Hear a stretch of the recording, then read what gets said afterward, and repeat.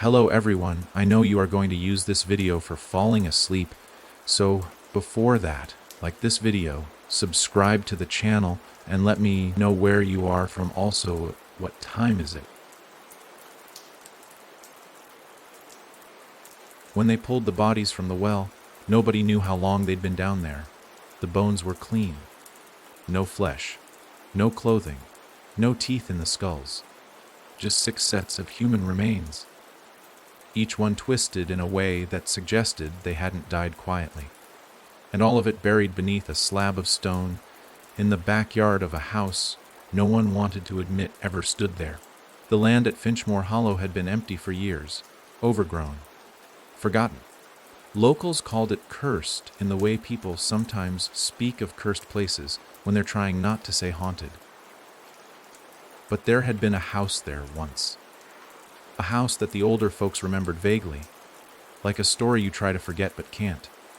White shutters, ivy-choked porch, a long gravel drive that vanished into mist after sunset. And that's where Marla Simmons found the key. She wasn't looking for it. She wasn't looking for anything. Marla had grown up in the town of Windlow, a tired place on the edge of the valley where nothing ever changed and nothing ever tried.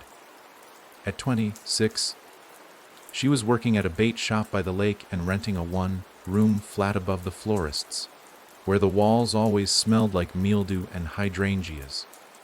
She had no family, no friends close enough to trust, and when she walked, she always kept her eyes down, mostly to avoid stepping on glass or dog waste. But on that particular morning, walking her usual path through Finchmore Hollow, where the fog rolled low and the trees leaned in like eavesdroppers, she saw it. It was embedded in the trunk of a dead tree. At first, she thought it was a nail or maybe a hook for hanging lanterns, but as she drew closer, she saw the teeth, brass, ornate, old, not a house key, a skeleton key. The kind you see in movies about secret doors and hidden rooms. She pulled it loose and turned it over in her hand. It was cold. Not cold like metal should be in the shade. It felt like something that had been left in snow, like it was holding on to the memory of winter. She slipped it into her coat pocket, not knowing why. That night, she had the first dream. In it, she stood before a house she'd never seen. A house with white shutters and a porch sagging under the weight of ivy. The door was cracked open, but the gap was narrow, just wide enough to see the keyhole. Something was looking back through it.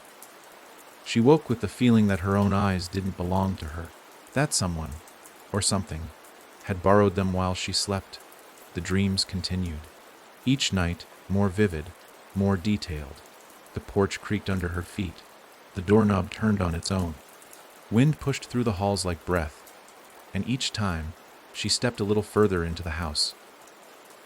The wallpaper peeled in long strips. The furniture was covered in sheets that pulsed like lungs. In the center of the foyer, a grandfather clock without hands ticked anyway, each tick sounding more like a heartbeat than a machine. The dreams weren't dreams. Not really. She knew this the morning she woke up with dust on her fingertips. Not the light gray dust from under furniture. This was black, thick, oily, and it smelled of burnt feathers. She tried to ignore it. Threw the key into the drawer beneath her sink. But it didn't stay there. Every morning, it was back in her coat pocket. And then the children started appearing. Not in person. In drawings. She worked at the bait shop. Nothing glamorous. But the owner's son, Nolan, was a bright little kid who liked to hang out behind the counter and scribble in his notebook while she restocked shelves. He was 7. Sweet. Sweet. A bit shy. One morning, she walked in and found a stack of his drawings on the counter. He wasn't there. The owner, Greg, said he was homesick, but his sketch pad was full. The pictures were all of the same house. White shutters, ivy porch, gravel drive. But in each one there were children standing in the windows. Their faces were blank, except for their eyes. The eyes were black holes, too big, too round. And in every image, the children held something in their hands. A key. Greg said Nolan had never seen a house like that before. Said it wasn't from any TV show or book he knew. When Marla asked if she could borrow the drawings, Greg laughed and told her to keep them. He seemed almost relieved to be rid of them. That night, the dream changed. She didn't just walk into the house. She followed a sound. It was singing. A child's voice, soft, mournful. She moved through the front hall, past the clock, past the stairs, into a sitting room where the wallpaper blood red. On the far side of the room was a fireplace. And crouched inside it, pressed into the soot, black shadows, was a girl. Her face was turned away. Her dress was pale and ragged, and in her hands she held something close to her chest. A key. When Marla tried to speak, the girl turned. She had no mouth, but her voice kept singing anyway. She woke with ash in her hair. By then, Marla stopped fighting it. Whatever the key was, whatever the house wanted, it wasn't going to let her go. She returned to Finchmore Hollow that afternoon. The fog was thicker than usual. The trees pressed in tighter. But beneath her feet, the gravel path was visible now. Before, there had been only weeds and moss. But now, stones, laid neatly, a path leading nowhere. She followed it. After 100 feet, the brush cleared. And there it was, the house. Not in memory, not in dream, but real, solid, breathing. It shouldn't have been there. Every map, every record, said the house had been torn down decades ago. Arson, gas leak, something tragic. But here it was, intact, pristine, untouched by time. White shutters, ivy porch, door slightly open, and the key in her coat burned like ice. She stepped up to the porch. Her fingers shook as they reached for the knob. She didn't need the key. The door swung open on its own. The smell was the first thing that hit her. Not rot, not mold, but copper. Wet copper, like coins left in the mouth of a corpse. Inside the hall stretched impossibly long. The walls seemed to lean inward, the ceiling too low. Each breath felt stolen. Each step sounded like someone else's. And all the while, that clock ticked. No hands, no time, just a pulse. She moved deeper. Past rooms filled with dust that floated in the air like snowflakes made of skin. She saw paintings that moved when she wasn't looking. Mirrors that showed her standing with people who weren't there. At the end of one hall, she heard whispering. Not in words, in hisses. The door was marked with a symbol, a spiral with a line through it. She opened it anyway. Inside was a child's bedroom. Wallpaper of dancing bears. A broken rocking horse. A bed with chains nailed to the posts. On the wall, in crayon, written over and over, he promised he'd let me out if I gave him my name. She turned. In the corner stood a boy, pale, eyes like mirrors. And around his neck hung a chain with a key. He lifted a finger and pointed behind her. She turned back to the wall. The writing had changed. Now it said, "You brought the last key." Then the whispering started again. From behind the walls, under the floorboards, inside her skull. She ran, out the door, down the hall, back past the pulsing clock, past the paintings that now screamed without sound. Outside, the air was heavy and thick, like it wanted to push her back inside. But she made it to the gravel. She didn't stop running until she was home, and that's when she realized her coat pocket was empty. The key was gone, but something else was inside. A note, in a child's handwriting. 1 down, 5 to go. 3 days passed before Marla heard the knock. She hadn't left her apartment. She hadn't slept. The drawings were still spread out across her table, each one more disturbing the longer she stared. The children in the windows, blank faces, black holes for eyes, had started changing. In the newest ones, the children looked out, but their arms weren't empty anymore. They held ropes, shovels. And in one, a child stood behind a woman who looked just like Marla.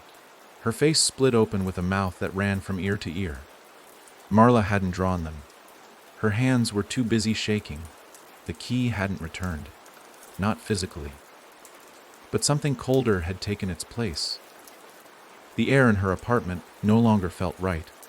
Her floor creaked even when she didn't move. The taps would turn themselves on at night, the water trickling with something thicker than rust, and the smell of burnt feathers now lived in her sheets, her hair, her skin. The knock came just after midnight. One slow hit, then two fast taps, then silence. She froze. The apartment door was old, thin, with a cloudy peephole that showed more blur than detail. But even through it, she could see the shape of someone standing there. No movement, no breath. Then came the sound, not a voice. A humming. The same tune from the dream. The same lullaby the mouthless girl had sung from the fireplace.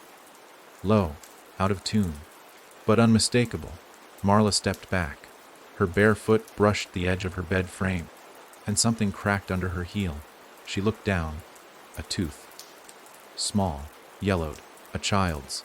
She scrambled back, heart hammering like it wanted out of her ribs, and kicked at the thing, watching it spin across the floor and disappear beneath the dresser. The humming stopped. Another knock, sharper this time. When she looked back through the peephole, the figure was gone. She didn't open the door. Not that night. Not the next day. But something had changed. She could feel it. The air tasted different, like wood smoke and rot. And that's when the smell started coming up from the floorboards. It was strongest in the middle of her living room, an acidic stench that made her throat close and her eyes burn. She tried to ignore it at first, spraying every kind of cleaner she owned, lighting candles, scrubbing the planks with bleach until her knuckles blurred. But the smell wasn't dirt. It wasn't coming from the surface. It was coming from beneath. She pressed her ear to the wood and heard breathing, not hers. Slow, wet, close. It was listening. She bolted upright and backed against the wall, her fingers digging into the paint. She couldn't stay there, not with something breathing under her floor.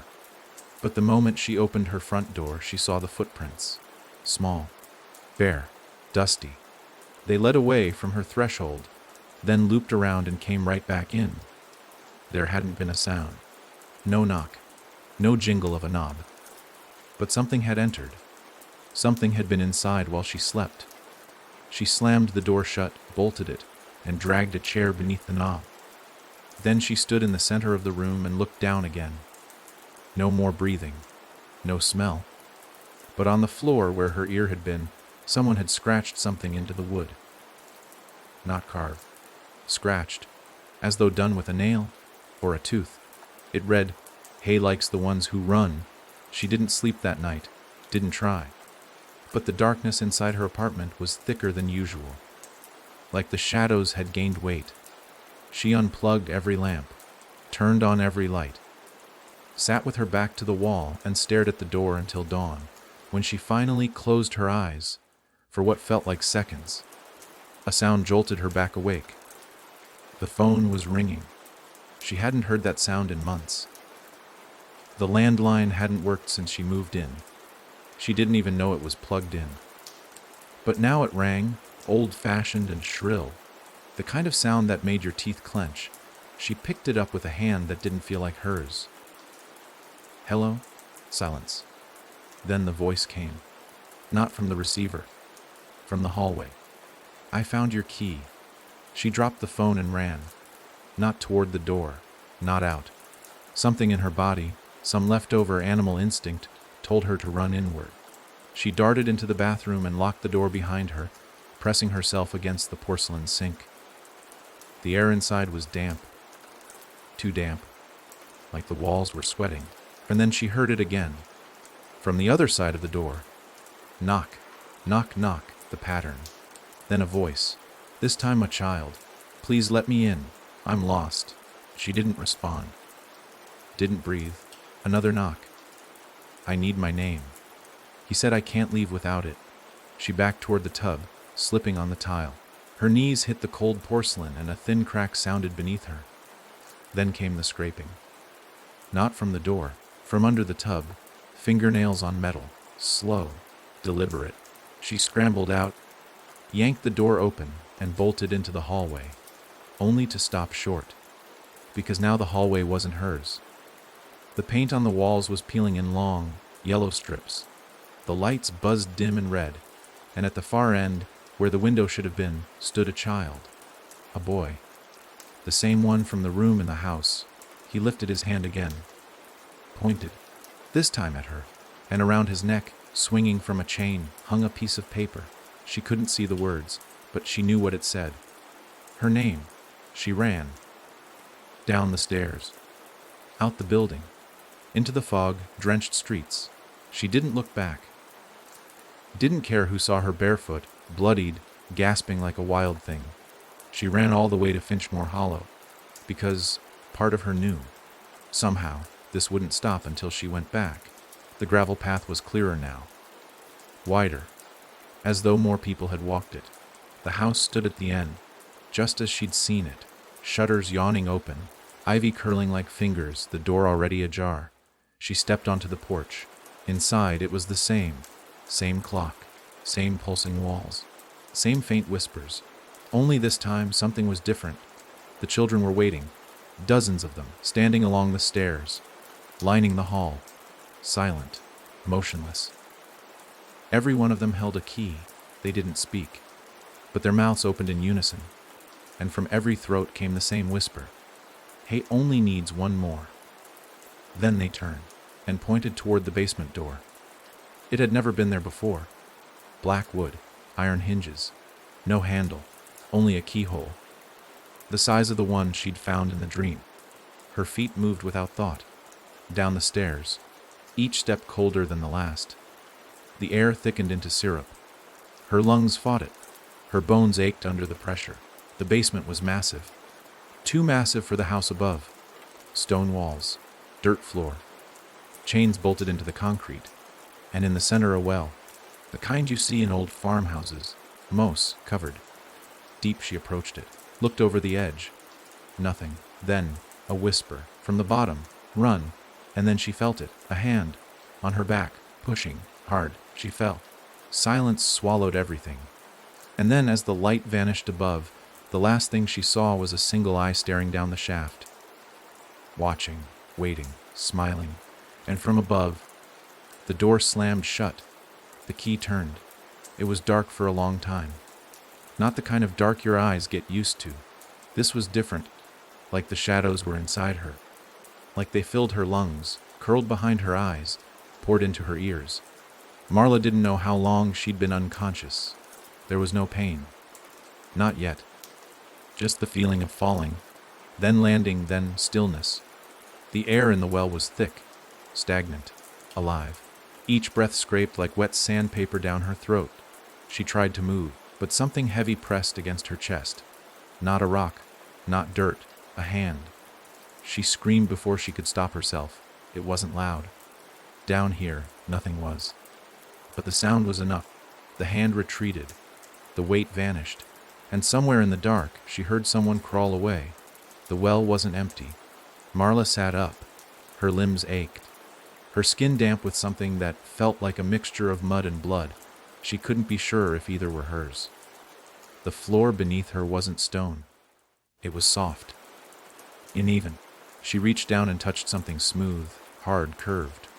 A rib. She pulled her hand back fast. Around her, the silence pulsed, broken only by the occasional scuttle of something with too many legs, or the wet wheeze of breath that didn't belong to her. She wasn't alone. Far above her, a faint ring of light flickered, the well opening, but it was too far, way too far. No ladder, no rope, just slick moss-covered stone walls that wept with cold moisture. She called out, once, twice. Nothing answered. Then she whispered, "Hello." And from the shadows something spoke. "He won't come for you. He doesn't need you yet." Marla turned toward the voice, though it gave her no direction. It echoed from every wall. "Who's there?" The voice was raspy, old, cracked like parchment, but female. One of the ones who stayed. A figure stepped into view, barely outlined by the faintest glint of light from above. She was tall, thin, covered in rags that might have once been clothes. Her hair hung in greasy ropes down her face, and her eyes were clouded, not blind, just fogged, like something inside her had been burned out long ago. He keeps us here, the woman said, not moving closer. Feeds on what we forget. Marla struggled to stand. Her legs trembled. What is this place? The woman gave a small, cracked laugh. It's where names go to rot. Marla backed away, bumping into another pile of bones. Something snapped underfoot. He watches from the water, the woman continued, staring past Marla. That's where he started. That's where he brings them. All of them. Marla tried to keep calm, but her thoughts were spiraling. The children? The woman nodded. They weren't always his. They were called here. One by one, same as you. They came for the house, for the dreams, for the key. I didn't want this, but you took the key, the words echoed. Accused. Condemned. He only shows himself to those who open the gate. And you opened it. I didn't. Marla paused. Who is he? The woman knelt beside a stone jutting from the wall, trailing her fingers across it. He was once a man, before the names, before the hunger, before the well. Now he's just the voice behind the walls, the face behind the keyhole. You've seen it, haven't you? Marla said nothing. The eye, the smile, the pressure behind her in the house. You're one of the last, the woman whispered. When he has them all, he'll open the door. The real one. Marla's skin crawled. What door? The woman didn't answer. Instead, she reached beneath the folds of her robe and pulled out something wrapped in cloth. A journal, tattered, mottled with age and moisture. The binding held together with twine and human hair. He keeps records, the woman said, offering it to Marla. You'll need to understand him if you want to get out. Marla took the journal with shaking hands. It smelled of smoke and earth and something older, something buried. Inside were names. Hundreds, some crossed out, some underlined. Beside many were dates, birth, death, and a word next to each, given. She flipped pages. Near the back she saw her own name. No date. Just one word beside it. Coming. Her stomach turned. He marks you before you arrive, the woman said, sitting down beside the pile of bones. Sometimes he whispers your name to the house. Sometimes he sends it into dreams. But once it's in the book, you belong to him. Marla looked up. How do I get out? You don't. There has to be a way. The woman tilted her head, and a sad smile curled her lips. He lets you leave when someone else takes your place. Marla stepped back. You mean trap someone else? The woman didn't answer. Instead, she looked past Marla and whispered, his waking. A sound bubbled up from beneath the dirt, not a growl, not a roar, a giggle, high-pitched, joyful, wrong. The ground trembled. Bones shifted. Walls cracked. Marla backed away, clutching the journal. From the center of the chamber, the earth split. Something rose. Not a body, not a man. Just a shape, like smoke-given bones. Teeth where no mouth should be. Eyes like holes punched into wet cloth. A child's laughter echoing from a throat too deep, too old. It moved without steps. Toward her, she ran. Tripped, fell, crawled. Her nails tore against the stone. She screamed, but behind her the laughter followed, not angry, amused. It enjoyed the chase. She darted into a gap in the wall, a tunnel she hadn't seen before, and slid into darkness. Behind her, the laughter stopped. Then a whisper. You'll bring me more. The voice filled her head. Her teeth ached with it. You'll find the rest. She crawled forward, not caring where the tunnel led. A way was enough. The passage curved, dipped, opened into a wider cavern lined with wooden beams. Carvings marked the walls, symbols like the ones she'd seen before. Spirals, lines, eyes, and doors. 7 of them, each a different color, each with a name etched into the wood. 6 were closed. 1 stood open. Marla stepped closer. The name on the open door was hers. Beyond it was a staircase, narrow, crumbling, leading up. She climbed. Each step bent under her weight. Each breath felt stolen. But at the top was a hatch, a metal latch, a way out. She pushed. Daylight seared her eyes. She was outside, in the woods. Finchmore Hollow stretched before her, fog, trees, gravel. The house was gone, just grass now. And the journal still in her hand. She heard children laughing in the distance. But when she turned, the woods were empty. Only the wind moved. Then she looked at the final page of the journal. A new name had appeared. Nolan, the boy from the bait shop. Beside it, the word next. The page felt heavier than the rest. Nolan. That name wasn't just a scribble among strangers in a cursed ledger. It was real. Familiar. The boy with the sketch pad. The one who always sat cross, leg behind the counter at the bait shop, humming to himself, scribbling houses that shouldn't exist. She saw his smile now, his missing front tooth, the way he used to peek around his dad's leg before handing her one of his crayon masterpieces. And now his name was in the journal. Marked. Next, Marla stared at the page as if she could will it to disappear. But the ink was too dark, too fresh. She could feel it. Hot, pulsing, as though the page had been written in blood that wasn't finished cooling. She snapped the journal shut and looked around. The woods were quieter now. The air held its breath. Even the wind, that usually whispered through the high pines, seemed to have vanished. She stood in the exact place where the house had once loomed. Ivy crawling up its porch. Windows blinking with watching children.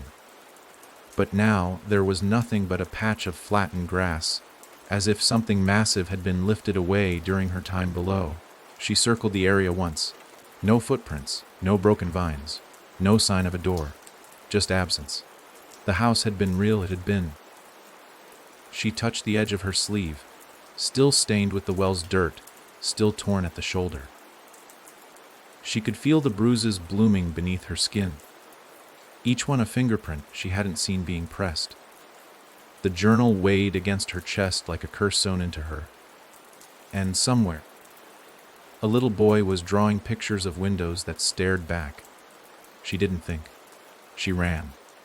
Down the gravel trail that hadn't been there a week ago. Through the hollow where the trees bent like spectators. Past the boundary where the fog lifted and the town's edge returned. She reached the bait shop just as Greg was flipping the sign to Salosity. He saw her from across the parking lot, mouth already open to joke about her showing up off shift, but stopped when he saw her face. Marla. He stepped forward. What? Did something happen? She didn't answer, just pushed past him into the shop. Nolan, she said. Where is he? Greg followed her, blinking, confused. He's home. Why? Has he been drawing again? Greg paused, then nodded slowly. Yeah, a lot. Last few days it's all he does. Some weird stuff too. Not houses anymore, just doors. Pages full of doors. Marla swallowed. Has he said anything strange? He hesitated. He asked me this morning what color my door would be. She turned to him. What color was it? Black, Greg said. Why? She didn't answer. Instead, she turned and ran again. Greg called after her, but his voice faded. She didn't have time to explain. Nolan wasn't just in danger. He was marked. And if the journal was right, the clock was already ticking. She didn't know how many steps came between next and gone, but she wasn't going to wait around to count. Nolan's house sat just past the edge of town. A red brick cottage with white trim and a chipped swing set in the yard. The moment she reached the driveway, she knew something was wrong. The porch light was flickering, not on, not off, just twitching, like it couldn't make up its mind. She knocked. No answer. She knocked again, louder. Still nothing. She reached for the knob. The door opened before she touched it. The hallway inside was empty, dim, cold. Greg, she called. Nolan, no response. She stepped inside. The house didn't feel abandoned, but it didn't feel lived in either. There was no sound, no ticking clocks, no refrigerator hum, just the muffled scrape of her shoes on the hardwood. Nolan! A whisper. She turned, heart jumping, but no one was there. The living room was cluttered with toys and stray socks. A TV on mute flickered static. She moved deeper. The journal pressed tight to her chest. The hallway stretched too far. A trick of the eyes, maybe. Or something worse. Then she saw the door. At the end of the hall, slightly ajar, and from behind it humming. She moved faster. "Nolan," she whispered. The humming stopped. She pushed the door open. Inside was Nolan's bedroom, small, cozy, plastered in dinosaur posters and glow, in the dark stars. The bed was unmade, crayons spilled across the rug. But Nolan wasn't there. Then she saw the drawings, hundreds of them, taped to the walls, scattered across the floor, piled on the desk, all doors, each one different. Different sizes, shapes, colors, symbols. And on the far wall, above his bed, was one giant drawing. The house, perfectly detailed. Every shutter, every vine. And in the window, a boy with black eyes and a key hanging from his neck. Marla felt her breath stop. The boy in the drawing was not Nolan, but he was smiling. She turned around and saw the closet door was open, a crack only. But enough. She walked toward it. The air grew colder.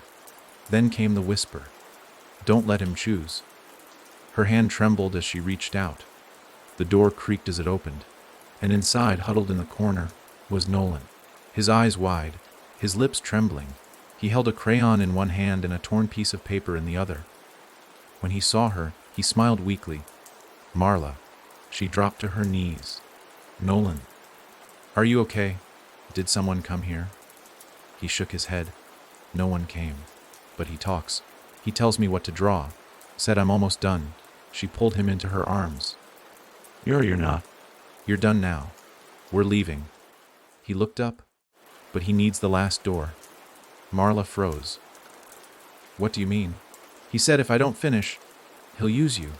A chill stabbed through her. Then came a knock. Not on the front door, on the bedroom wall. 3 soft taps. Marla stood, pulling Nolan with her. "Grab your shoes," he pointed. "They're in the hall. No time. We're leaving." She turned to run. But the hallway had changed. Longer, narrower, slanted. The light at the end pulsed red, and the walls whispered. She ran anyway, dragging Nolan behind her. Each step felt wrong, like the floor wanted to swallow her feet. She reached the living room, but the front door was gone.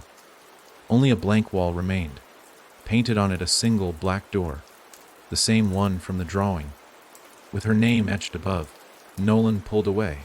"He's opening it." "No," Marla said, backing away. "He's not," but the knob was already turning, and the laughter began. Not Nolan's, not hers. Something deeper, older, happy. Then, from behind the wall, a voice. "You brought him. You chose." Marla screamed, and the door opened. The black door yawned open without a sound. No creak, no groan. Just a perfect, soundless slide into a void darker than anything Marla had seen in the house, in the well, or in her dreams. It wasn't just shadow behind it. It was the absence of everything. No floor, no walls. Just a depth that pulled at the eyes and twisted the stomach. It felt hungry. Nolan screamed. Marla turned and yanked him behind her, shielding him with her body. The room had gone ice cold. The television in the corner sputtered and died. The pictures on the mantel curled and blackened, even though there were no flames. The door stood open, wide, patient. A shape began to form in the darkness. At first, it looked like mist, a slow, lazy coil of smoke creeping outward, testing the room like a blind man's hand. Then came the face. It wasn't a face in any human sense. There were features. Yes, eyes where eyes should be, a mouth wide enough to split its head in two. But the proportions were wrong. The skin looked like wet paper, and when it smiled, it didn't reveal teeth. It revealed keys. Hundreds of them, nested where molars should have been, clinking against one another with each twitch of its grin. It spoke, but not with a mouth. The words came from the walls, the floor, from deep inside Marla's chest. "You brought the door. You opened the gate. You made the trade." She backed away. No, I didn't. I came to stop it." The figure didn't move, but its smile widened. "Every step toward him is a step deeper in." Then it looked down. At Nolan. Is this the price you pay to keep your own name? Marla's throat clenched.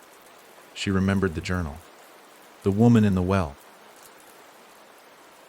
You only leave if someone takes your place. That was the rule. She felt her heart twist in her ribs. She hadn't meant to bring Nolan. She hadn't even thought about it. But she'd come here to his house, carrying the journal, carrying the knowledge, bringing the memory of the house with her. And now the door had appeared in his home. He had been marked. She had walked him right into it. The shadow moved forward, dragging the darkness with it like a veil. The room bled into it, colors fading, edges warping. Nolan grabbed her arm. Marla, I don't want to go. You're not going, she said, gripping him tighter. You hear me? I'm not letting you go. The smile soared. Then you go in his place. The door pulsed once. A wave of pressure hit the room. The walls cracked. The floor dipped. Marla thought she'd collapse, but her knees held. Barely. Why? She whispered. Why me? The thing cocked its head, slow and unnatural. Because you opened the house. You fed it. You brought him the key.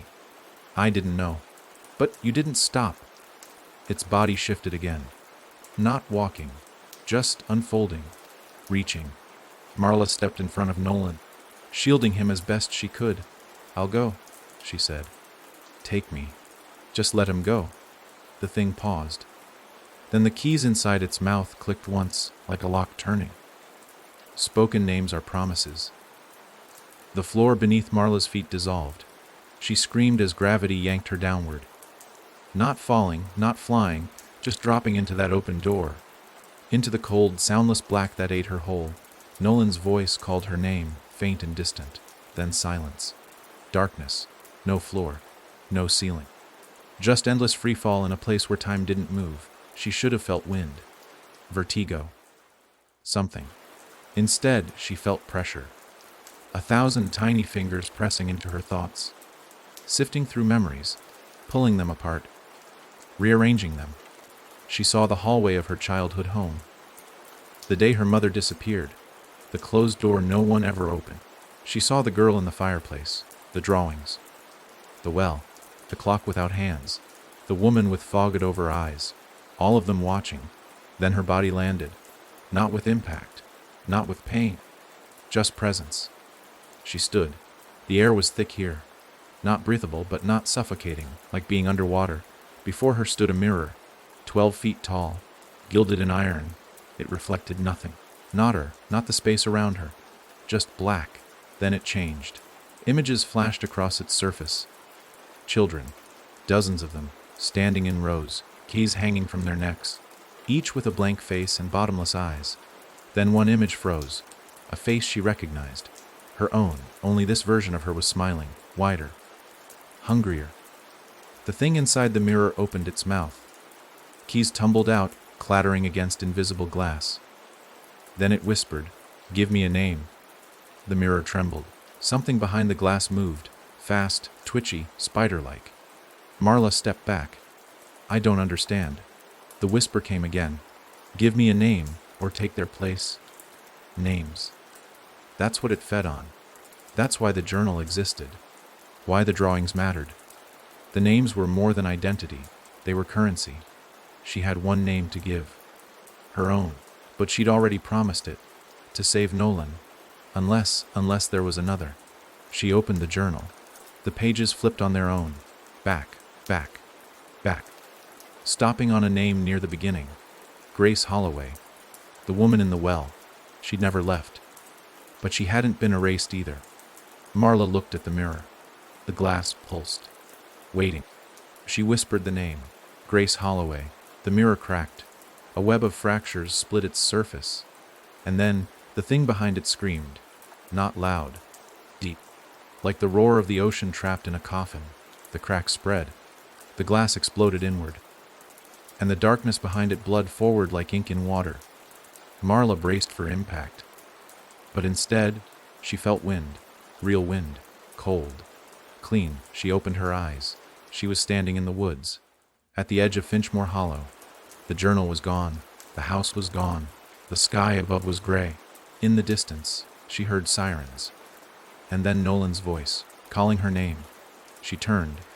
He was running toward her, Greg behind him, panic on both faces. When he reached her, he didn't speak, just threw his arms around her waist and buried his face in her coat. Greg's voice was shaking. You were gone. 3 days. Where the hell did you? She couldn't answer. She couldn't explain. Instead, she looked down. At Nolan's shirt, a tiny smear of soot on the hem, and around his neck, no chain. No key. But in his pocket something metal glinted. Something cold. The same size as the one she found in the tree. She didn't tell him. Not yet. But as she hugged him tighter, she whispered the only words she could manage. It's not over. The days that followed felt stitched together wrong, as if time itself were holding its breath, waiting to see what she'd do next. Marla stayed at home, if you could call it that. The walls of her apartment now whispered at night. She could hear footsteps that never reached a destination and taps on the windows when nothing was outside. The journal hadn't returned. Neither had the black door. But the key, the one she thought she'd traded, was still with her.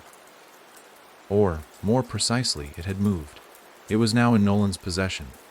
She had seen the shape of it, faint through the fabric of his jeans, like a ghost trying to hide in plain sight. He hadn't mentioned it. He hadn't asked questions.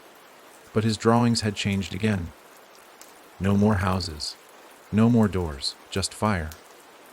Bright orange-red flame drawn with frantic energy, scribbled in thick wax crayon until the paper tore under the pressure. Fire swallowing windows, licking up staircases, devouring trees, and in each one, a single word was hidden in the background. Nearly missed, Grace. Marla hadn't spoken that name aloud since she'd used it to escape the mirror. But somehow Nolan knew. She visited the bait shop every day now, pretending to be on break, pretending she still had a job, pretending everything was fine. Greg didn't press. He looked tired, older than she remembered, and his voice carried the strained weight of someone trying to convince himself nothing was wrong. But Nolan always waited for her with his sketchpad open, his eyes brighter than they should have been for a kid who'd just had darkness claw at his doorstep. One afternoon, as the sun dipped low and painted the shop's windows with a dusty red glow, she sat beside him on the floor. Nolan looked up from his drawings. She's still in the house, he said quietly. Marla's fingers froze around her coffee cup. Who? The lady you said. Grace. He didn't look away from the page. She talks to me when I draw. She's mad you left her there. A chill needled down Marla's back. She said that. Nolan nodded. She said you gave her name to the mirror, that you broke the rules. I saved us, Marla said, more to herself than to him. She doesn't care. She said names are lives. That hers wasn't yours to give. The boy looked up then, and for just a flicker of a second, his pupils looked too wide, too deep. Marla's breath caught. She says she wants it back. Marla stood, too fast. Her legs wobbled under her. She knocked over the coffee, but she didn't care. I have to go, she said. Nolan just stared at her with something unreadable in his eyes. Not sadness, not fear, something older, watching. Marla fled the bait shop, her thoughts spiraling. Grace. The mirror. The deal. What had she done? She didn't remember the walk home. Not the streets. Not the turns. She blinked and found herself standing in front of her apartment door, key trembling in her hand. Except the door was already open, wide, the inside dark. She stepped in. No sound greeted her. No creaking. No hum. Just silence. She reached for the light switch. It didn't work. The bulb above flickered once, then popped, glass raining softly to the floor. The apartment smelled of smoke. Not the choking burn of fire, but the aftermath. Ash, singed wood, burnt hair. She turned toward the living room and froze. Someone was sitting on her couch, or had been. The imprint was there, cushion sunken, the fabric faintly warm to the touch, but no body. On the floor beneath the cushion lay a single sheet of paper. A drawing. One of Nolan's.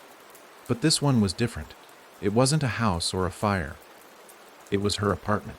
Windows drawn exactly, couch placement perfect, but in the window someone stared out, a woman, hair tangled, skin sallow, eyes nothing but deep pits. Her mouth had been scratched out with red crayon until the paper tore. And beneath the image, written in shaky, childlike print, "She's almost here." Marla backed away, heart thudding in her ears. That night the dreams returned. No longer in the house, no longer in the well. Now she stood in a forest. The trees swayed without wind. The sky above churned like liquid. And in front of her stood a bonfire, burning bright tall, unnaturally clean. Around it, the children stood in a circle, silent, keys dangling from their necks, the same ones from the drawings, the same ones from the well. In the fire, someone wreathed, a woman. Grace. Her mouth moved but no words came. She burned without burning up, and every time Marla tried to step forward, the children raised their hands. No more names. They whispered in unison. No more trades. She woke gasping. The air in her room was thick with smoke. She jumped out of bed and spun toward the hallway. The door to the living room glowed orange. But when she opened it, no fire, just darkness, and in the center of the room a small pile of ashes, still warm. Beneath it, half buried, was a key, not hers. This one was newer, chenier, and tied to it was a lock of red hair, Grace's. Marla dropped it. She turned to run, and stopped. Every wall of her apartment was now covered in drawings. Not Nolan's. These were crude, smudged with coal or blood or both. Each one showed the same scene, her, standing in the center of a burning room, surrounded by black doors, each labeled with a name. She stepped closer to one, Greg, another, Grace, and at the very center, Marla Simmons. The moment her eyes landed on it, the floor groaned. The lights died. The room went completely black. Then the whisper came, deep, wet, angry. "She wants your name back." Marla didn't scream, not this time. She whispered back, "Then come take it." The air didn't move. Even in the blackness, Marla could feel it. The weight of eyes that didn't blink, the pressure of something ancient and wrong pressing in from every direction. The silence was not empty. It was full of held breath, of waiting. Her voice had been a challenge, but now it echoed back at her, distorted, repeated, turned inside out. "Then come take it." The lights didn't return. No flicker, no crackle, not even a spark. But the drawings on the walls, those glowed. Each one lit from beneath, pale as candlelight seen through skin. Her name pulsed the brightest. She stepped back from it slowly, her heel brushing something soft on the floor. She looked down and saw it was the lock of red hair again, curled like a question mark, still attached to the new key. She kicked it away. A low growl rose from beneath the floorboards. She turned and fled. The hallway was longer now, twisted like a funhouse built in a fever dream. The door to her room was gone. In its place, another drawing. This one not on paper, but scraped directly into the wall. Deep, gouged lines, crude, shaky, a door, solid black, a name etched into the wood, Grac. Marla didn't touch it. She ran past it, heading for the front door, but her feet struck something. Hard, metallic. She fell. As she scrambled upright, her hand landed on a second key. This one was different. Heavier, its teeth longer, wickedly sharp. It was warm. It pulsed once in her grip. She didn't drop it this time. She held it like a weapon as she reached the front door and yanked it open. But it didn't lead outside. It opened to the house at Finchmore Hollow, standing exactly where it should not be. Ivy choking the porch, shutters hanging loose, windows dark with secrets. And in the open doorway stood a figure. Grace. Only not the woman from the well. This Grace was whole, unburned, wearing a pale blue dress that shimmered like it had been stitched from moonlight and ash. Her feet were bare. Her hands were at her sides. But her face, Marla could barely look at it. Not because it was monstrous, Because it looked like her own. She backed away. The figure stepped forward, one foot pressing down into the apartment's welcome mat like it belonged there. Marla raised the key. Grace stopped. They stared at each other. Then Grace spoke. "You stole my name." It wasn't anger in her voice. It was emptiness. A hole where fury should have been. "You left me in the fire." Marla swallowed. "I didn't know." "Yes, you did." Grace stepped further into the apartment. The air around her shimmered, warping like heat rising off pavement. "You gave me to him," she said. "You whispered my name and turned your back." "I had no choice." There's always a choice. The floor beneath them creaked. The apartment was no longer hers. The walls had shifted. The ceiling lowered. The drawings on the walls now wept red. Some of them burned slowly, curling in on themselves like dying insects. "You want to save the boy," Grace said, tilting her head. "Then you'll give him another name." Marla's grip on the key tightened. "I'm not giving anyone else." Grace's face didn't change, but the lights behind her eyes dimmed, like a candle guttering out. "Then he'll take yours," she whispered. "And he won't stop there." Behind Grace, the door to the house pulsed once. The porch boards groaned. And for just a second, Marla saw what waited beyond the threshold. Not the foyer, not the clock, not even the children, but a corridor of doors. Thousands of them, each one with a name. And at the far end, a door marked with nothing, blank, waiting. Marla stepped back. "I won't let you drag me back there." Grace smiled. "You never left." Then she stepped aside, and Nolan walked through the door. His eyes were wrong now. Too calm, too still. He didn't look at Marla. He looked at Grace, then held out his hand. A key dangled from his fingers, not the one he'd found. A new one, silver, serrated, and marked with Marla's initials. MS. Grace took the key, turned toward the blank door in the hallway, and began to walk. "No!" Marla lunged forward, but her body wouldn't move. Something bound her in place. Not ropes, not chains. Memory. Each step Grace took peeled something from inside her. A moment. A laugh. A name. Her father's voice. The smell of summer rain. Her own face in a childhood mirror. By the time Grace reached the door, Marla could barely remember her own name. Grace placed the key into the lock. It turned. The door creaked open. Inside was nothing. Not dark, not light, just nothing. The kind of void that swallows not just flesh but history.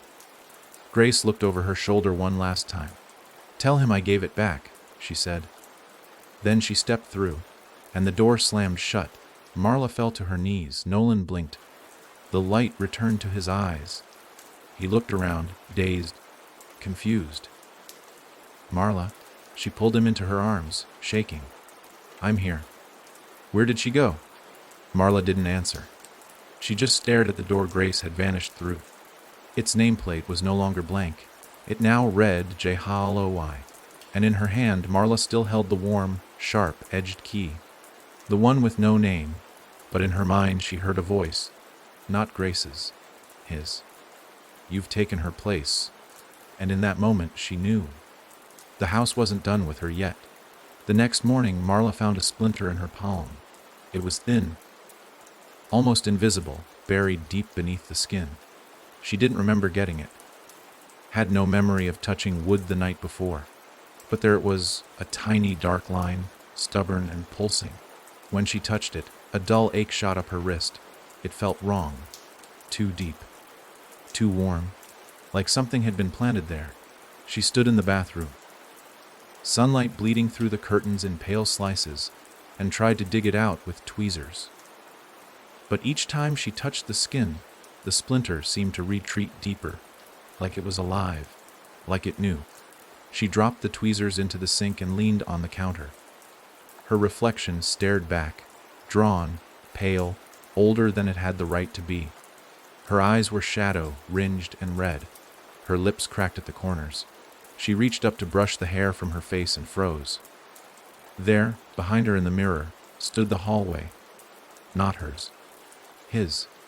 The hall from the house, Wallpaper yellowed with time, floors wet with a shine that wasn't water.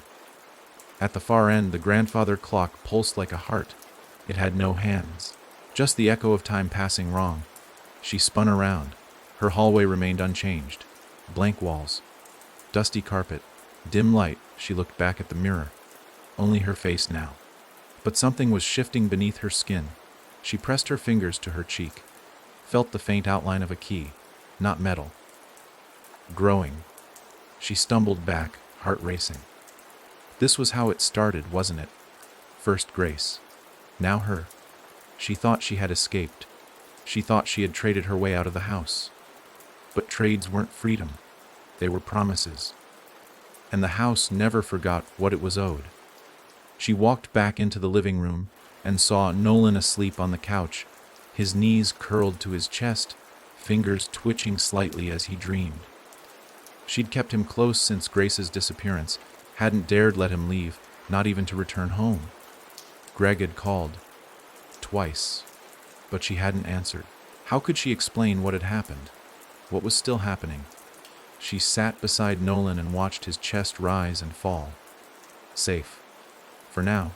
But the key under her skin pulsed again. Later that afternoon, she walked the outskirts of town. She needed answers. And there was only one place left to find them. The library. Not the shiny, new building with tablets and teen reading zones. The old one. The red, brick archive on the edge of Windlow, where dust coated the shelves like snow, and the librarians looked like they'd been there since the books were written. She hadn't been there since high school, when the building's silence had made her feel like she was drowning in her own thoughts. But now, silence felt safer than sound. The woman at the front desk barely looked up when Marla entered. No need for a library card here. Just intent. She moved to the back, where the local history was shelved.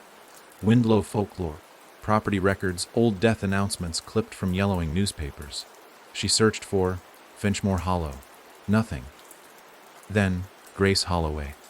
One result. A faded ledger, part property ownership, part town census. It said she'd lived in Windlow from 1953 to 1957. A single listing, no family, no occupation, just her name, Grace Holloway. Under, status. Someone had scrawled in pencil, deceased. But the column for date of death was blank. Marla flipped the page. There, slipped between two brittle sheets, was a photograph. A black and white image of a group of children standing outside a house. The house. Finchmore Hollow. Same ivy, same windows. But it looked newer, cleaner. The children smiled, most of them. A few stared off camera. One stood at the front.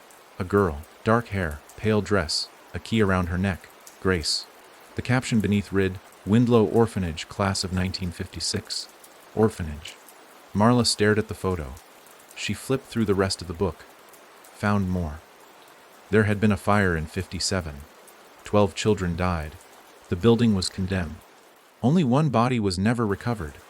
Grace Holloway. The orphanage had stood where Finchmore Hollow now existed. The house hadn't been built on cursed ground.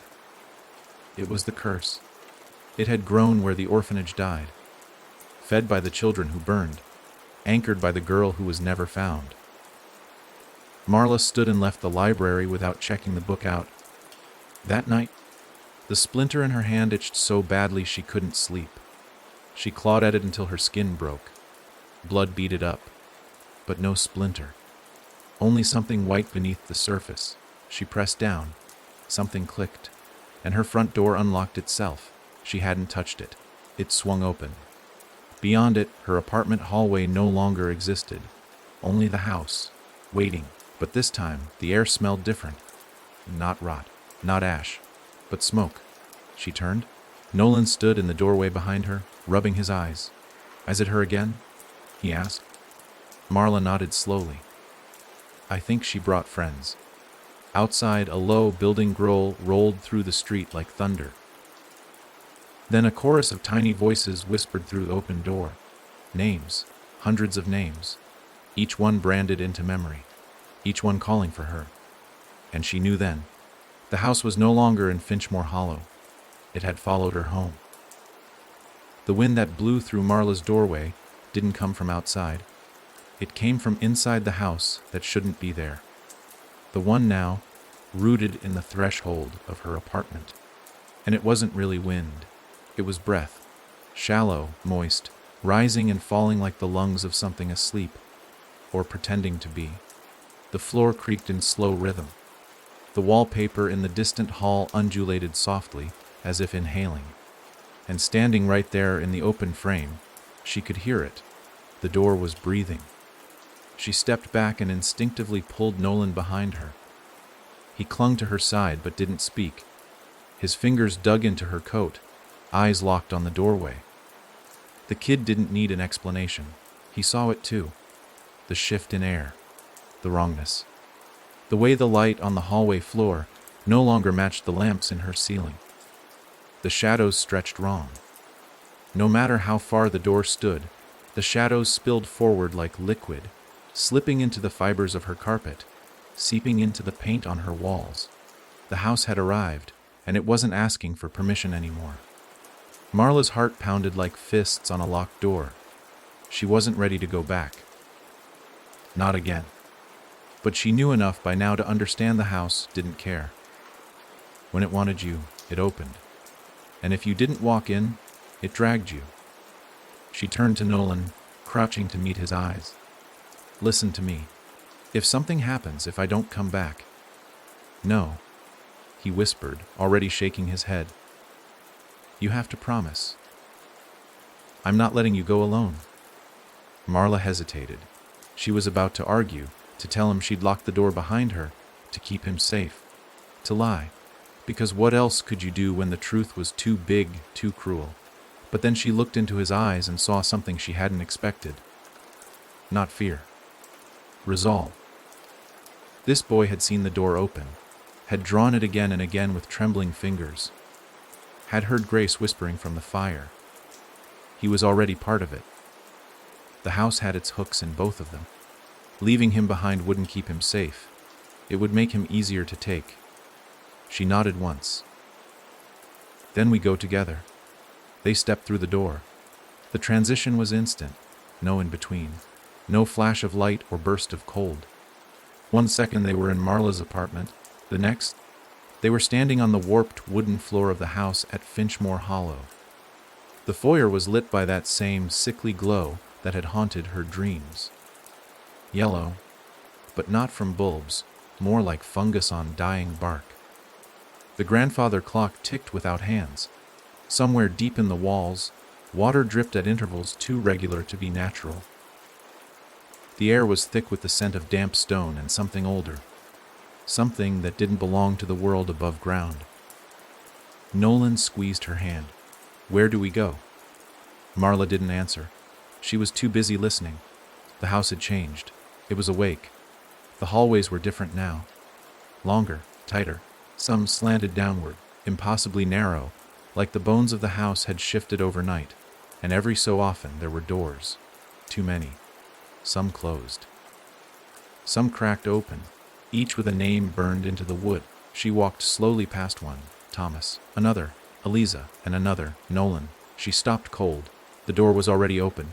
Inside, there was no room, no furniture, just a single drawing, tacked to the wall with a nail that looked suspiciously like a finger bone. The picture showed Nolan, sleeping in Marla's apartment. Only, he wasn't alone. Behind him, from the shadow under the couch, a hand reached out, long, thin, with too many knuckles, grasping for his neck. Marla ripped the drawing down. The nail let out a screech like it was being torn from flesh. Nolan covered his ears. The hallway lights flickered, and then the door slammed shut on its own. Marla stuffed the drawing into her coat and pulled Nolan along. We don't stop, not again. They moved fast. Room after room, hall after hall. Some were familiar. Twisted echoes of her memories, places from her childhood that shouldn't exist in this place, her mother's kitchen, her 5th grade classroom, the waiting room at her father's funeral. All empty, all watching. They turned a corner and stopped. There, in the center of the hallway, stood the spiral. Not drawn, not painted, carved. deep into the wood floor. It pulsed faintly, like a heartbeat. Marla stepped around it, careful not to touch the edges. Nolan didn't move. He stared at it. "Do you hear that?" he whispered. She listened. A whisper. From the floor, so faint she almost missed it. But it was a name. Her name. Again and again. "Marla, Marla, Marla." She backed away. And the spiral stopped pulsing. Ahead, the hallway split in two directions. The left path was dark. The air that drifted from it felt thick and slow, like walking into syrup. The right glowed faintly. Not with light, with fire. Marla took the right. The flames flickered along the edges of the hallway, trailing the walls like veins. They didn't burn. Didn't even give off heat. But they moved, curling around frames, licking at portraits that turned to follow them. At the end of the hall was a door, one she recognized. The same door she'd opened in the dream. The one with the fireplace. The girl inside. Only now the crayon writing on the walls had changed. "He promised he'd let me out if I gave him your name." Marla stepped back, and the door opened on its own. The room inside was empty. No fireplace, no girl, just ashes on the floor, and a voice, soft, crooked. "You took her name." Marla turned. The wall behind her moved, not opened. Moved.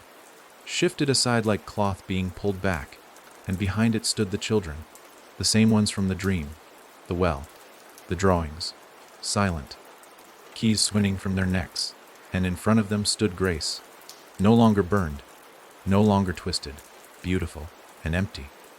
"You gave me back to him," she said. "But you didn't replace me." Her eyes turned to Nolan. "I need a name." Marla stepped in front of him.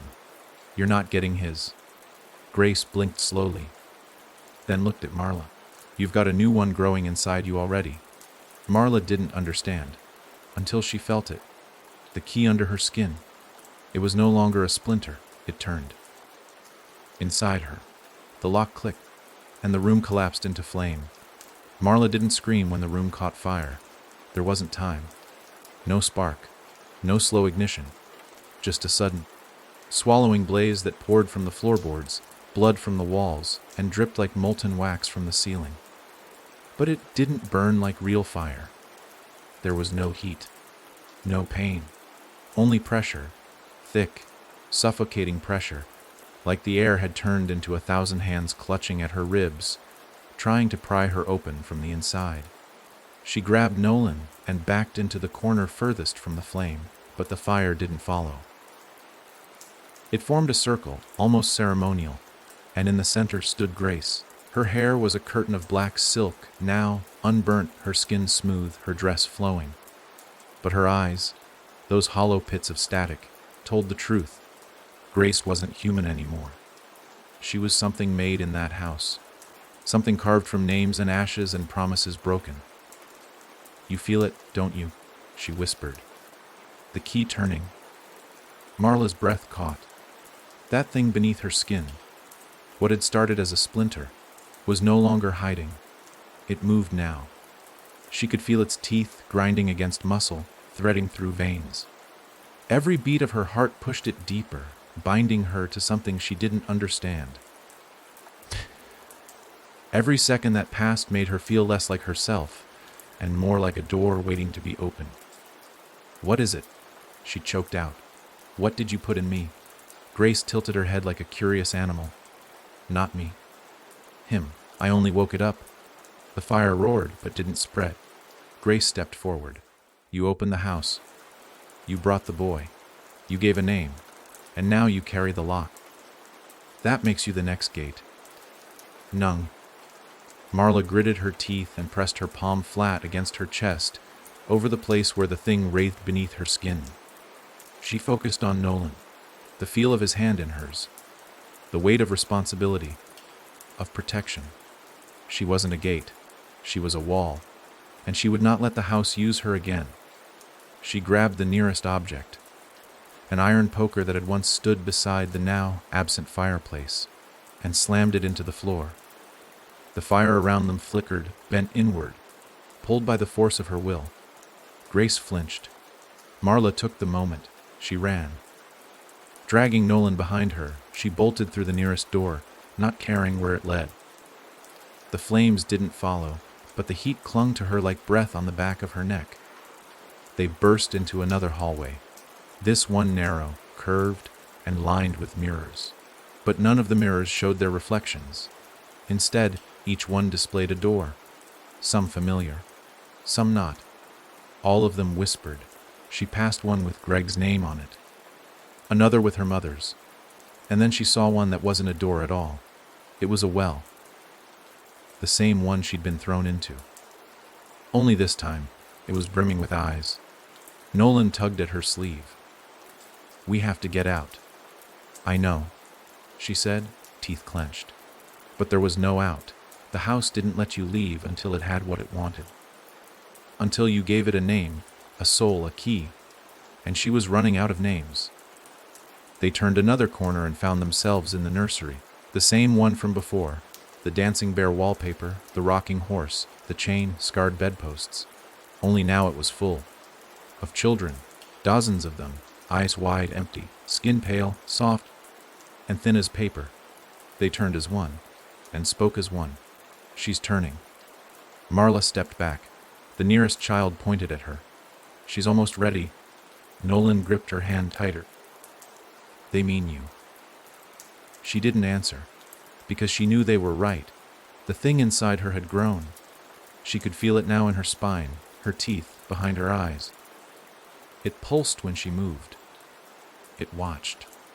She didn't know what would happen when it finished, when the key inside her turned fully, but she knew she wouldn't be herself when it did. One of the children stepped forward, a girl with stitched lips and a key embedded in her forehead. She held out a folded piece of paper. Marla hesitated, then took it. She unfolded the note with shaking hands. It was another drawing, this time of her, but she was lying down, still, mouth open, and from her chest, the house grew, its foundation anchored in her ribcage, its windows gleaming where her heart should be. Underneath the drawing, a single word: "Welcome."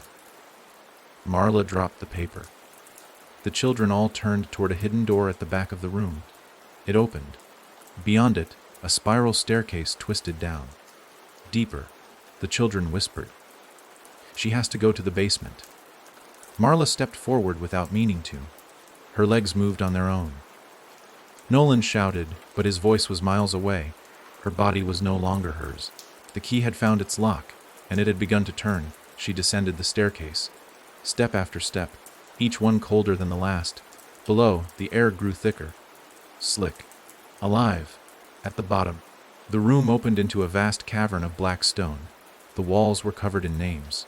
Thousands, some glowing, some fading. In the center stood a throne, made of doors, and on it sat him.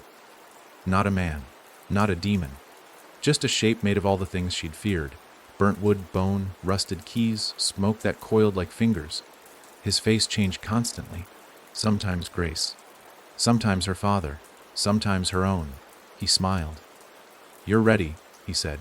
The key inside her turned once more, and everything went quiet. The silence was unnatural, not peaceful or still, but hollow, the kind of silence that fills a room only after something has screamed for far too long and finally gone quiet. Marla stood at the bottom of the stairs, the cold stone under her feet slick with condensation, though it smelled like old blood. Around her, names continued to pulse across the black walls like dying embers. Thousands of them etched into the stone, each glowing faintly as if with their last breath. She tried to read them, but the letters blurred when she looked too closely, like the house didn't want her to know who had come before.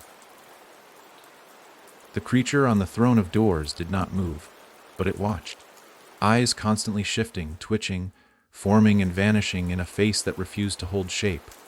Sometimes it looked like Grace. Sometimes it looked like Marla. Once, for a long, unsettling second, it looked like Nolan. It tilted its head slightly, just enough to mimic human curiosity, then spoke, not with a mouth, but through the vibrations in the floor, the walls, her bones. "You wore the key well." Marla clenched her fists. She could feel the pressure behind her eyes now. The key wasn't just turning, it was sinking, pulling her thoughts toward something vast and endless. Her memories were fraying at the edges. Names were beginning to feel meaningless. Her own name, once so loud in her mind, was starting to whisper. "You think I'll let you in?" she asked, her voice hoarse. The thing on the throne laughed. A low, cracked sound like wet wood splitting in a fire. "You already did." From the shadows behind it, a shape stepped forward. Nolan. But not Nolan. His body moved like his, same height, same messy hair. But his eyes were hollow. Twin spirals of gray and black. His arms hung loose, and a chain dragged behind him, hooked to his ankle. "You brought him here?" the creature said. "You opened the gate. You fed the house. I saved him." Marla snapped. The boy's mouth opened. No sound came out. Only ashes spilled onto the floor. "You traded one name?" the creature said. "But you never gave your own. That's the lie you wrapped yourself in." Grace paid. "But you owed." "I never agreed." "You walked in. You stayed. You looked. That's all it takes." The air thickened. Marla's knees buckled, and she dropped to the floor. The stone was colder now, pulsing faintly beneath her hands like it was breathing just below the surface.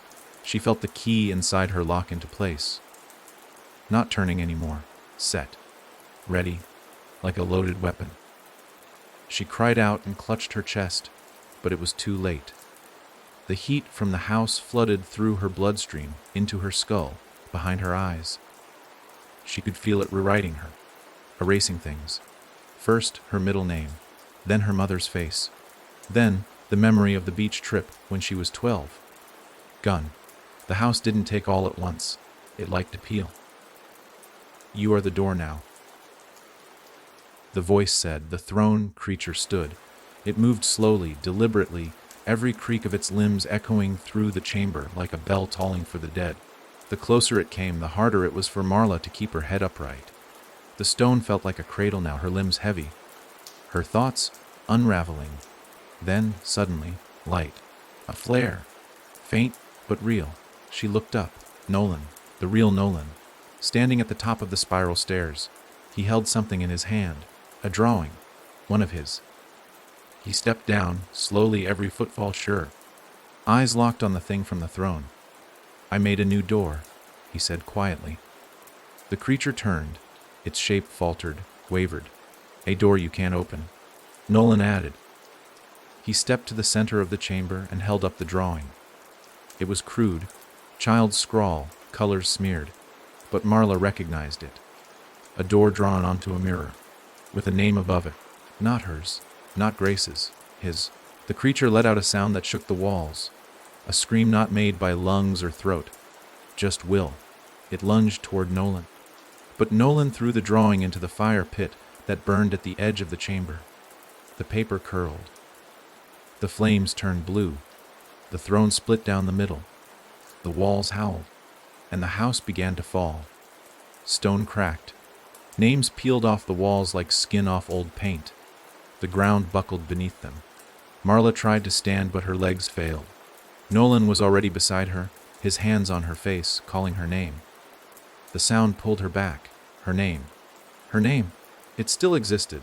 She forced her eyes open. The key inside her was shrieking, burning, trying to finish its final turn.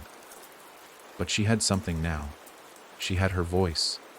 And with every last shred of strength, she screamed her name out loud.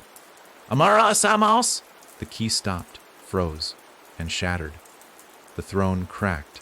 The creature collapsed inward, its form folding like paper into a fire, and the house began to scream. Not just the walls, the doors, the ceilings, the bones beneath the floor. Every surface howled as the foundation broke. Marla clutched Nolan and stumbled toward the staircase. The spiral collapsed behind them. She didn't look back.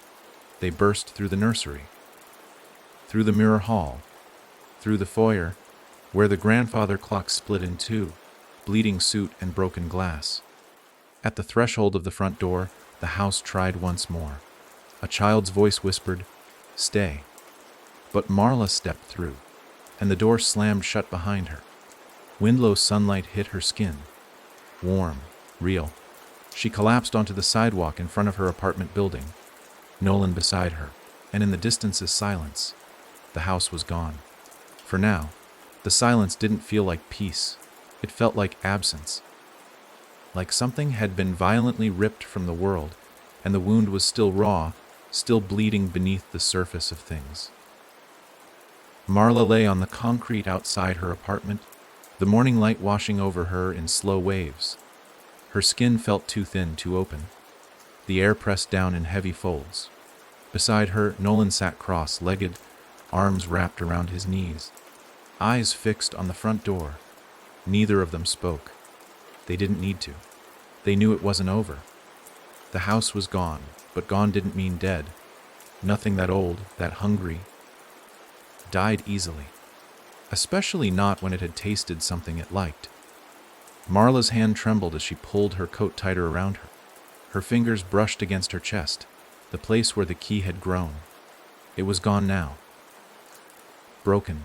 She could still feel the absence of it, like a tooth pulled too late, nerves still raw and humming. Her body didn't ache from the run, the fall, the chaos. It ached because it remembered, and memory, in this house's story, was dangerous. She stood slowly, the world spinning around her like water down a drain. Nolan followed, quiet, obedient in a way that felt wrong. He wasn't acting like a child who had just survived something unimaginable. He was acting like someone who understood. "Are you okay?" she asked. He nodded, too quickly. She knelt to meet his eyes. "Nolan, what did you see?" He blinked. "I saw you." She waited. "I saw what he wanted you to become." Marla didn't breathe. "He showed me a version where you were the door. Not just carrying the key. You were the house. And I had to draw you open."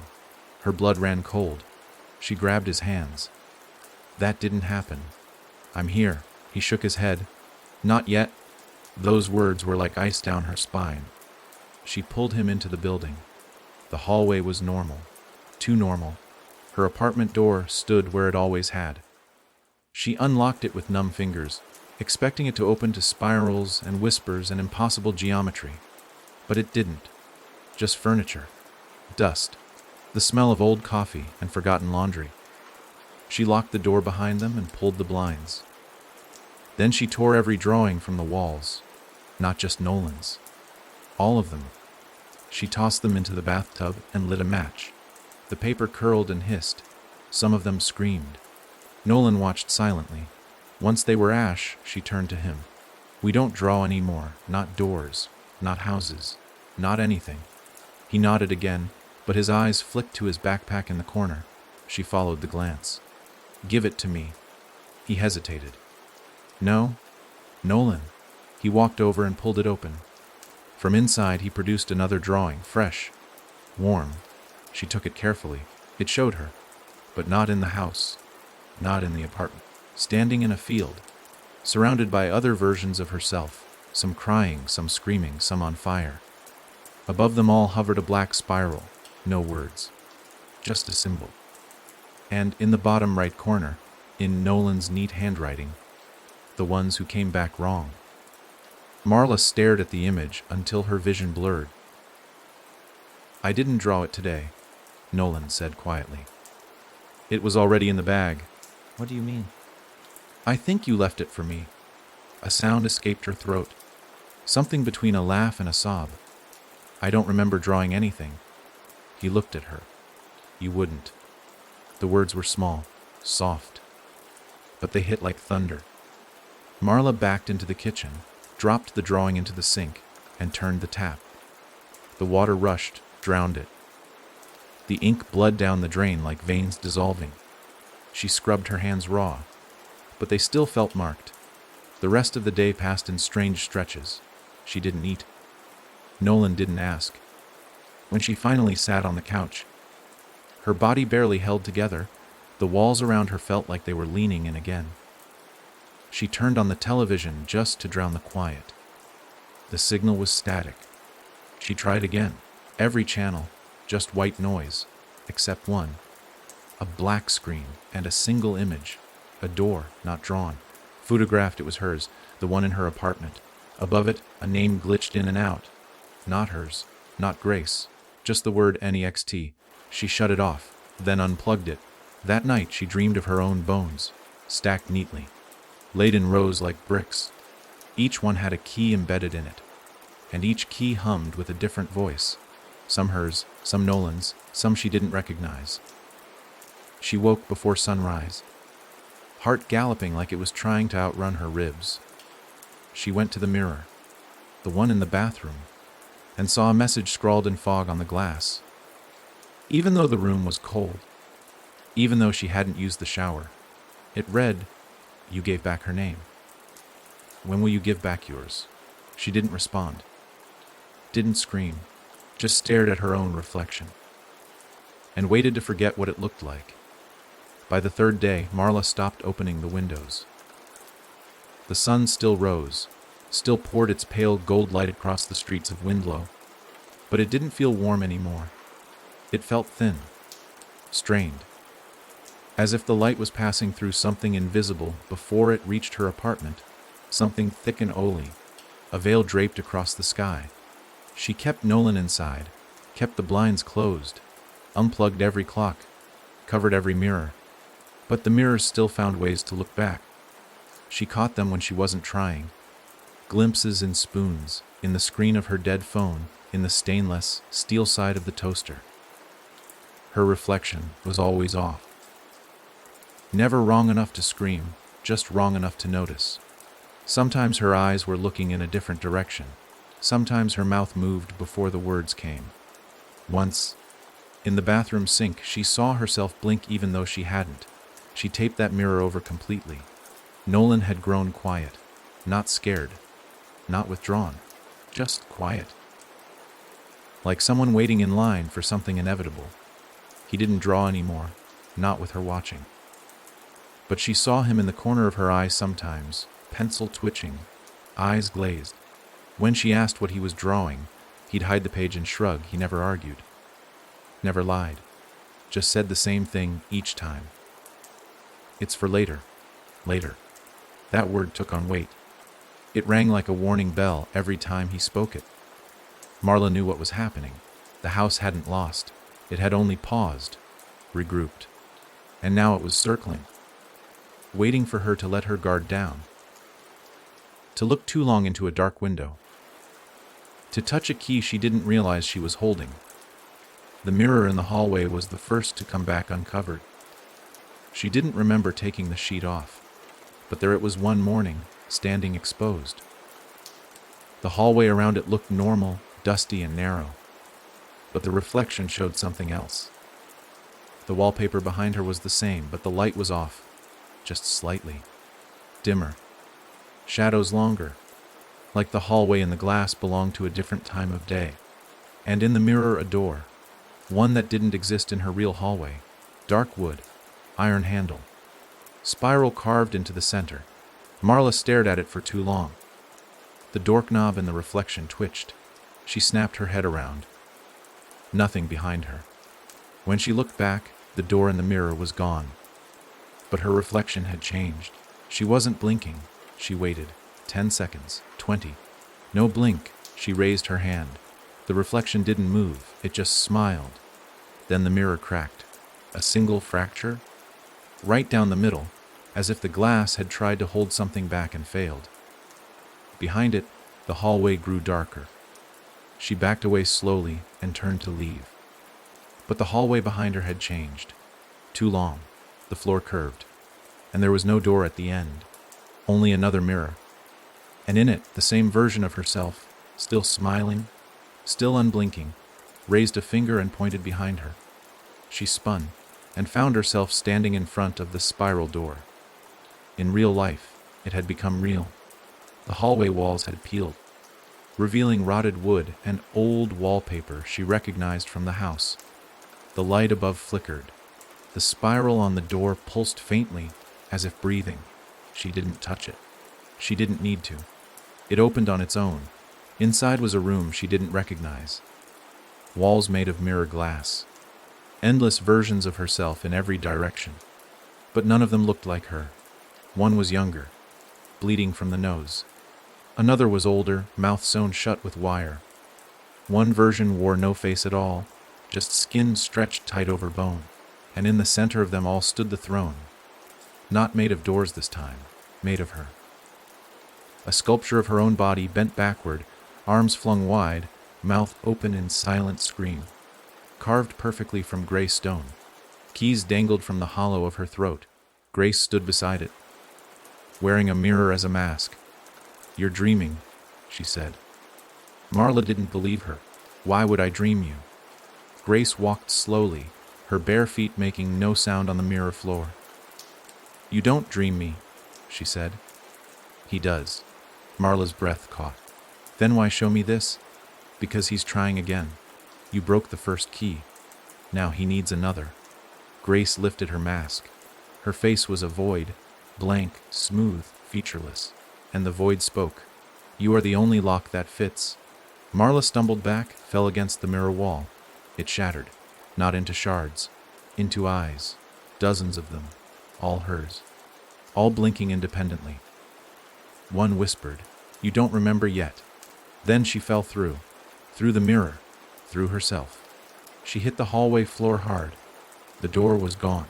Only Nolan stood there, holding a match. "I burned the mirror," he said. It screamed.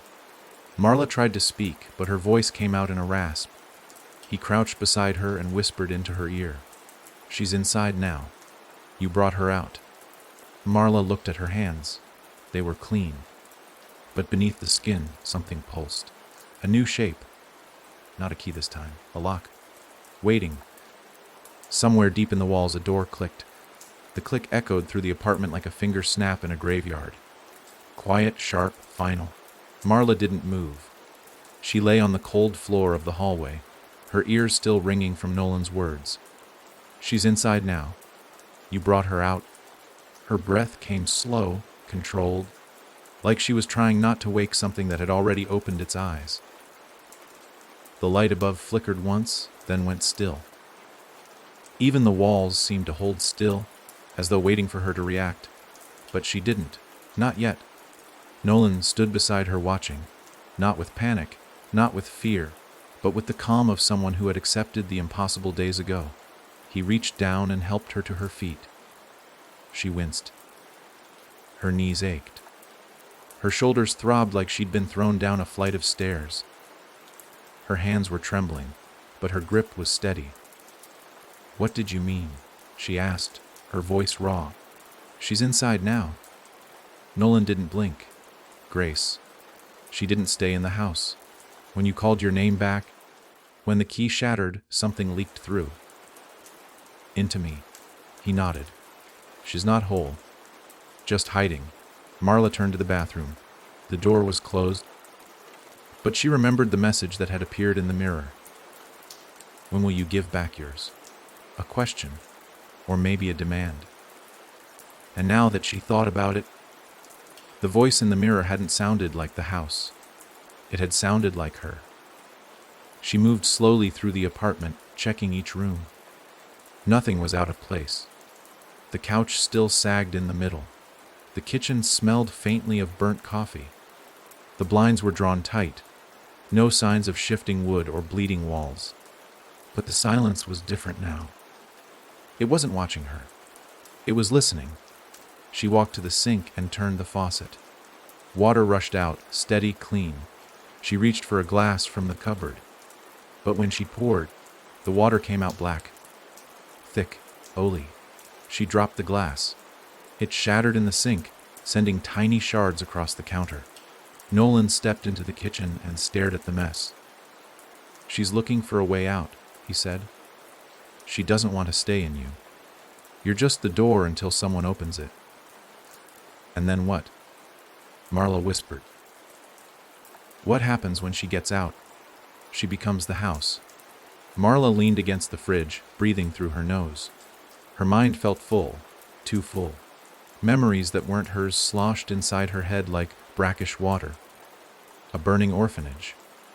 A hand pressed against glass. Children calling out names that sounded like curses. Grace's voice humming lullabies with no melody. Marla gritted her teeth. She needed help. But who could she turn to? The police, the church, a doctor. They'd put her in a padded room and call it stress. But the house didn't care about sanity. It fed on it. She turned back to Nolan. What if I give her someone else? Nolan flinched. You'd trade again. Marla hated herself for even asking, but she was tired. Her bones were heavy. Her mind kept drifting into memories that didn't belong to her. Is there any other way? Nolan hesitated, then walked to his backpack. He pulled out a notebook, one Marla hadn't seen before. It was bound in black tape, edges torn, pages smudged with charcoal. He opened it to a page near the back. Greg, he said quietly. He's been drawing the house, too. Marla blinked. Your dad. He doesn't know he's doing it, but it's in his sketchbook. The same windows. The same porch. The same spiral door. She swallowed hard. So it's already marked him. Nolan nodded. If we don't stop it, he'll open the door. Marla stared at the notebook. The drawing was crude, like it had been done while half asleep. But it was unmistakably the house. The windows glowed with soft, angry light. The porch sagged under invisible weight. And at the center of the door was Greg's name, carved in tiny, jagged letters. She pressed her hand to the page. It was warm, just like the keys had been. We go to him, she said. Greg lived in a cabin at the edge of Windlow, where the trees grew thicker and the air always carried a hint of moss. He'd bought the place cheap after the divorce, happy to be out near the woods. Peace and quiet. He'd told Marla once, sipping a beer on the porch. Nobody knocking, nobody watching. But now, standing at the edge of that porch, Marla could feel everything watching. The house was pressing in, not visibly, not with shadows or whispers, but through the wood beneath her feet, the nails in the boards, the glass in the windows. The walls held their breath. She knocked. Greg opened the door a moment later, blinking like he'd just woken from a deep nap. Marla?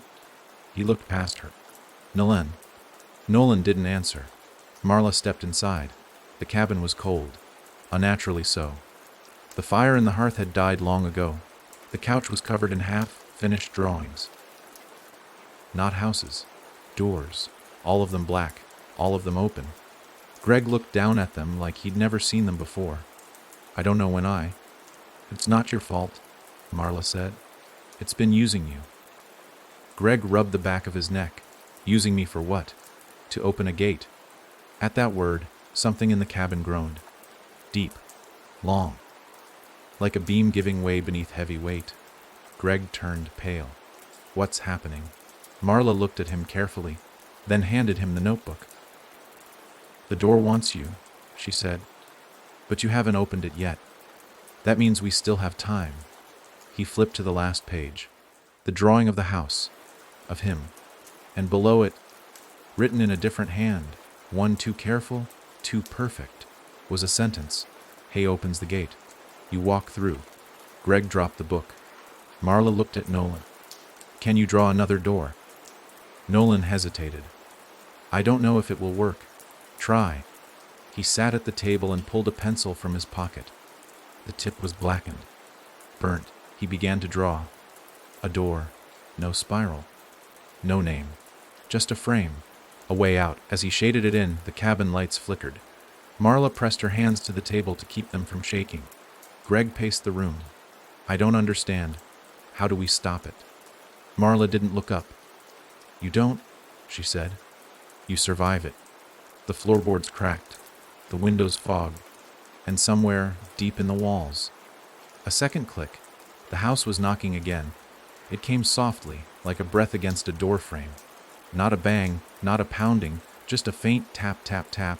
The kind that made the hairs on your neck stand, because you couldn't be sure if you actually heard it or if your mind filled in the sound. Greg stopped mid-step, shoulders tight, eyes darting to the front door. Marla didn't move. She didn't have to. She already knew. The knock wasn't at the door.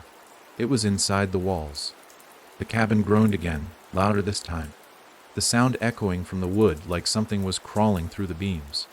A slow, steady scraping, as though nails, or worse, teeth, were dragging themselves from one corner of the house to the next. Nolan didn't stop drawing. His pencil worked fast, furious. Dark lines pressed into the paper so hard the wood cracked. Sweat beaded on his forehead, but his hand didn't shake. Greg's mouth opened, but no sound came out. Then the smell hit, like old leaves and hot iron, like something left in the dark too long. Marla remembered that smell from the house, the odor of history gone rotten. She stepped in front of Nolan, shielding him instinctively, her eyes locked on the center of the floor where the planks had started to bow. Not up, down. The house was sinking into itself. The boards split, not in one clean break, but in a slow, wet peel like skin coming away from muscle. Beneath the floor was not dirt, not concrete, it was stairs, descending, turning, old wood, black with age, soaked in something that wasn't water.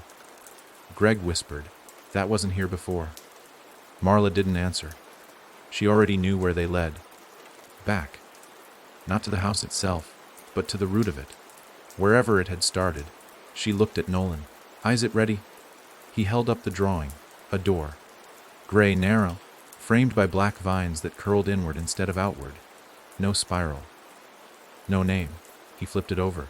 On the back, in the corner, was a single word. Exit. Marla took the drawing.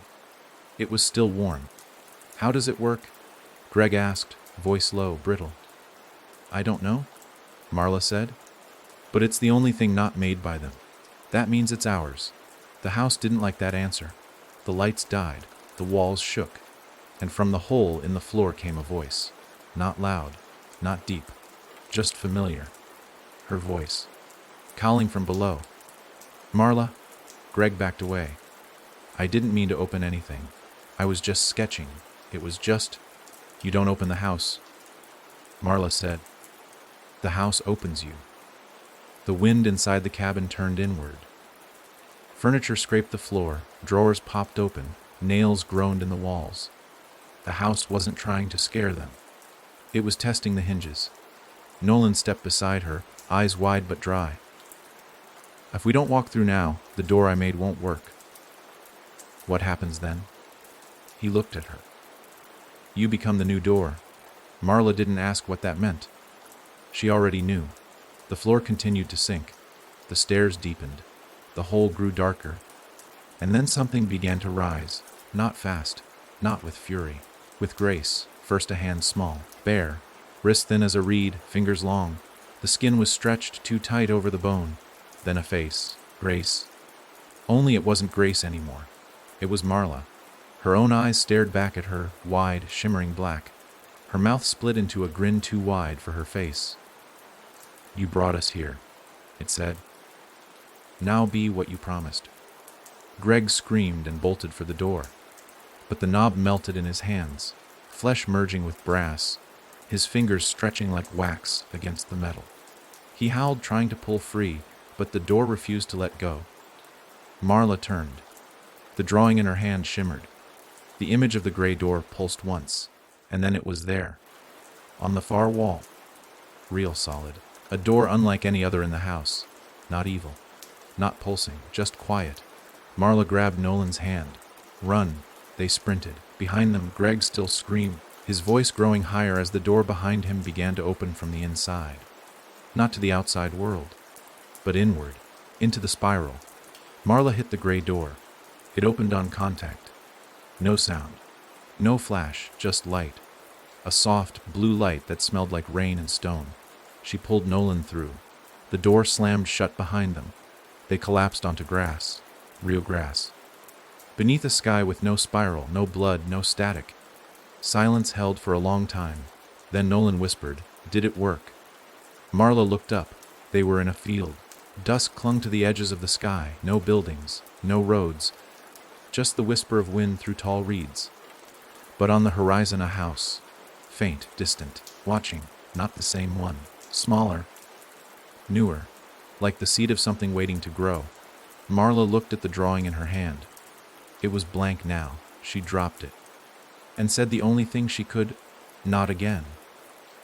The wind swept across the field in slow, deliberate waves, brushing against Marla's skin like a memory she hadn't lived yet. She stood with Nolan in the middle of the nowhere they'd landed in, watching the silhouette of the new house on the horizon. It was smaller, yes, but no less wrong. A house that looked like it was waiting to be noticed. It didn't lean or groan or breathe, not yet. But something about it watched, even without windows, as though its very shape held an eye. Nolan crouched beside her, tugging at a weed. The grass was real, damp with dew. No whispers in the blades, no twitching insects shaped like keys. The sky stretched wide and soft above them, dusky purple bruising toward night. But the air didn't taste clean. It tasted paused. "We're not out," Marla said quietly. Nolan didn't ask how she knew. He knew too. The house hadn't followed them. It had sent them, exiled them into another place it could grow. This wasn't escape. This was expansion. She looked at the blank page still fluttering in her hand, the one that had been Nolan's drawing, now drained of its lines. A doorway with no frame, no hinges, no exit. Just white. It reminded her of the walls in that throne room beneath the house, the way they had pulsed with stolen names and whispered half-formed thoughts. And it reminded her that even blank paper wasn't safe anymore. She dropped it. The grass didn't burn it, but it didn't absorb it either. It just sat there, untouched by the wind, flat and too clean. "What is this place?" Nolan finally asked. Marla scanned the horizon again. No town, no roads, no sign of windlow. The sun was too low, the colors too still. There were no birds in the sky, no buzzing in the air. Even the crickets were quiet. "A copy," she said. "A reflection." He looked up. "Like the mirror room?" "Yeah. Only this time we're not looking in. We're inside it." They walked. Not toward the house. That felt like feeding something. But around it, giving it space. The field curved in strange ways, as if the land forgot how to be flat. At one point, they stepped over a small stream that didn't reflect the sky, only the underside of the grass, like they were walking across the back of something. "Why us?" Nolan asked suddenly. The question hurt more than it should have. Simple. Human, sharp. "I found the key," Marla said. "That's how it starts. A key opens the house. But once it's open, it doesn't close. Not really." "But I didn't find anything," he said. "I didn't choose it." "No," she replied. "You drew it." He frowned. "But I don't remember drawing the house at first." "Doesn't matter. It remembers you." A silence settled between them. Not uncomfortable, just full. Eventually they stopped near a small hill that overlooked the house. It was closer now. They hadn't moved toward it, but it had moved toward them. One of the windows was now visible. Just a faint square. Nolan picked up a stick and started drawing in the dirt. "Should I make another door?" he asked. Marla didn't answer right away. Her first instinct was to scream no, to tear the stick from his hands. But she paused. "Not a door," she said. "Make a wall." He looked at her. "A wall?" She nodded. "One with no openings, no windows, no cracks. Something it can't pass through." Nolan frowned in concentration and began to sketch. Lines thick and uneven, forming bricks, stacking upward. No symmetry, just mass. Marla watched. And she felt it again. That itch beneath her skin. The one that had started when the first key grew inside her. It was back, fainter, quieter. But still there, something had been left behind. Not just a fragment, a seed. She pressed a hand to her chest. It wasn't turning. Not yet, but it was there. "Marla," Nolan said softly. She looked at him. He pointed toward the house. It now had 2 windows, and something stood in the doorway. Too far to see clearly, just a figure, human-shaped. Still. Watching, she stood, and felt the ground shift, not under her. Inside her, her name stirred. Not her voice, not her memory, her name. It rippled like something had whispered it in another room. "Did you hear that?" she asked. Nolan shook his head. "Hear what?" "They said my name." He looked around. No one said anything, but the seed inside her knew better. It had been called. "Come here," she said, pulling Nolan close. She crouched and took the stick from him. Together, they began to draw the wall again, this time taller, thicker, jagged at the top like teeth. She didn't know if it would work. She didn't know if anything could keep the house away. But she needed to try, because the figure in the doorway was still watching. And behind it, the second house was already growing. That night, Marla didn't sleep. The field was silent, the air unmoving, but her thoughts screamed behind her eyes. She lay in the grass, listening to Nolan's steady breath, and stared at the sky, searching for anything that proved this place was real. Stars winked overhead, unfamiliar, arranged in constellations that didn't belong to any world, she remembered. The moon was bloated low, pink like spoiled milk. Time didn't move here, it stretched. Every minute felt like an hour, every blink like an echo. And always, beyond the crest of the hill, the house waited. By morning, the figure in the doorway was gone, but the front door had opened. Wide, inviting, a mouth waiting to speak her name again. Marla sat up slowly and pressed a hand to her chest. The pressure was growing. It wasn't pain. Not yet. It was a dull throb, like a heartbeat that didn't match her own. The seed Grace had left behind had rooted itself deep, wrapping around her thoughts like vines. She remembered things now she shouldn't have. A fire in a hallway she'd never walked. A lullaby she had never learned but could hum perfectly. And names. So many names.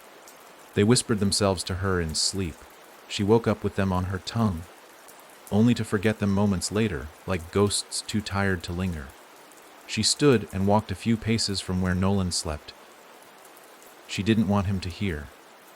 She didn't want him to see, because her shadow had changed. It no longer matched her shape. It moved slower, and it was carrying something. The outline of a key, long and jagged, swayed from its hand like a threat. Marla stared at it for a long time. It didn't stop moving, even when she stood still. She turned away and walked to the dirt wall Nolan had drawn. It stood about a foot high, crude and cracked in places but complete. He had worked on it until his hands blistered, silently tracing brick after brick. It had taken on weight. Not literal, something else, like belief. She didn't know if it would stop the house, but it had made her feel less like prey. And that counted for something. She dropped to her knees and ran her fingers across the soil. Cold. Still, but not empty. Beneath the surface, she felt a tremor. Faint. Alive. The ground wasn't just dirt. It was soil, the kind you plant something in. She stood fast and backed away. The house hadn't just followed them here. It had prepared this place. This was a nursery, not for rooms, for doors. The entire field was a bed of seeds, like the one inside her. She rushed back to Nolan. He was awake now, rubbing sleep from his eyes. "We'll have to go," she said. He sat up, blinking. "Go where?" "Anywhere but here. This whole place is a trap." He looked at her wall. "But I haven't finished it." "It won't matter. It's not enough. Not against what's growing underneath." He stood slowly. "What about the door I drew?" She glanced around. There was no sign of it. The gray door was gone, just like the drawing. "It was a one-way path," she said. "It never meant to take us out, just somewhere else." He looked toward the house. "Then what do we do?" Marla looked at the horizon. Beyond the house, the land twisted. Trees stood in the distance, thin, gnarled, hunched over like they were listening. But trees meant roots. Roots meant something old, maybe even older than the house. And old things, she was learning, held memories. "Maybe we find what came before," she said. "Before the house. Before Grace. Before names got lost." Nolan didn't ask questions. He picked up the stick and shoved it into his backpack, They walked. It took hours, or maybe none at all. Time refused to move normally here. At one point, they passed the same crooked tree 3 times, though they never turned. The ground beneath them softened, dampened, began to squelch underfoot. Soon it turned into marsh. Fog crept between the roots. The trees whispered in creaks and groans. Not language, just warning. Then they found the stone. It jutted from the mud like a tooth. Carved into its face was a spiral, but this one was different, broken at the center. Cracked. She touched it, and the world moved. The ground buckled. The fog recoiled. The trees leaned back, and beneath her skin, the seed twisted hard. She dropped to her knees, clutching her ribs. A name screamed inside her head. Marley, her name, only louder, deeper, wrong. She opened her mouth, but the sound that came out wasn't her voice. It was the voice of the house. Low, starved. Let me out. Nolan rushed to her side, but the air around her was thick now, heavy with intent. He couldn't get close. Her fingers dug into the dirt, into the black roots that pulsed under the surface. And there she saw them. Keys. Not made of metal, made of bone. Dozens of them, tied to the roots like offerings, each one etched with a name. She saw hers. Marla Simmons. She tried to let go, but the root held her tight. And in the distance, behind her, the second house groaned. A new window opened. A new name appeared, etched in the glass like frost. Marley. The house was claiming her, not her body, her identity. The roots wrapped around her arms, pulled, and the field whispered in unison. She's blooming. Marla didn't scream. She wanted to, her mouth open. Her lungs heaved, but no sound came out. The roots clutched her wrists, her ankles, her throat, coiling tighter with each passing second. They weren't trying to kill her. That was the worst part. They were planting her, folding her into the dirt like a seed. She could feel the weight of the earth rising to meet her skin, pressing against her spine, creeping into her ears and under her fingernails. It was slow, deliberate, patient, like they had done this before, many times. She struggled, but the roots weren't physical anymore. They were memory. They dragged her back through time, not just hers, but Grace's, and all the others who had come before. She saw flashes behind her eyes like someone turning pages too fast to read. Children standing outside the orphanage, keys made of baby teeth, a door scrawled in crayon on a concrete wall, the face of a woman locked in a mirror, mouth sewn shut with her own hair, and behind it all, pulsing like a second heartbeat, the house. Always the house. It didn't need walls or windows anymore. It lived in names. Nolan stood just beyond the circle of stone and soil where she writhed, eyes wide, breath shallow. He was scared, but more than that, he looked angry. His fists clenched, his jaw set. He didn't call for help. He didn't cry. Instead, he dropped to his knees and began drawing again. Right there in the mud, a door. Not the spiral one, not the gray. Something new. A circle within a circle, ringed with jagged teeth. He didn't look at Marla. He stared at the stone, at the broken spiral, and whispered, "You don't get to take her." The ground trembled. Marla's eyes snapped open. The root at her neck recoiled like it had been burned. The others paused, not releasing, but listening. The mud softened. The weight lifted a hair, and the spiral on the stone shifted. A crack in the center glowed faintly. Then something began to rise. It wasn't the house. Not this time. It was a hand, small, wrinkled, old, human. Fingers clawed through the dirt, slow but insistent. Then a wrist, an arm, a shoulder. An old woman emerged from the ground, her face weathered like crumpled paper, eyes cloudy but bright with intent. She wore no expression. She simply walked forward on bare feet, stepping through the circle of roots, through the fog, until she reached Marla. The roots hissed at her. She raised her hand. They fell back. Marla gasped, air rushing into her lungs like water. The woman turned to Nolan. "You wrote the key," she said. Nolan nodded. "I need a door." Nolan hesitated, then held out the sketch he'd drawn. The one with the circle inside the teeth. The woman took it. She studied it, then nodded. It will do. She dropped the paper to the ground, spoke a word Marla didn't understand, and the paper burned, not in flame, in light. A glow spread outward, chasing back the roots, splitting the mud, cracking the stone. The spiral on the rock uncoiled and fell apart like ash in wind. The light grew. It wrapped around Marla, lifting her slightly from the ground. The roots screamed, a sound that came from inside the teeth, inside the bones, inside her own skull. Then they turned brittle, dry, and crumbled. Marla collapsed to the dirt, coughing, shaking. The old woman stood beside her. "You have something inside you," she said. "It doesn't belong." Marla nodded weakly. "It wants to grow," she whispered. The woman crouched beside her. "It can't grow if the soil rejects it." Marla blinked. "What does that mean?" The woman reached out and touched Marla's chest, right above her heart. "You must remember who you are, and you must not let the name change." Marla's breath hitched, because she could feel it again. The shifting. Her name was bending, morphing into something longer, older, with too many syllables and no vowels. Something that sounded like a chant and felt like a door slamming shut forever. "I don't know how," she said. The woman turned to Nolan. "He does." Marla looked at him, and something fell into place, not like a puzzle, like a lock. Because Nolan wasn't just Nolan, he was a keeper. The one who drew names, who held them when the house tried to rewrite them. She saw it now, plain as day.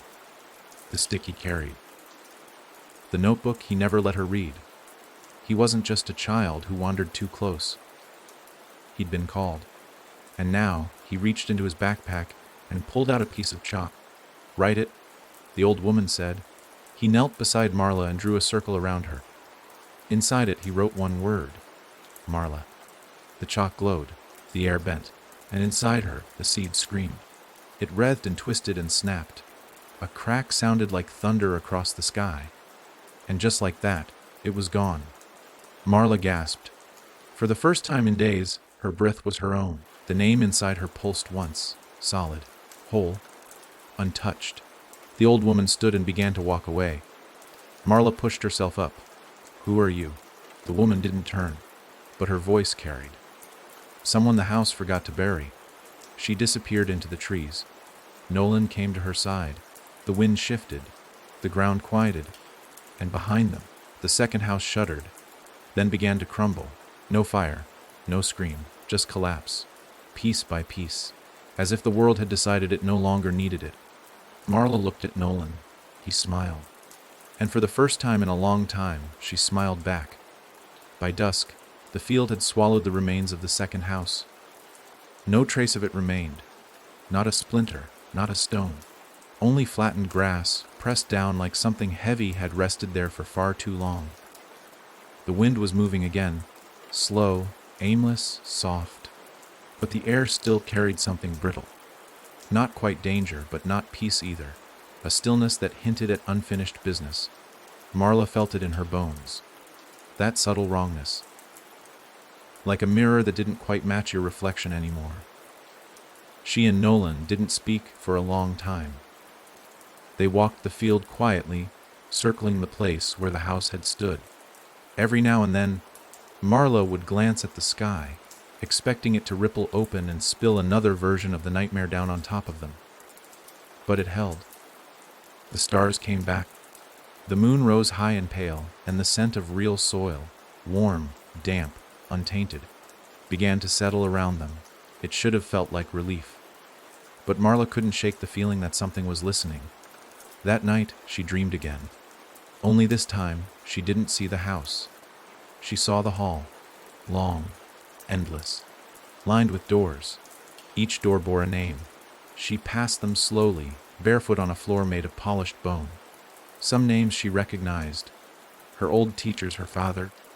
Kids from school she hadn't seen in years. Others were unreadable, etched in a language that moved when she blinked. But every door had something in common. They were sealed. And as she walked, she realized each door hummed. Not a sound, but a vibration, like each name held its own memory, its own echo of the person it belonged to. A library of identity. Safe, shelved, waiting. Then she came to the end, one final door, smaller than the rest. The name on it wasn't etched. It was carved, with fingernails, with teeth, with pain, and it was hers, Marla Simmons. But something was trying to scrape it off. She heard the claws behind the door, clawing upward, desperate to get through. She reached out, and the door breathed. She woke with a start, sitting bolt upright, lungs burning. Nolan stirred beside her. Another one, she nodded. Worse, different. She didn't tell him about the door, or the claws, or the feeling she'd had when she touched it. That for a second, she wasn't locking something in, but keeping herself out. That her name might not be enough. They spent the next day exploring the woods beyond the field. The trees thinned as they walked, giving way to shallow gullies and stone outcroppings. Nothing moved in the underbrush. No animals. No insects. The world was still recovering, or maybe just waiting. Then they found the cabin. It was wedged into the base of a cliff, crooked, slumped to one side like it had been dropped there. The door was missing. The windows were boarded up from the inside, and etched into the front wall, in uneven, burnt letters, was a single sentence: Duo nauta ansturter tuo yornam. Marla stared at it until her eyes blurred. Think it's from her? Nolan asked. The old woman? He nodded. Marla shook her head. No, this is older. They stepped inside cautiously. Dust choked the air. Everything smelled like old wood and damp stone. It didn't feel cursed. It felt tired. On the table lay a notebook. Pages torn, corners curled, ink faded in places. Marla picked it up carefully. The first page was blank. The second held a sketch, a face with no mouth. The third page read, If you hear it in the dark, don't speak back. If it uses your voice, don't trust it. If it knows your name, it's already inside. She turned the page. More sketches. Twisting symbols. Maps of nowhere. At the very back of the notebook, scrawled in frantic ink, were 3 words: It doesn't sleep. The room seemed to exhale around her. Marla set the notebook down and turned. Nolan was staring at something on the far wall. A mirror, covered in dust. She moved to stop him, but he'd already wiped it clean. The reflection didn't match. In the mirror, Nolan's face was pale, his eyes hollow, his hands dripping with ink that moved like smoke. Behind him, the cabin was full, packed with people. Some crying, some smiling, all of them silent. Then Marla's reflection blinked, but she hadn't. She grabbed Nolan and yanked him away from the mirror, just as the glass shivered. It didn't crack. It stretched. A face began to press outward, lips forming words, but no sound came. Nolan scrambled for the chalk in his bag. Marla backed up, pressing against the wall as the mirror continued to swell like a blister about to burst. He drew fast. A circle with teeth. The same ward that had saved them before.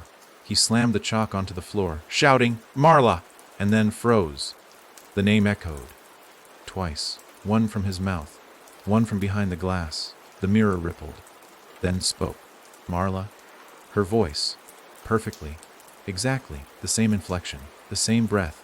The name latched onto her, wrapped around her bones. Her knees buckled. The seed, the one she thought was dead, shivered.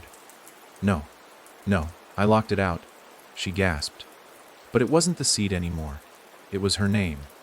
It had been branded. And now it was being called. She gritted her teeth, fought for control.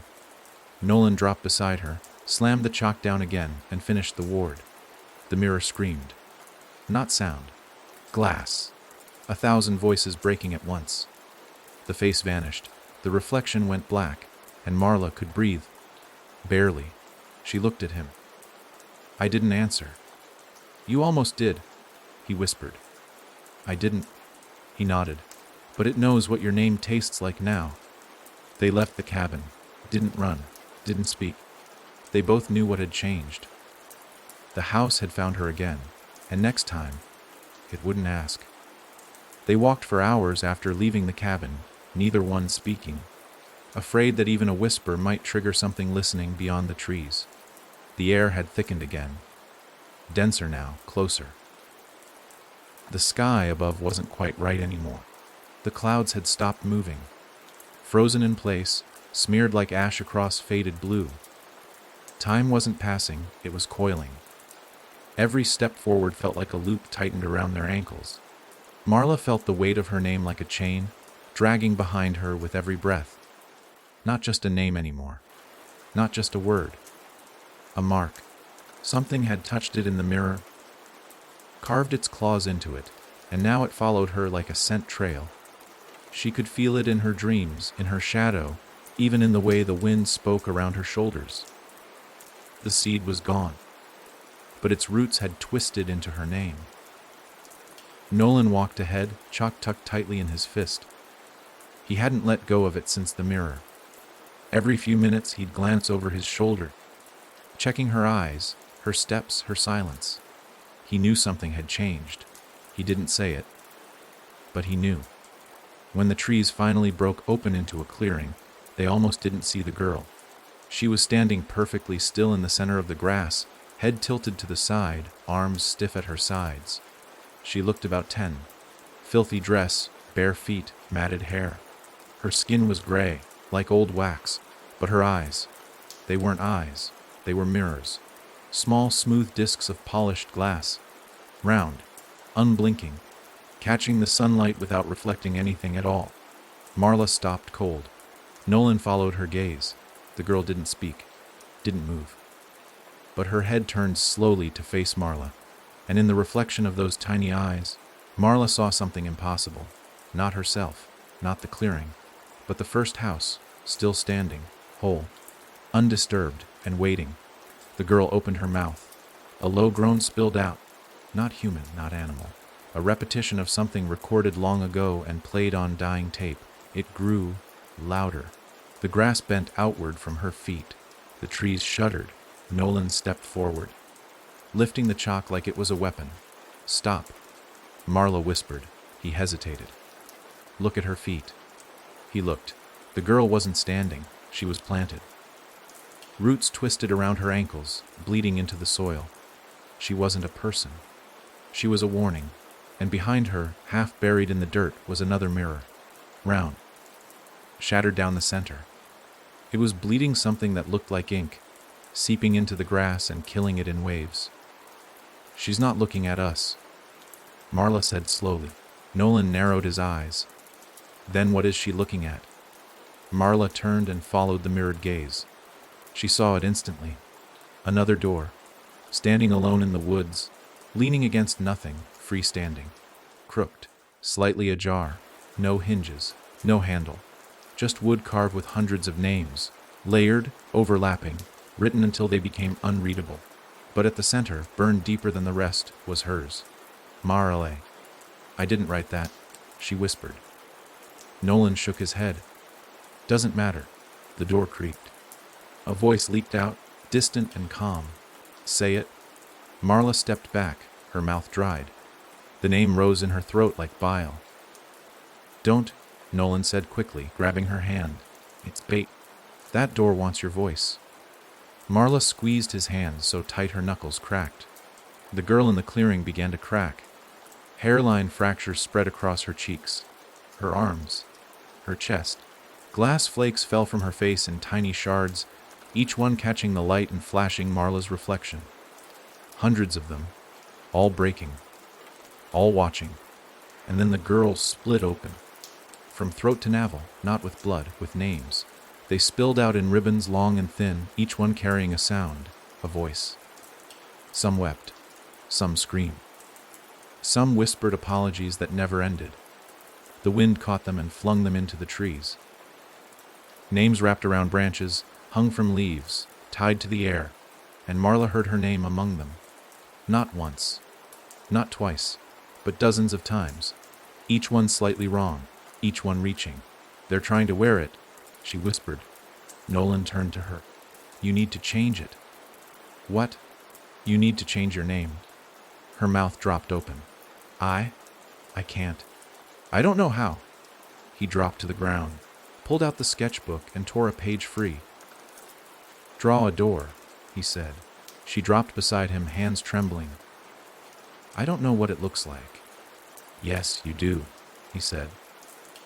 "It's not the one they gave you. It's the one you refused." She blinked and remembered. The first time she'd said no to the house. The first time she ran instead of opened. She drew. Lines fast and ugly and unpracticed. No frame, no handle. Just wood, splintered, thick, jammed shut. She wrote one word across the top, "Not yours." The sketch glowed. Nolan pressed it into the ground, and the mirror, door in the woods, howled. The sound bent the trees. The girl in the clearing collapsed into shards, and the door with her name on it began to rot, one letter at a time. The M crumbled first, then the A, until only silence remained. No names, no calls, only breath, and the sky finally moving. Nolan turned to her. "You did it?" Marla stared at the sketch. It was fading already, but not vanishing, just resting, waiting. She smiled for the first time in what felt like years. "Let them call," she said. "I won't answer." And behind her, the names scattered on the wind. By morning, the door was gone. Not destroyed, absorbed. The earth had reclaimed it, pulling it back into the dirt like it had never been there. Only the faint scorch of Marla's name remained, burned into the grass where the frame once stood. Nolan tried to chalk a circle around it, but the lines wouldn't hold. They faded as fast as he could draw, melting into the soil like salt into water. The ward had worked the night before, but now it was as if the ground wanted to forget. And Marla didn't know if that was a mercy or a trap. They moved on. The woods thinned until the trees turned to bare poles of gray, stripped of bark, leafless, lifeless. They walked a path that wasn't really a path at all, just a stretch of land slightly more flattened than the rest, where no grass dared grow and the birds refused to sing. There was a sound beneath their steps now, something hollow and wooden, like floorboards beneath the dirt. Each step echoed just a little too long. It made Marla nervous to speak, so they kept their silence, moving quickly but quietly, as if walking across the back of something sleeping. They came upon the clearing just before dusk, and there it was. The house between names. It didn't look like the others. It wasn't made of boards or bricks. It was stitched from pieces of all the houses they'd seen before. A window from the orphanage, a roof from the burnt down school, a porch made of church pews, warped and dark. The walls were quilted with newspaper clippings, family photos, crayon drawings, funeral cards, all nailed into the shape of a home. And instead of a door, a mirror hung at the entrance, wide and cracked, reflecting nothing. Marla took a step forward. Nolan grabbed her arm. "Are you sure?" She didn't answer. Because she wasn't. She walked anyway. The moment she crossed the threshold, the air changed. Not colder, emptier. Her breath didn't fog. Her heartbeat didn't echo in her chest. It was as if the house had stolen all her presence. Her name didn't feel like it belonged to her anymore. It hovered just out of reach, like something she'd dropped and couldn't remember where. Inside, the floor was a patchwork of different materials. Tile, carpet, rotting wood, marble. Each room was a new memory, stitched together without order. The hallway smelled like her grandmother's kitchen. The stairs creaked in the rhythm of her childhood home. The light in the den flickered the way it had the night her father left, but none of it was real. It was memory, reflected back at her, and in every surface, mirror, glass, polished wood, she saw herself. But not the same version. Each reflection wore a slightly different face, older, younger, thinner, dead-eyed, smiling too wide, bleeding from the eyes. Every mirror whispered her name, over and over again, in different voices. Childlike, broken, mocking, she tried not to look. She failed. She came to a hallway lined with doors, not one or two, hundreds, each carved with a name, not just hers, Nolan's, Grace's. Others she didn't recognize. The doors pulsed faintly, like they were breathing. One door near the center caught her eye. It had no name, just a deep groove down the center, as though something had tried to cut it in half. She reached for it. Nolan's voice broke the silence behind her. "Don't open it." She turned. "Why not?" He looked pale, shadows under his eyes like bruises. "Because that one belongs to it." Marla froze. "To what?" "To the thing that wears names. The one that built this." She stared at the groove. "I think it already knows I'm here. That's why you don't open the door." But it was too late, because the door wasn't waiting to be opened. It opened by itself, slow, silent. Inside was darkness, not black, not empty, but crowded, with whispers, with movement, with teeth. 1,000 voices rushed forward at once, all speaking at the same time in different versions of her name. Marla, Mara, Mary, Mella, Ma. Each one carried a different version of her, like coats she'd tried on and discarded. And then something stepped out. It looked like her. Exactly like her. But its eyes were stitched shut with thread made of names, and its smile split too wide, curling toward its ears. It didn't walk, it glided, and in its hand it held a mirror shaped like a dagger. Marla stepped back, the house shifted. The hallway behind her was gone. Nolan was gone. Only her and the name, Thief, remained. The creature tilted its head and opened its mouth. Her voice came out. "Say it." "No, say it," it repeated louder. Marla shook her head. It smiled wider, then lunged. She dodged barely and grabbed the nearest object, a shard of broken glass from a nearby frame, and held it up like a blade. The creature hissed and backed away. It didn't fear her. It feared reflection. Real reflection. Marla understood. She threw the shard to the ground, shattering it. Then she spoke. Not her name, but her truth. "I am not yours." The creature screamed. Not with rage, with hunger. Because without her name, it had nothing to eat. The house buckled. The walls cracked. The stitched pieces began to unravel, seams splitting, glue melting. And the doors began to open. One by one, each spilling memories like blood. Every version of Marla ran screaming through the halls, flesh and shadow and thought, trampling the floorboards, tearing at the walls. And she ran with them. Not to escape. To find her door. Not the stitched one. Not the hollow ones. But the one Nolan had written. The sketch. The circle. The lock that said "not yours." She found it hanging above a fireplace made of teeth. She grabbed it, pressed it to her chest. And the world folded in. Not broke, just shut. And when she opened her eyes again, she was in the field. Morning sun on her face. No houses. No mirrors. Just Nolan asleep beside her. She looked down at her hands. Her name was still there. But it didn't feel stolen anymore. It felt rooted. For now. The calm that followed didn't last. By mid-morning, Nolan had started coughing again. Dry and shallow, as if dust had settled in his lungs overnight. Marla gave him water. But his throat stayed raw. His voice was fading. He didn't complain, but she could see the worry in his eyes. Something had followed them back. Not a person. Not a shadow. Something deeper. A silence that meant to stay. The kind that steals speech before it takes breath. They headed west, toward a ridge of crooked trees that leaned together like old drunks. Marla's sense of direction had begun to falter, time bent oddly here, and the sun kept hanging in one place, never truly rising or falling. The woods had a rhythm again, but not a natural one. It felt staged, like everything around them had been set up to look harmless. Too many leaves on the ground. Too few birds. No sound from the insects. The woods weren't quiet. They were watching. They found the school by accident. It had no roof, just walls and a bell tower that slumped forward like a broken neck. The floor was covered in shattered desks, torn out pages, and drawings scratched into the wood. Most were of children. Stick figures, all of them with holes where the faces should be. One drawing hung on the wall in perfect condition, untouched by mold or rot. It showed a girl holding a balloon. The string was wrapped around her throat, Nolan stared at it longer than Marla liked. His lips moved, but no sound came out. She touched his shoulder. He turned slowly.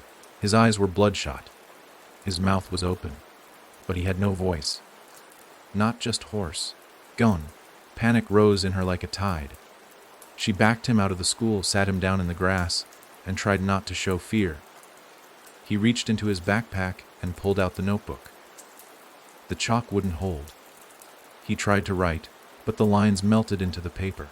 Every word he scribbled disappeared as soon as it was made. Then, trembling, he drew a symbol, a spiral, but not the old one, a new one, reversed, tightening inward. Marla recognized it immediately. It was the mark she'd seen behind the mirror in the house between names. The thing beneath the house, the one that fed on identity. He wasn't losing his voice. He was being unwritten. Marla stood and looked back toward the school. The air shimmered around it now, like heat rising off pavement. She stepped forward once, just to test it, and a scream echoed from within. Her scream. From years ago. The night she fell down the stairs and shattered her collarbone. The house hadn't recorded it. The school had. This place wasn't just haunted. It was archived. She walked inside, slow, careful, and made her way to the far wall, where a massive cabinet sat toppled on its side. Its drawers were labeled with strange tags, January tears, voices that lied, names given, then taken back. She pulled one open. Inside were hundreds of slips of paper. Each one bore a name. Not full names, not firsts or lasts, but pieces. Nicknames, slurs, secrets, mistakes, and every single one still moved, like they were breathing. She touched one labeled, Button, a pet name. As her fingers grazed the ink, a vision surged into her head, of a girl laughing in a hospital bed, calling out for her father. The laughter was sharp, real, but the girl was already dying, and her father never came. Marla dropped the slip like it had burned her. This wasn't just a ledger. It was a ledger of lost meaning. She backed away, then froze, because she saw her own name, not the full thing, just a torn piece. Lie. That's what her brother used to call her before he disappeared, before the foster system erased him, before the records burned. Her fingers hovered over it. A whisper tickled her ear. Say it, and he comes back. She yanked her hand away. The papers in the drawer rustled, offended. Behind her, Nolan coughed, hard. She rushed out, found him on his knees, his face pale, mouth dripping ink. It was starting. The house hadn't finished with them. It had followed their names, even here. She didn't speak. Instead, she pulled his notebook from his hands and wrote 3 words in big, hard strokes, Weira's voice. He blinked. Then scrawled 1 word back. Inside. She frowned. His hand trembled. Inside you. And then she understood, not metaphorically, not spiritually, literally. The last time she stood in the house between names, she had grabbed the sketch, the only thing they had that was truly hers. And with it, she'd locked her identity down, drawing the attention of the name, Thief. It couldn't take her name anymore, so it had taken his. As a hostage. She opened her mouth to speak, but stopped. If she called him by name now, the thing would win. It would hear her and wrap its tendrils around her memory like it did in the mirror. So she did something else. She sat beside him, pulled him into her lap like a child, and began to hum. Not a tune she knew. Not a song with a name, just a low, steady note. A vibration with no identity. Something too simple for the house to swallow, and Nolan smiled. It wasn't enough to save him, but it was enough to keep him here. For now. Behind them, the school shuddered. The bell in the broken tower let out a single, final chime. And from inside the ruined ledger room, the slips of paper began to burn. The bell's last chime hadn't faded before the sky turned. Not black, not dark, but blank. Every trace of blue vanished, leaving a colorless void above them, flat and unmoving, like the top had been ripped off the world and replaced with nothing. The trees around the school bent inward, crowding close, their bark cracking with strain. Marla stood slowly, every muscle stiff. Nolan still knelt in the grass, hunched and quiet, clutching his throat like he could press his voice back into place. The smoke from the burning slips drifted out through the school windows, curling unnaturally as it moved, spiraling up and vanishing into the sky without rising. It didn't smell like smoke. It smelled like old paper, sweat, and something wet that had never seen the sun. Marla backed away. Nolan followed, shuffling slowly, eyes glassy. He hadn't made a sound in hours. Not a word, not a breath. His silence had shape now. She could feel it, like a pressure building just behind her ears. A hum that wasn't a hum, a voice that wasn't a voice. Held in, they headed toward the ridge. At first, it felt like escape, but halfway there, the ground changed. Marla stopped mid-step. It wasn't dirt anymore, it was pages. Beneath the moss and leaves, the forest floor had turned to thin sheets of parchment, each one covered in tiny handwriting. Lines and lines of names, dates, syllables. Some crossed out, others underlined. A few circled in red. She bent down and picked one up. The moment her fingers touched it, a child's giggle echoed in her head. A name flickered across her thoughts, Elsie. She let go instantly. The giggle died. The name faded. She turned to Nolan, who stood rigid, not moving. His eyes were locked on something ahead, a building, small, round, made entirely of stacked ledgers, old, leather-bound, bloated with rain and decay. Some blood inked down their spines. Others pulsed faintly like organs still alive. The structure had no door, only a narrow slit of darkness. It exhaled faint whispers, voices brushing against their thoughts like moths in the dark. A sign hung above the slit. No words. Just a symbol. A throat. Open wide, stitched shut with tiny hooks. Marla's stomach churned. This was where it lived. The one that fed on sound, on memory, on names. The voice collector. She didn't know how she knew the name. It wasn't told. It was felt. The way you recognize a nightmare even after waking. She looked at Nolan. He nodded once. His face was pale, lips cracked, but his hands were steady. They stepped inside. Instant cold. The air had weight, like walking underwater. The walls pulsed with soft moans, too faint to place but impossible to ignore. Shelves rose in spirals around them, packed with wax, sealed jars. Each one held a mouth, some open in screams, others grinning, a few still whispering silently. And in the center of the room, a desk. A man sat behind it. Or something wearing the shape of a man. Its skin was made of overlapping faces. Each blinked, mouthed words, smiled, frowned. A new one each second. Its hands were smooth, too smooth. No fingerprints, no nails. Just soft pads for turning pages. It looked up and smiled, not cruelly, not warmly, just knowingly. "I." It said in a voice that layered over itself 100-fold, the thief and the husk. Marla stood still. Nolan didn't move. The collector gestured to a chair. "Set. Talk. Or don't. I already have what I need." Marla's voice stayed low. "Give it back." The collector tilted its head. "Which one? You know which?" "Ah." It mused, fingers tapping the desk. The boy's breath, his pitch, his right to shape the air. "Why?" "Because it doesn't belong to you." The collector raised a stitched brow. "It doesn't belong to him either." "Not anymore. He gave it when he stepped into the ledger. He read the slips. He touched the name. That's the cost." Marla took a step forward. The shelves groaned. Hundreds of jars rattled. The voices within grew louder, screaming in tones that bent in impossible directions. Her ears throbbed, her vision blurred. Still, she moved closer. "You stole it." "I preserved it. You caged it." The collector stood, its form unraveled slightly, as if the act of rising disrupted the names it wore. Some of the faces fell off, plopping to the ground like wet leaves, where they twitched and dissolved. "You came here with a name that survived the house," it said, stepping around the desk. "A rare thing. Most names rot once worn. But yours refused to die. I smelled it the moment you arrived. You can't have it." "Oh," I don't want your name anymore, it whispered, leaning close. Too sharp, too burned, no longer sweet. But his, it turned to Nolan. His is still soft. Nolan's eyes were full of tears. He mouthed something.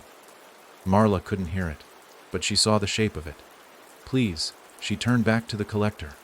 Trade, she said. That stopped it. It leaned back, curious. Trade. Take something else. A part of me, a real one. Its grin widened. You offer yourself, just a piece. What piece? Marla stepped forward. The scream. The one I didn't let out, when I saw my brother die. I buried it so deep I forgot it existed. The collector went still. Even the jars quieted. A silence fell like stone. Then it spoke. I accept. The room warped. The desk, the shelves, the jars, everything bent inward, forming a ring. In the center, a circle of broken mirrors. Marla stepped in. The collector placed its hand on her chest. Not hard, just enough to feel her heartbeat. Then it pulled. Not flesh, not blood. Sound. It tore out the buried scream. Not the noise, but the event. The echo of pain so old it had calcified. Marla felt her ribs rattle. Her teeth clicked.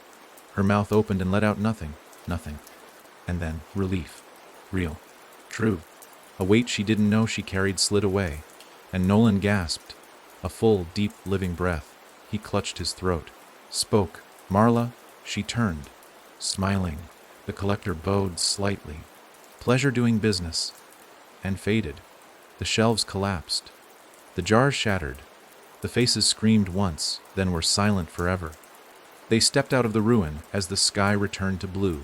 Nolan coughed once, then laughed. His laugh was hoarse, but and Marla, she didn't have her scream anymore. But she didn't need it. Not yet. They didn't speak for a long time after leaving the voice collector's ruin. Not because they feared being heard, but because the silence they carried between them was finally earned. Nolan's voice, though hoarse, felt solid again. Each word he spoke, after reclaiming it, landed like a stone in a still pond. Marla could hear herself breathe, truly breathe, and not feel like someone else might echo it. She'd lost something inside that tower of whispers, something she'd hidden long ago.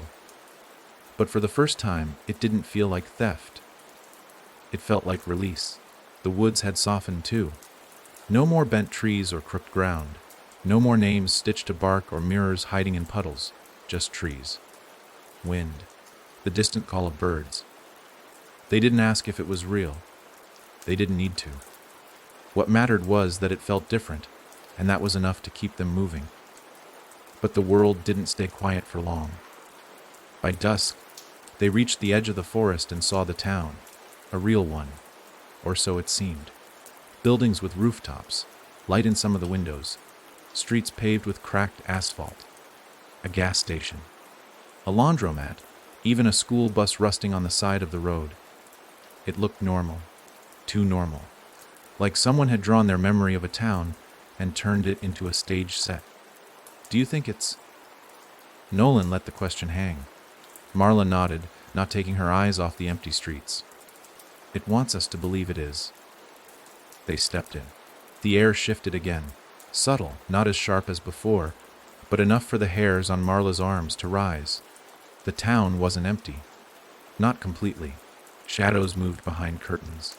TV static flickered in living rooms.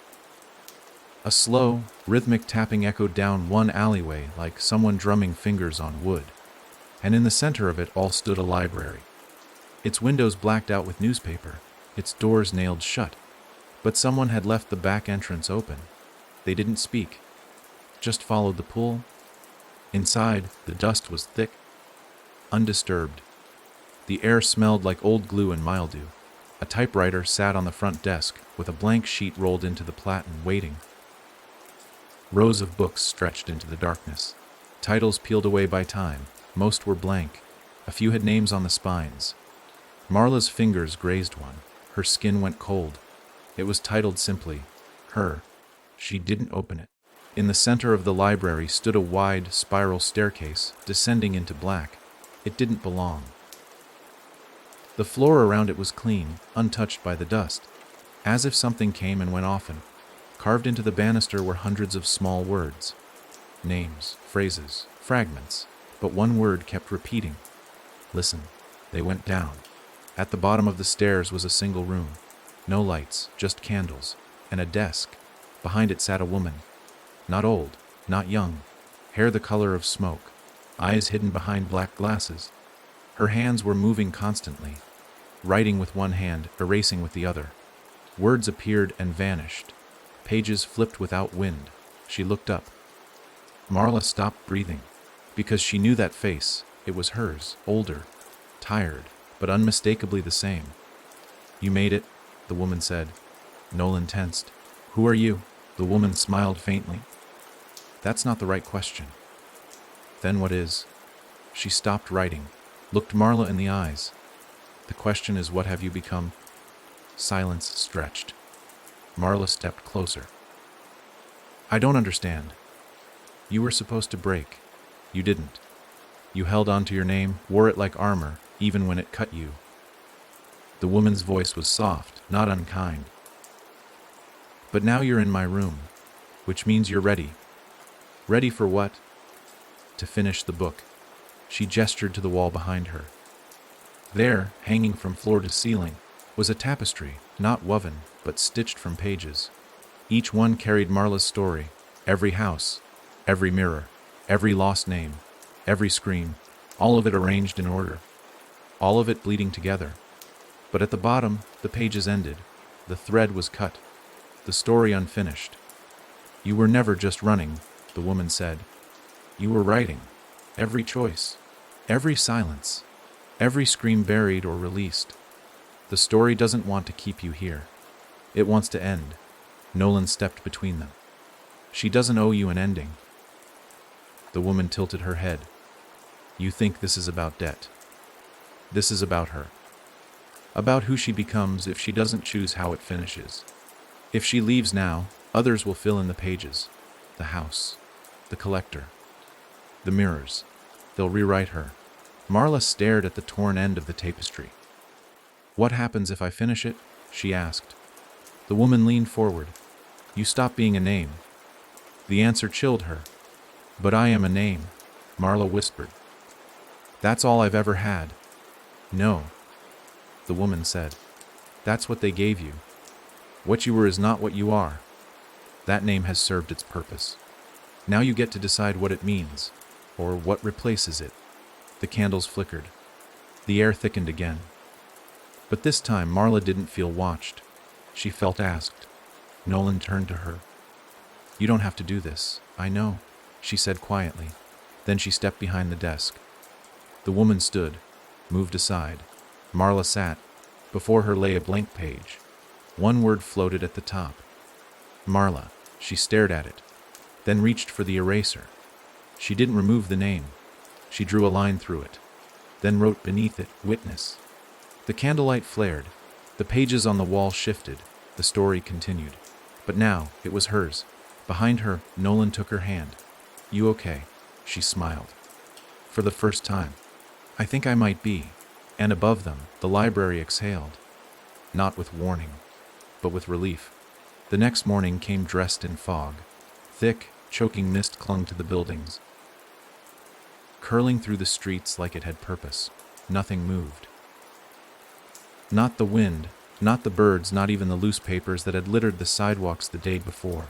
Marla and Nolan emerged from the library with quiet steps. The door behind them didn't close. It simply dissolved, pages peeling away and floating upward, vanishing into the gray. The town around them looked the same, but the feeling had changed. Not malicious, not safe, just empty. They headed south, following the curve of the road as it looped through hollow storefronts. A diner with a menu frozen mid-flip. A barbershop where the scissors still hung mid-air, inches above a chair. And at the edge of town, they saw it. A carnival, but not one built on trucks and trailers. This one had grown. Tents made of stretched skin and patchwork cloth sagged between poles made from bleached bone. The Ferris wheel groaned slowly, turning without sound or wind. its cages dangling like broken ornaments. Music played faintly, calliope notes drawn out and distorted like a music box left to rot in a basement. There were no signs, no ticket booths, just a torn banner above the gate, its letters faded into rust and mildew. Beaka. Marla hesitated. Have you ever seen this before? Nolan shook his head. Not here, but you've seen it. He nodded. They stepped through the gate. The instant they crossed the threshold, the world changed. Color bled back into things, but the wrong colors. Skies the shade of bruises. Grass that shimmered like oil. Lights that blinked in patterns too fast to follow. And everywhere, the sound of laughter. Distant, strained, wrong. It didn't echo. It looped. A laugh, a gasp, a cry, then silence. Again, again. They walked past a booth where jars lined the shelves. Each jar held a smile. Some still moved.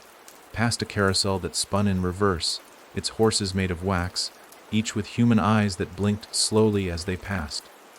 Past a popcorn machine that churned ash. And at the center of the grounds stood the main tent. Red and gold. Tall as a church steeple. Ropes stretched from its peak into the fog, disappearing upward like they were anchoring it to something above the clouds. At its entrance stood a figure, clown paint smeared over flesh, a grin carved too deep, and no eyes, just hollow sockets, dripping ink. It didn't speak. It stepped aside. Marla and Nolan entered. Inside, the tent was vast, bigger than it should have been. Stairs coiled up into darkness. Platforms jutted out at strange angles, and in the center, a ring of mirrors. Not for tricks, not for fun. Each one stood taller than a person, wide enough to step through, and in each mirror, a version of them waited. Marla saw herself as a child, as an old woman, as a body swinging from a tree, as a mother, smiling with eyes full of fear. Nolan saw himself blind, smiling, covered in blood, wearing a priest's collar. The reflections didn't mimic, they watched. Then the voice came, from above, from below, from within the mirrors. Pick one. The sound froze the air. Pick who you are. Marla stepped closer. The version of her that swung from the tree grinned. The child wept. The mother whispered, "Don't." She turned to Nolan. "What happens if we choose?" The voice answered, "You stay, forever, no more running, no more mirrors, no more story. And if we don't?" The mirrors pulsed. Then you walk the carnival again. From the start, until you forget you ever had a choice. Marla's hands curled into fists. "Who made this place?" The voice laughed. "You did." And then the tent trembled. From the top platform, something began to descend. A figure draped in velvet, its head a mass of wires and dials, faces spinning across its surface like film reels. Each face flickered for a second. People she knew, people she'd forgotten, people she'd dreamed about. It reached the center, raised a hand. "Time's up." Nolan grabbed Marla's arm. "Don't look at it." But it was too late. The thing wasn't meant to be seen. It was meant to pull you apart, piece by piece, until you believed it was you. Until you stepped through the mirror willingly.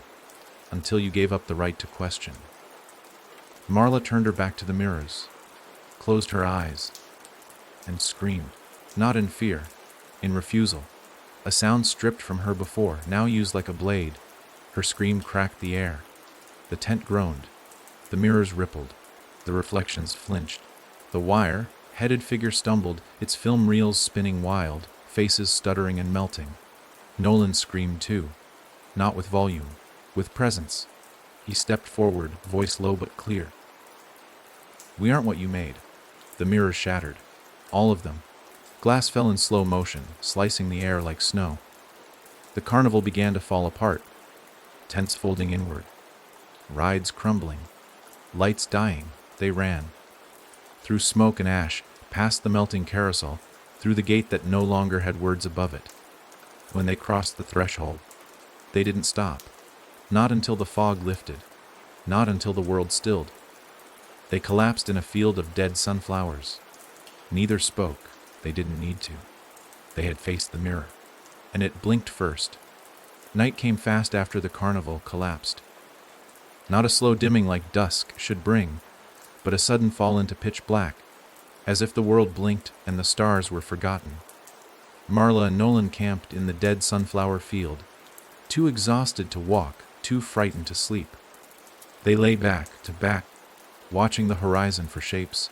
Nothing moved, yet it never felt still. By morning, they found the path again. It wasn't a road, not exactly. More like a scar in the grass, pressed flat in places where something heavy had passed through. Footsteps too far apart to be human. Drag marks between them. And always that coppery scent in the air. Not blood, not rot, something older, something remembered. They followed it into a clearing surrounded by stone pillars, half sunk into the ground like buried vertebrae. At the center stood a house, if you could call it that. It looked built to forget. Wood warped by time, roof half caved, paint stripped to bones. Every window was boarded except one. The front door hung off its hinges. The steps creaked under no weight. There was no wind, yet the curtains inside swayed. Marla froze halfway up the steps. "This place," she whispered. "I know this place." Nolan looked at her. "You've been here." "No," she said, shaking her head slowly. "But I saw it in one of the broken mirrors, when I was 10. It was the dream I had before the fire." Nolan's throat tightened. "Then we don't go in. We have to." She didn't say why. Didn't need to. The house had waited too long already. Inside, the air pressed against their skin like wet fabric. Cold. Heavy. The floorboards wheezed with each step. Every surface was covered in dust except for the hallway carpet, recently disturbed, dragged in lines, looping from wall to wall. Flies clustered on the ceiling, perfectly still. Marla led them to the basement. The stairs groaned like a throat clearing before a scream. The light bulb above didn't work, but something down there glowed, faint, yellow, pulsing like a heartbeat. At the bottom, the walls narrowed, not into a room, into a tunnel, too small for walking, barely large enough to crawl. A rusted lantern sat beside the opening, and on the wall above it, scratched deep into the brick, "Dio note fal uno hes legi hdr." Nolan looked at her. Marla nodded once. Then she crawled in. The tunnel stank of mildew and something else, like wet fabric forgotten in a well. The glow came from deeper inside. The walls were smeared with tiny handprints, too small to be hers, too deliberate to be random. After 10 minutes of crawling, the space widened into a tiny chamber, and in the far corner, curled up like a sleeping cat, was a boy. Maybe 8, pale, eyes open, mouth twisted in a grin so wide it stretched to his ears. Marla froze. The boy blinked, then laughed, short, sharp, high-pitched. But not his laugh, hers, from childhood, lifted directly from her lungs. "Why'd you leave me down here?" he asked. His voice sounded like it had been recorded through a broken cassette player. Marla didn't answer. He crawled toward her. His arms moved wrong, like joints didn't matter. "You promised we'd always stay together," he hissed, "and then you burned me." "I never." "You locked the crawl space. You turned on the gas. You lit the match. You forgot my name?" "No," she gasped. "That wasn't me." The boy stopped inches from her face. "I am you." And suddenly, the tunnel behind her closed. No more light. No way back. Only him. The walls of the chamber rippled, and voices poured out. Her brother's voice, her mother's, the man from the house between names, the collector, all layered into a droning hum that pulsed with her heartbeat. The boy opened his mouth and screamed, but not in anger, in need. The sound filled the space, shook the bricks, rattled her spine. It wasn't a child's scream. It was a memory's death cry, the sound of something trying to escape being forgotten. Marla pressed her hands to her ears. Didn't help. He climbed onto her, tiny hands on her chest, his grin stretching wider than skin should allow. "You're going to remember," he whispered. "You're going to feel it all." And then she did. The fire, the door she could have opened. The hand she didn't reach for. The mirror she turned away from. The boy in the crawl space. Real or not, who had knocked 3 times and been ignored, she screamed too. Not to stop him, but to match him. And for a moment, the sound became one. White light filled the chamber, not bright, not pure. Just final. The tunnel reopened. Nolan's hand reached in, pulled her free. She collapsed on the basement floor, gasping, ears bleeding. The house above them groaned, and then collapsed in on itself like it had been waiting for that scream to finish its shape. As the dust cleared, Nolan helped her to her feet. She didn't speak. He didn't ask. Because when she turned to him, her eyes were clear. Not healed, not whole, but no longer hiding. The boy in the crawlspace wasn't a ghost. He was a piece of silence. And she had given him a voice. They didn't talk about the house after it collapsed. Not when they watched the sunrise from the hollow lot it left behind. Not as they walked along the cracked road, where the trees leaned just a little too far over the edge. And not when the shadows began to stretch faster than the light. Marla kept her gaze fixed ahead, even when the wind whispered things she wasn't sure were real. Nolan walked beside her, lips pressed into a thin line, as if afraid that speaking would wake something up. By noon, the road ended. Not in a cul-de-sac, not in a trail, it simply stopped. Beyond it stretched a vast plain of water, black as oil, still as glass. Not a ripple moved. No birds flew overhead. There were no stars in the water's reflection. Just blankness. As if the world beyond it had been erased. A dock jutted out from the shore. Old, weather-worn, nails rusted to dust, and tied to its end, bobbing gently, was a small boat. No oars, no sail, just a lantern that burned without flame. A man stood in the boat, draped in a coat too heavy for the season, face hidden beneath a wide-brimmed hat. One hand held a book, thick and bound in skin the color of river stone. The other hand held out a single coin. Nolan stopped first. "That's him," he said, barely audible. "The ferryman." Marla asked. He nodded. "Do we pay him?" Nolan looked at her, hesitant. "We don't. We already paid. The question is whether he thinks it's enough." They stepped onto the dock. It didn't creak. Didn't shift. Felt less like wood and more like memory. Dense, unyielding. The man in the boat didn't move. But the book in his hand opened itself. Pages flipped, faster than fingers could turn, and then stopped. He looked up. No eyes. Just hollow sockets filled with ink that dripped down his cheeks. He didn't speak. He turned the book toward them. 1 page. 2 names. Marla in transit. Nolan overdue. Marla's breath caught. Nolan paled. "What does that mean?" she asked. The ferryman didn't answer. He pointed to the boat, then to the water, then to Nolan, and opened his mouth. A voice that was many voices spoke. Nolan was meant to stay behind. Marla stepped in front of him. No. He came this far. He walked the carnival. He broke the mirrors. He left his body behind. That debt was never cleared. "I don't care," she said. "He's not going back."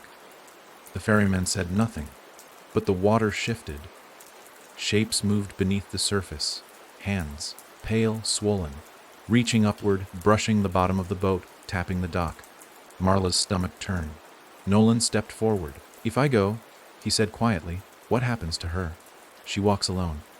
And if I stay?" The ferryman turned a page, showed a sketch.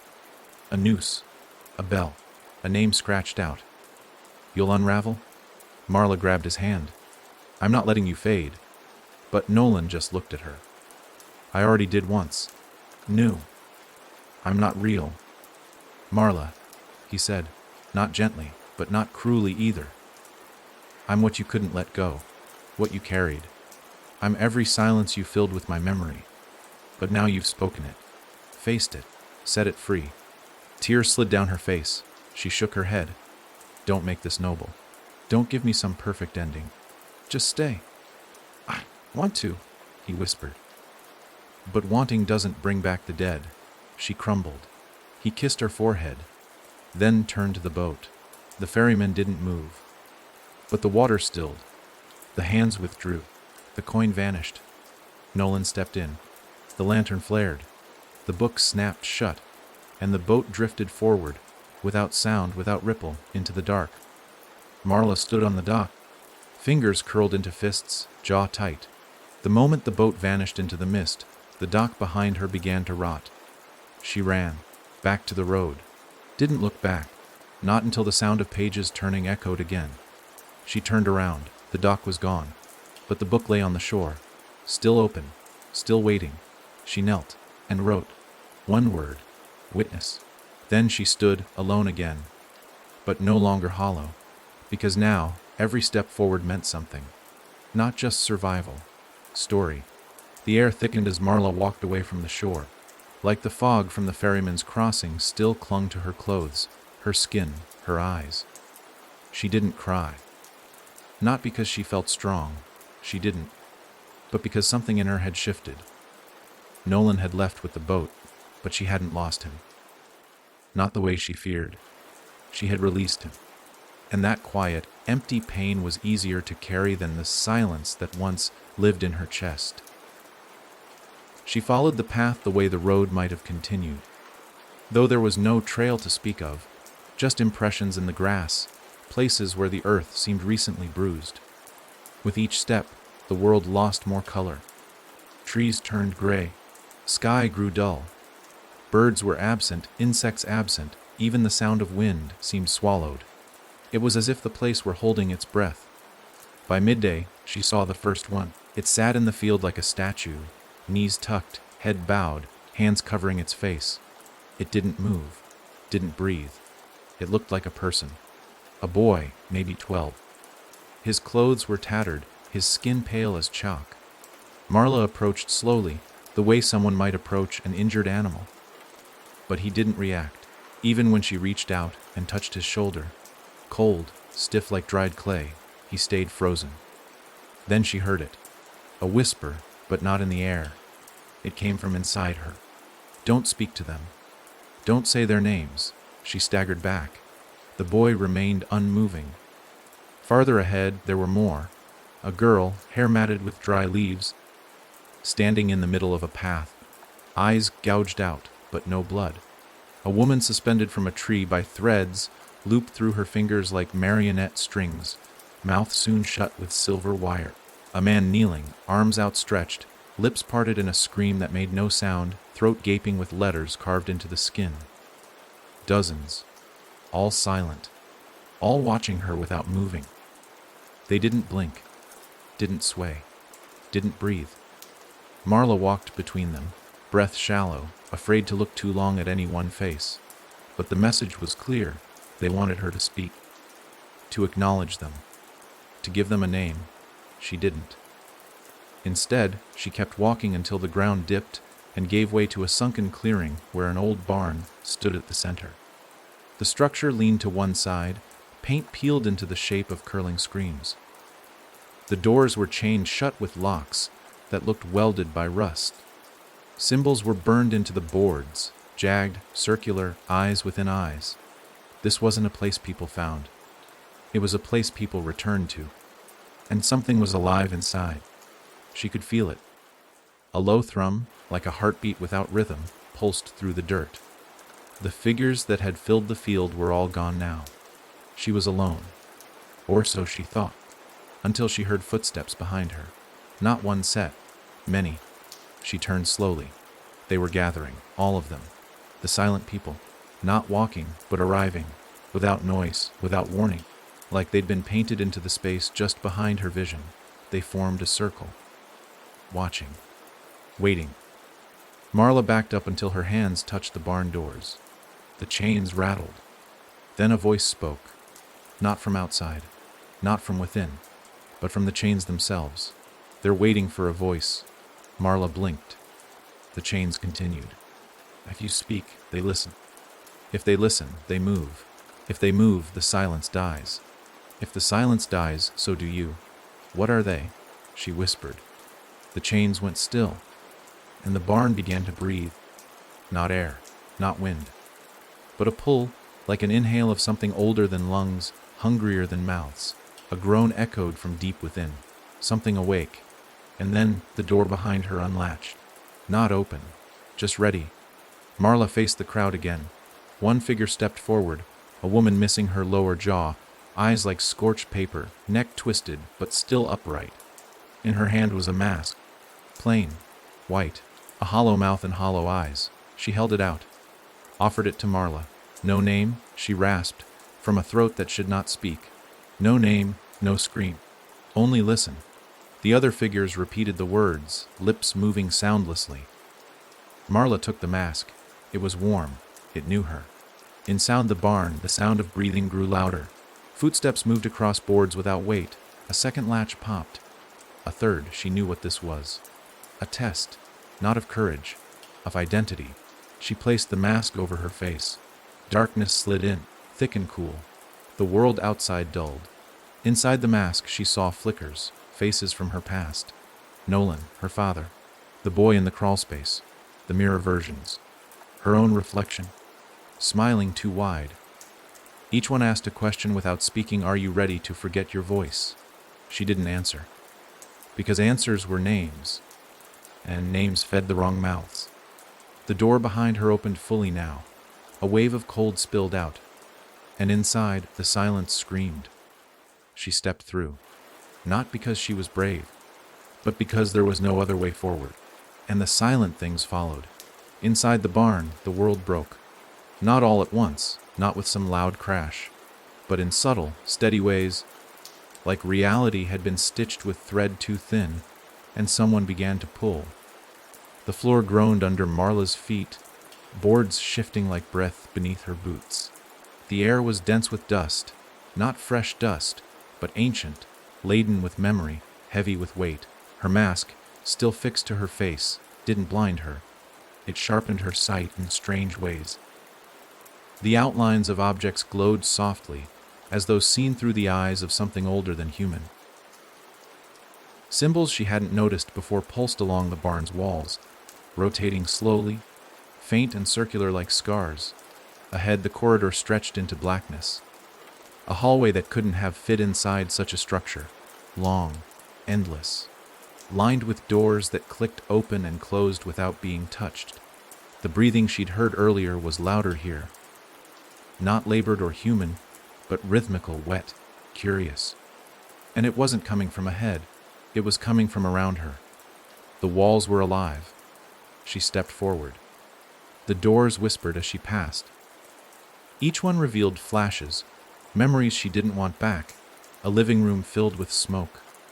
A child's drawing on fire. Hands pressed against glass as flames bloomed behind them. A man's face, pale and gray, mouth wide in shock. Her mother, seated in silence, fingernails torn off, mouthing her name over and over. Marla didn't stop. The silent ones followed her, padding across the warped boards without sound, always a few paces behind, never quite touching. Some had taken seats along the corridor, mimicking families around dinner tables. Teachers at desks, lovers on porches. All of them were still. All of them watched. Then came the main chamber, a circle of light above. Just one. A spotlight carved from nothing, casting a column down into the dark like a trap set for moths, and in that light sat the name Eater. It was not a creature in the ordinary sense. It had no legs, no face, no voice. It was a heap of mouths, dozens, stacked and tangled, each with lips that didn't match. Some stitched closed, some opened too wide. Teeth that had chewed names into dust. Tongues that writhed like worms searching for sound. It faced her with no eyes. But it saw her. It twitched when she stepped into the light. And then it spoke, not from a mouth, but from all of them. You still carry names, it hissed. Do you know what that costs? Marla said nothing. You whisper them in dreams, bury them in bones. You hold them when you should let go. Still she stayed silent. It wreathed closer, dragging itself by its own drooling lips. Let us eat them. Feed us, and you can leave. No more memory. No more ache. Just blank. Clean. Quiet. She remembered Nolan's voice in the distance, remembered his laugh, his last words before the boat disappeared. She also remembered her brother, What little remained of his face, what the crawl space had shown her, what she now accepted, and the names she held for them both. No, she whispered. The creatures' mouths hissed in chorus. Then we will take. The floor beneath her pulsed. Hands began to rise from the boards. Not clawed or bloody, familiar. Each held a name, etched into their palms. One said, Nolan. One said, Daniel. One said, Marla.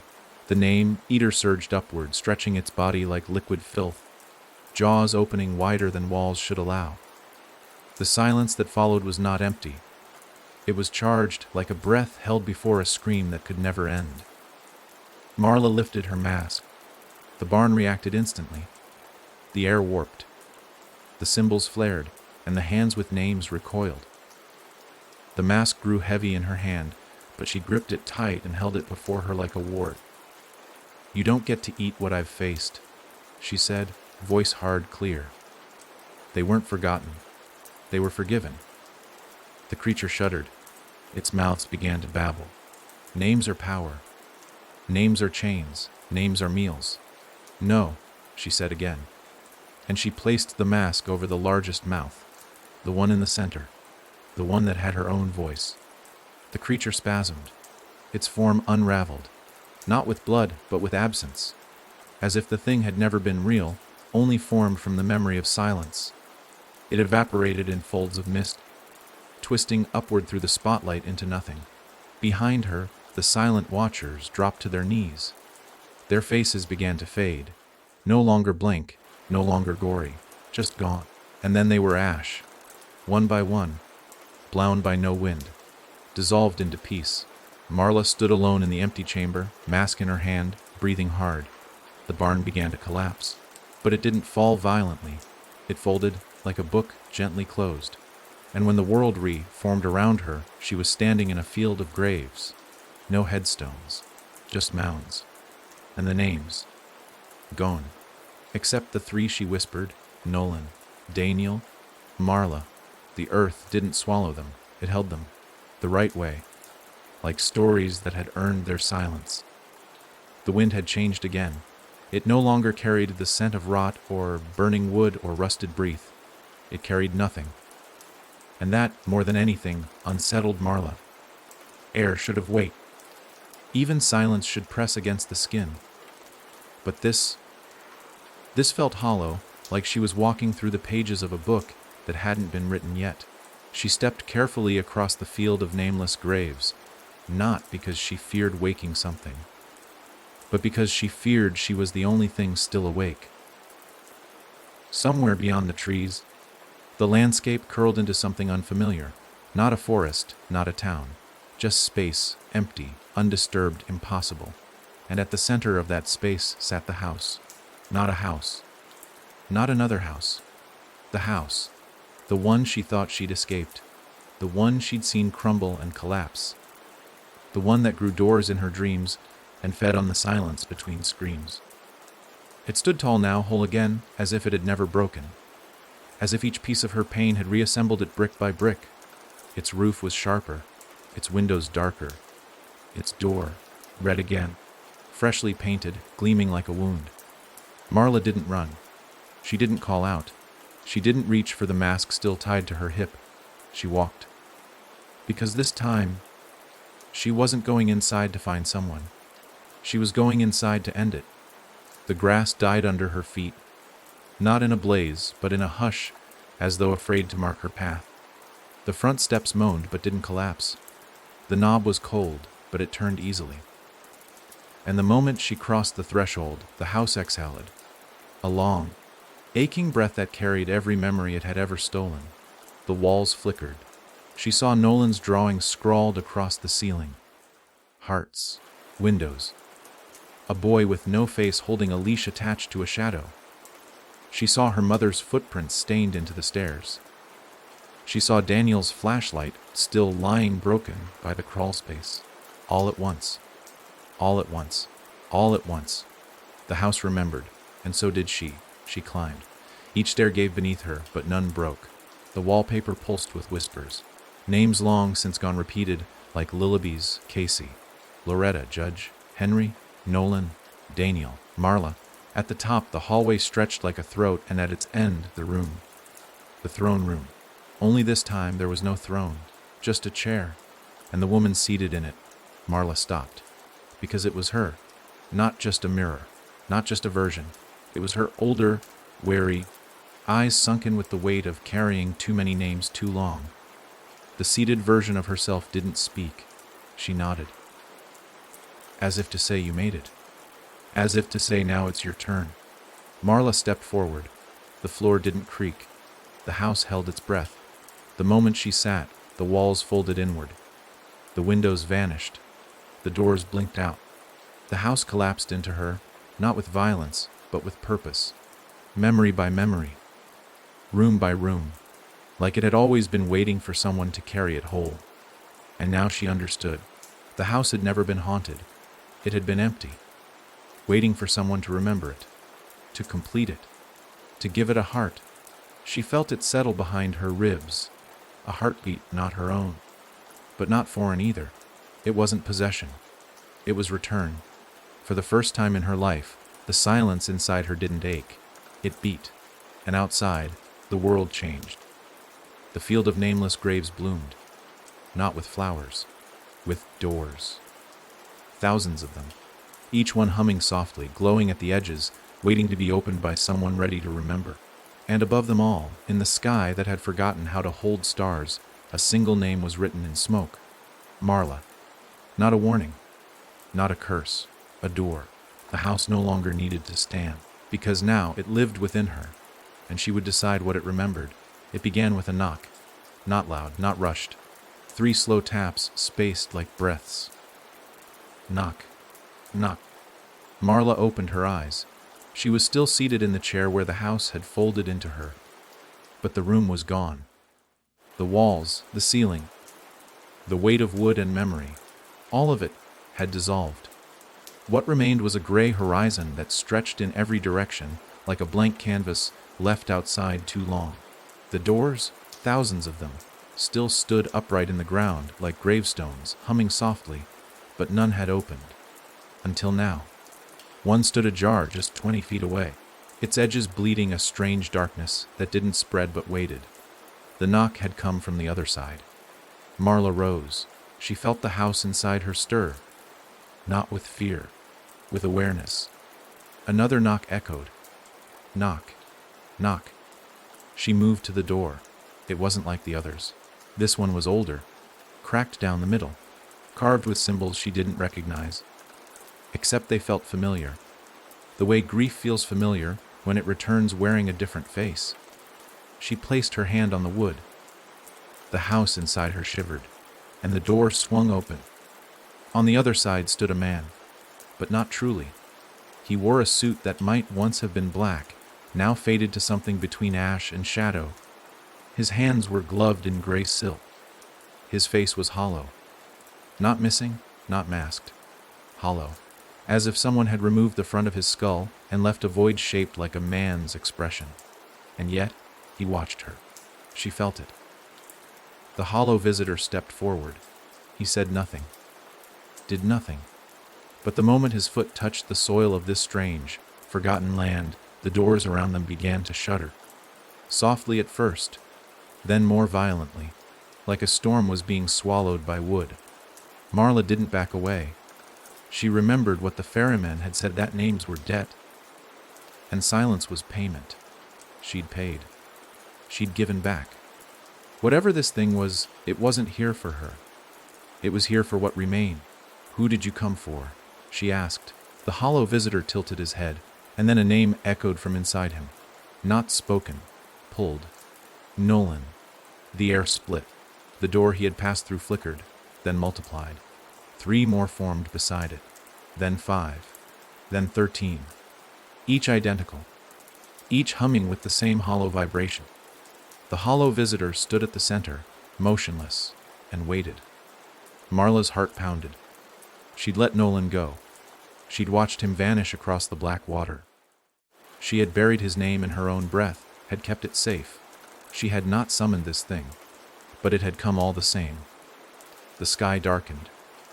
From the horizon, the silent ones returned, But they were changed now, no longer blank. They bore features, memories, pieces of what they once were. Eyes full of stories they couldn't say. They didn't approach. They watched. Marla looked at the hollow visitor. "You're not taking him," she said. Still, it didn't move. But its shadow stretched across the soil, reaching for the doors. And behind those doors, something knocked back. She turned. The door nearest her trembled, then opened just an inch. Behind it stood Nolan. But not him. A reflection of him. Soft-eyed, pale, tired. "Marla," he whispered. "Is that really you?" He nodded once. "I'm stuck? I freed you? You freed what I was, not what I became?" "After the boat, after the river." Tears filled her eyes. "What's behind you?" He didn't answer. Instead, he stepped aside, and Marla saw it. A wall of mirrors, endless, stacked atop one another, all showing a version of Nolan. Dying, forgetting, floating, unraveling. Some showed him smiling. Others showed him screaming. One showed him as the hollow visitor. She stepped back. "No." The reflection closed the door. Behind her, the hollow visitor lifted its hand, and the sky cracked. One by one, the doors exploded outward, flinging open like jaws. Voices poured out, screams, laughter, pleas, echoes of everyone who had walked these paths and left pieces behind. The land beneath Marla's feet trembled, pulsing like a dying heart. She ran, not away, toward the center, toward the door with her name. She flung it open. Inside was not a room, it was a memory. The fire, the night her family broke, the silence that followed. But in the center of it, on the floor, was a child, her, small, curled, crying. She stepped inside, held herself, and whispered one word. "Enough." The hollow visitor appeared at the threshold. Its hands reached forward. But the door slammed shut. A gust of wind followed, and when she turned, the sky had returned to stillness. The hollow visitor was gone, and all the doors that had opened were closed again. Only hers remained open. Inside, her younger self smiled and vanished. Marla stepped out. She looked at her hands. They were no longer trembling. The house inside her had stopped beating like a storm. Now, it pulsed with something new, not silence, not pain, memory. And the hollow visitor, it would come again. But next time, it would knock on a door with no handle. Because Marla now owned her story, and she was no longer afraid to remember. The air had weighed again. Not just temperature or pressure, but presence, like a hand resting on her shoulder. Marla walked with slow steps, the doors behind her fading back into the soil one by one, like they'd never existed outside her memory. The last one to vanish bore her name. When it sank, it left behind no mark, no shadow, only a strange silence she'd grown used to not trusting. Somewhere ahead, something was ringing. Not loud, not shrill, just enough to tickle the edge of hearing, like wind chimes made of bones swaying without breeze. Each step she took made the sound clearer. Not closer, clearer, as if her movement tuned her ears to it instead of closing the distance. Then the trees returned, black bark, ashen leaves, branches that curved downward like reaching fingers, and from them the bells. Dozens of them, hung from sinew and wire. None moved, but all rang, softly, constantly, like lullabies sung by the dead. Marla reached out to touch one. The moment her fingers brushed the metal, it screamed. Not the bell, her own blood. The veins along her arm flared with heat, then cold, then vibration. Like something beneath the skin had been waiting for that sound. Her knees buckled. She staggered back. And the bells stopped, every single one. Silence didn't fall. It snapped. And the trees opened. Not parted, not physically, but mentally. Like her mind was being pushed into understanding something it hadn't been designed to hold. And standing there, beneath the dripping canopy, was a girl. 13, maybe 14. Thin. Pale. Eyes missing, but not empty, just closed. Sewn shut with thread that glistened like wet spider silk. She wore a dress stitched from pages, scraps of journals, diary entries, hospital forms, all faded, all redacted. And across her chest, scarred deep into her skin, was a word, SPK. Marla tried. Nothing came out. Her throat felt soon shut too. The girl stepped closer, and with each step the bells trembled, as if the ground feared her voice might return. Then the girl reached into her pocket and held out a bell. Small, tarnished, unlike the others. This one had her own name engraved in the side, not scratched, pressed. "Take it," the girl said, voice like dust in a storm. Marla did. The bell burned her palm, and in that pain she saw everything. The house, the fire, her brother's screams, the ferryman's boat, Nolan fading, the hollow visitor standing in her mother's kitchen, reaching across years with hands that had never touched time. This place, this forest of bells, was memory incarnate, a landscape shaped by everything that had been buried and not spoken. These bells were the cost of silence. Every person who'd swallowed a scream, who'd buried their grief, who'd worn their trauma like it wasn't theirs. Their bells rang forever, unless they were named, unless they were carried. "Why me?" Marla whispered. The girl smiled. Not kind, not cruel, knowing. "Because you were never supposed to survive." The words hit harder than any wound. Because they were true. The fire should have taken her. The silence should have drowned her. The house should have broken her. But she lived. And now she carried more than herself. She looked at the bell in her hand. It had stopped burning, but it still waited. "What do I do with it?" The girl tilted her head, and all the bells chimed at once. The forest shook, and Marla understood, not with words, not with visions, but with feeling. These weren't bells. They were locks, each one holding a truth too heavy to bear, a story too painful to say aloud, a name no one remembered. And the only way to open them was to wear them, to carry them into the world, and ring them. So she tied the bell to a cord, wore it around her neck. The girl with the stitched eyes placed her hand over Marla's chest and whispered, "Now they'll come for you." Marla didn't ask who. She already knew.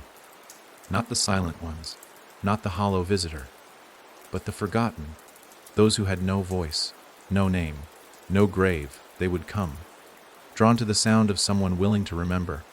The bells began to ring again. But this time, not from the trees, from her, and somewhere in the dark, doors began to creak open again. Not the kind you walk through, the kind that open inside people, because the dead had stories, and Marla had become the one who listened. Whether she wanted to or not, the sound followed her long after the forest fell behind. Not just in the air, but in her bones. A constant chiming like wind slipping through broken teeth. Marla kept walking. She didn't know where the path led, or if there even was a path anymore. But her feet found their way forward, drawn not by reason or purpose, but by something simpler need. A need to finish what had begun, before the story wore her skin too thin to hold it. Ahead, the sky cracked open, not with thunder, with laughter, children's laughter, not bright, not sweet, laughter like chalk scraping pavement, echoes bouncing from corners that didn't exist until you looked for them. She stopped. The ground was no longer dirt. It was tile, white, sterile, grouted with lines that moved when she blinked. And the walls, suddenly there now, rose around her like hospital corridors that had been abandoned before the patients ever arrived. The air smelled of antiseptic and sour milk. The lights flickered in a rhythm that didn't match any known voltage, like the building itself had learned to breathe through failure. Then she saw them, the children, dozens, all seated in perfect rows along the hallway. Not chained, not bound, just still.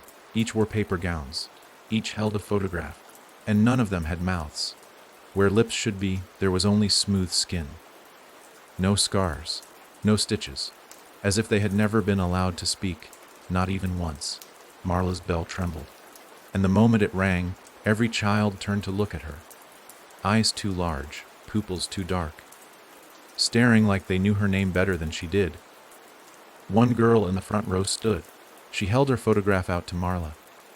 It was blank, just gray, until Marla touched it, and then it filled, not with a picture, but with sound. A scream so sharp it nearly knocked her to her knees. The girl didn't move, didn't flinch. The others followed. Photographs held out like offerings, one by one. And each time Marla touched one, another sound poured out. A baby crying behind a wall. A boy laughing while dragging a knife across a school desk. A whisper in an empty stairwell. Don't tell them what you saw. She took them all. She couldn't stop. Each sound pulled something out of her.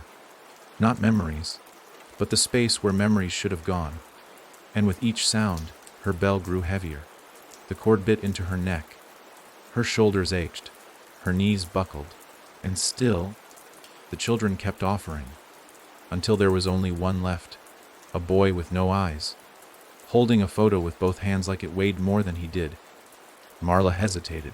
He stepped closer, held it higher. It vibrated in his hands like a ticking clock. She touched it. The sound that came wasn't loud. It was hers, a whisper from the crawl space, from the night the fire began. It's okay, Marla. I'm not scared if you're here. Daniel's voice. A moment she'd buried too deep to ever recall on her own. Tears filled her eyes. The boy pressed the photo into her chest and stepped back, and then every child began to hum.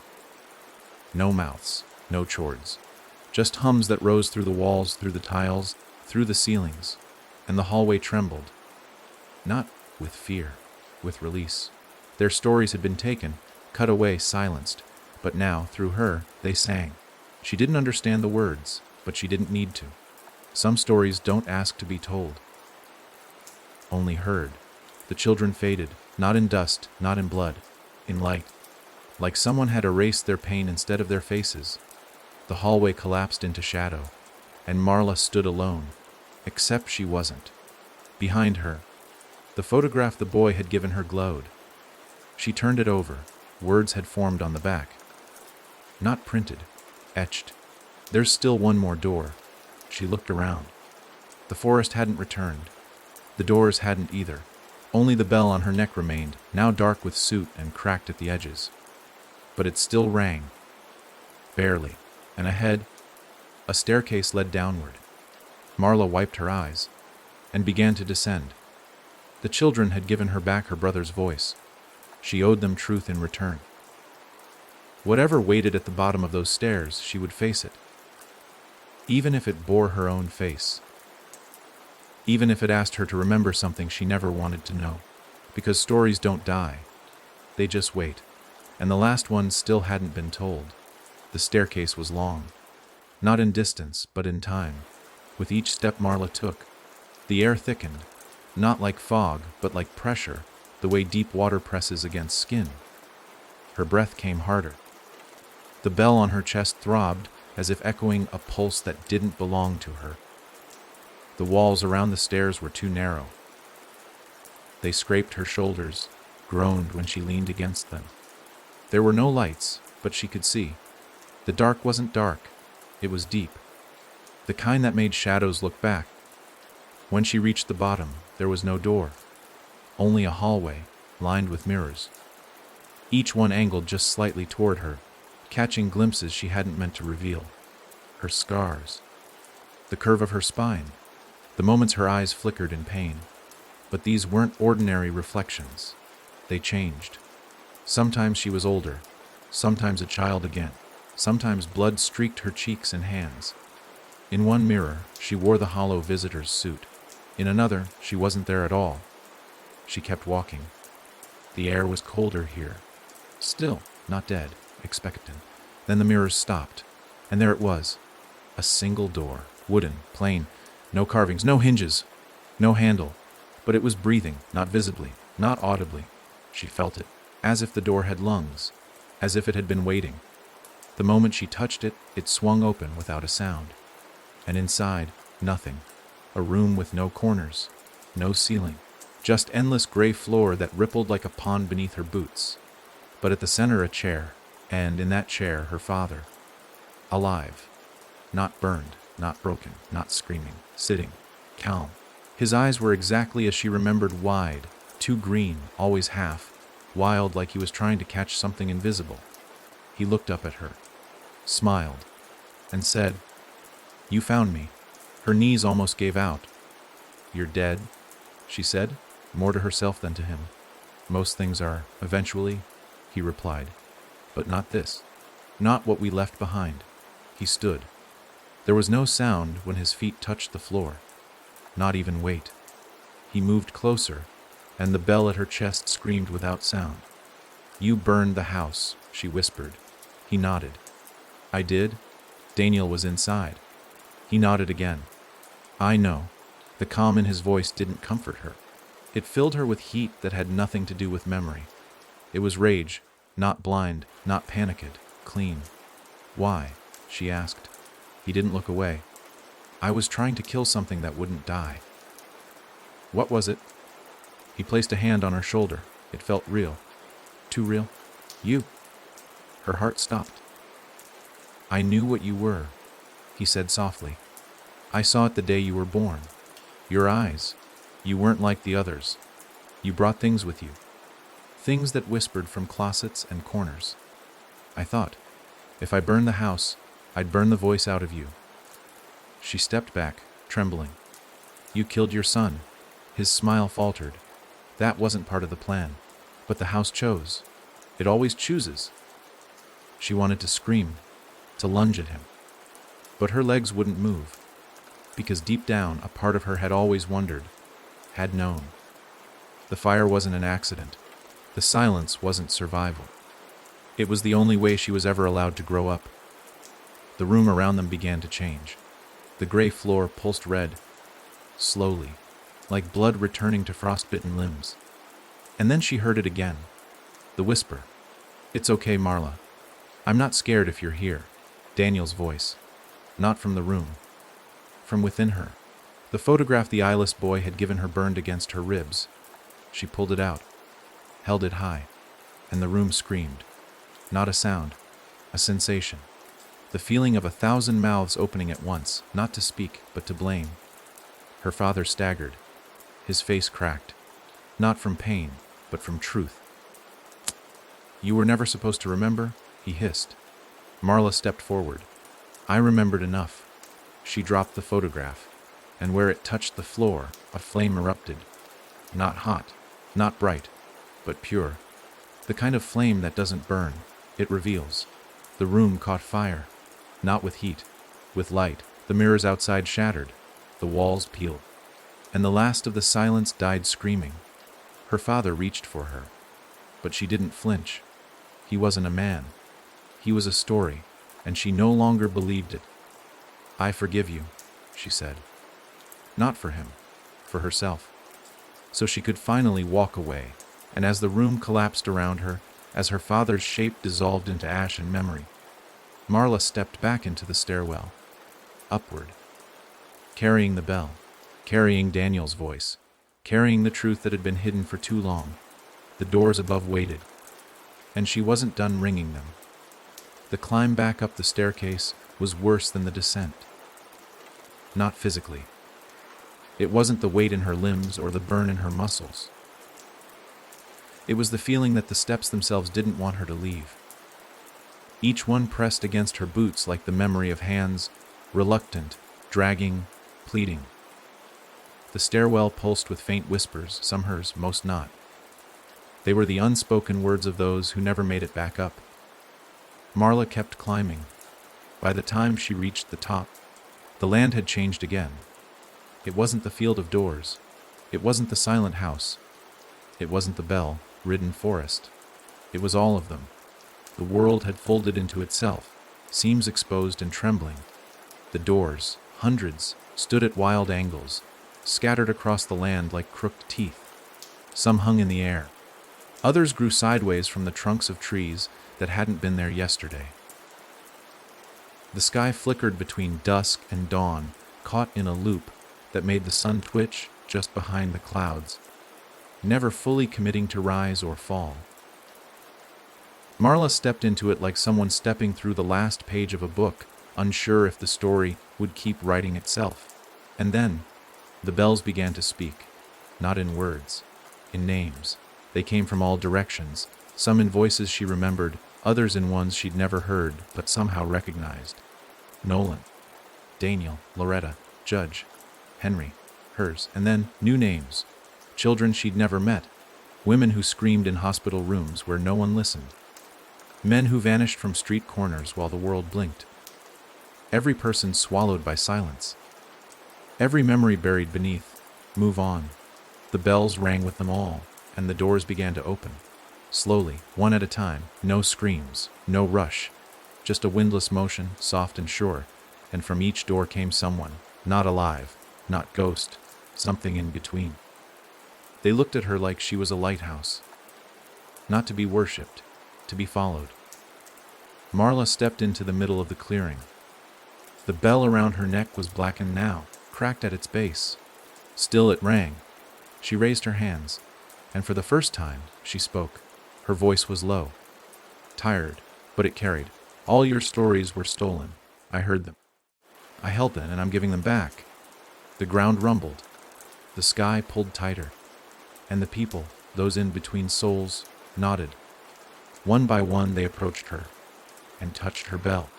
Each time a spark, a flicker, and then they vanished. Not disappeared, not erased, freed. She didn't know where they went, only that they no longer needed to wait. One by one, name by name, story by story, until only one door remained unopened. It stood taller than the rest. Older, it pulsed with red light deep behind the cracks. And carved into it was the name she hadn't heard spoken since the day she buried it. Marla. Not a name now, a command. This wasn't a door waiting to be passed through. It was a door waiting to swallow. The wind died. The bells fell silent, and the door creaked open. Inside was no room, no landscape, just her. Another her, burned, bleeding, screaming with no sound. Marla stepped forward. The younger version didn't look up. She simply whispered over and over, "It wasn't my fault. It wasn't my fault. It wasn't my fault." Marla knelt, took her hand. "I know." The burning child faded, and the inside of the door shifted, refilled.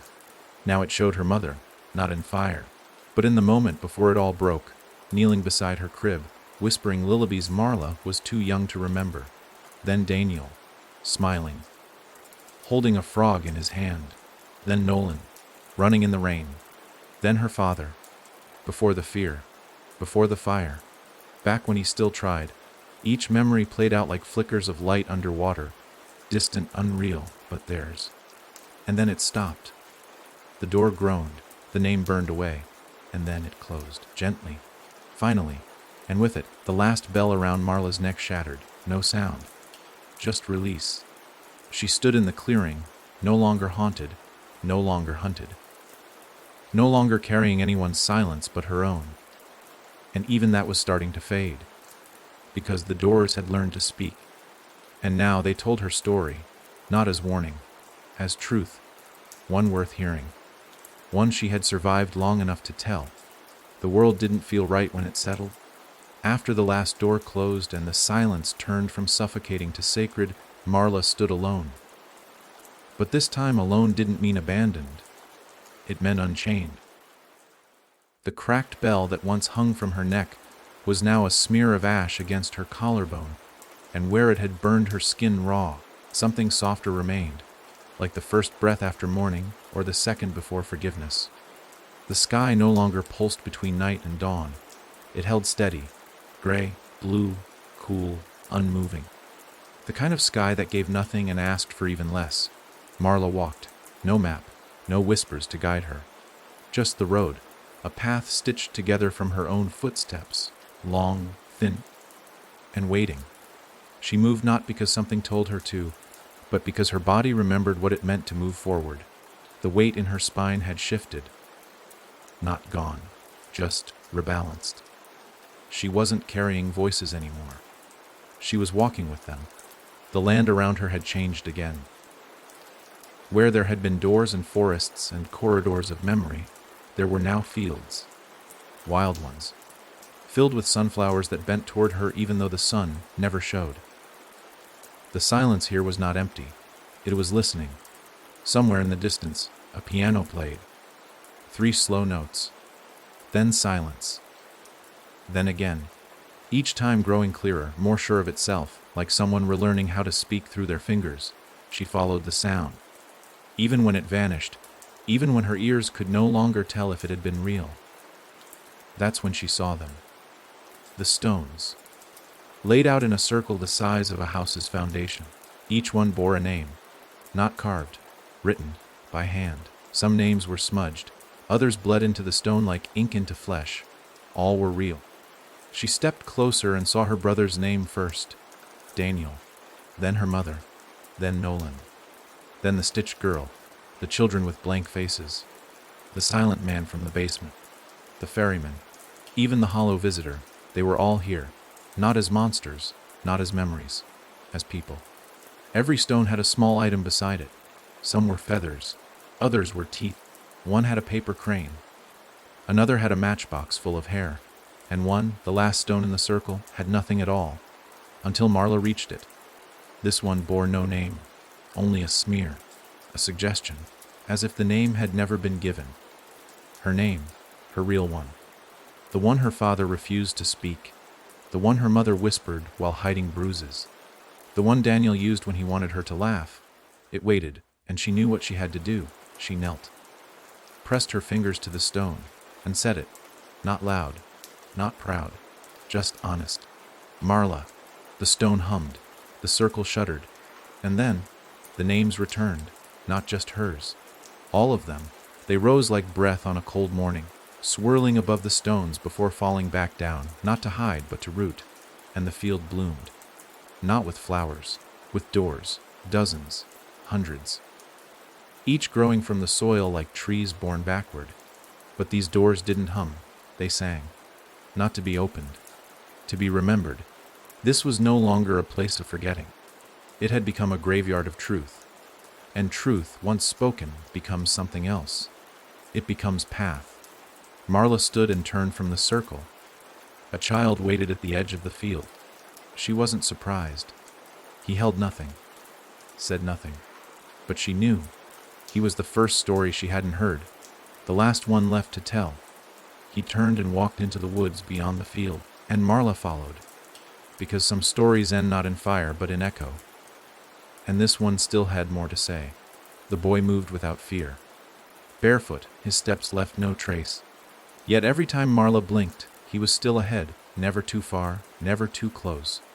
He never looked back, never spoke. But she followed, because something in her bones said you've heard him before. Not in voice, but in feeling. That same weight in the chest, before you open a letter you've been avoiding. That tightness behind the eyes before tears come, long after the moment's passed. He wasn't leading her to safety. He was guiding her to something older. Something final. The woods thickened, not with trees, but with time. The bark was darker than night. The leaves above barely rustled, yet the wind circled in slow spirals near her ankles. Like the ground exhaled with every step. Insects didn't chirp. Birds didn't sing. There were no animals. Only breathing wood and the soft, steady beat of a heart not her own. Then she saw it. At the center of the forest, where the trees bent back like supplicants around a throne, stood the whispering tree. It wasn't tall. It wasn't grand. But it watched. Its trunk was smooth, impossibly smooth, like flesh stretched tight. Its roots pulsed under the earth, glowing faintly like veins. And hanging from every branch, every limb, were mouths, hundreds of them. Wide, silent, open. Some lips were dry, some moist, some chapped and bleeding. Others curled in frozen smiles. Each one belonged to someone who had spoken too late. Marla stepped closer. The air vibrated. Not like wind, like warning. The boy stopped at the edge of the clearing. He didn't enter. Didn't blink. He was there to bring her here. His job was done. She turned back to the tree. The mouths were moving now. Slowly, barely. Some whispering. Some chanting. One or two gasping for a breath that never came. As she neared the trunk, she saw something carved into its surface. Not words. Not names. Faces. The ferryman. The stitched girl. The hollow visitor. Loretta. Her father. even herself, eyes shut, mouth open. Frozen in the act of trying to speak, she reached out. The tree pulsed under her palm, and the clearing vanished. Now she stood in a room not unlike her childhood bedroom, but everything was wrong. The walls blood ink.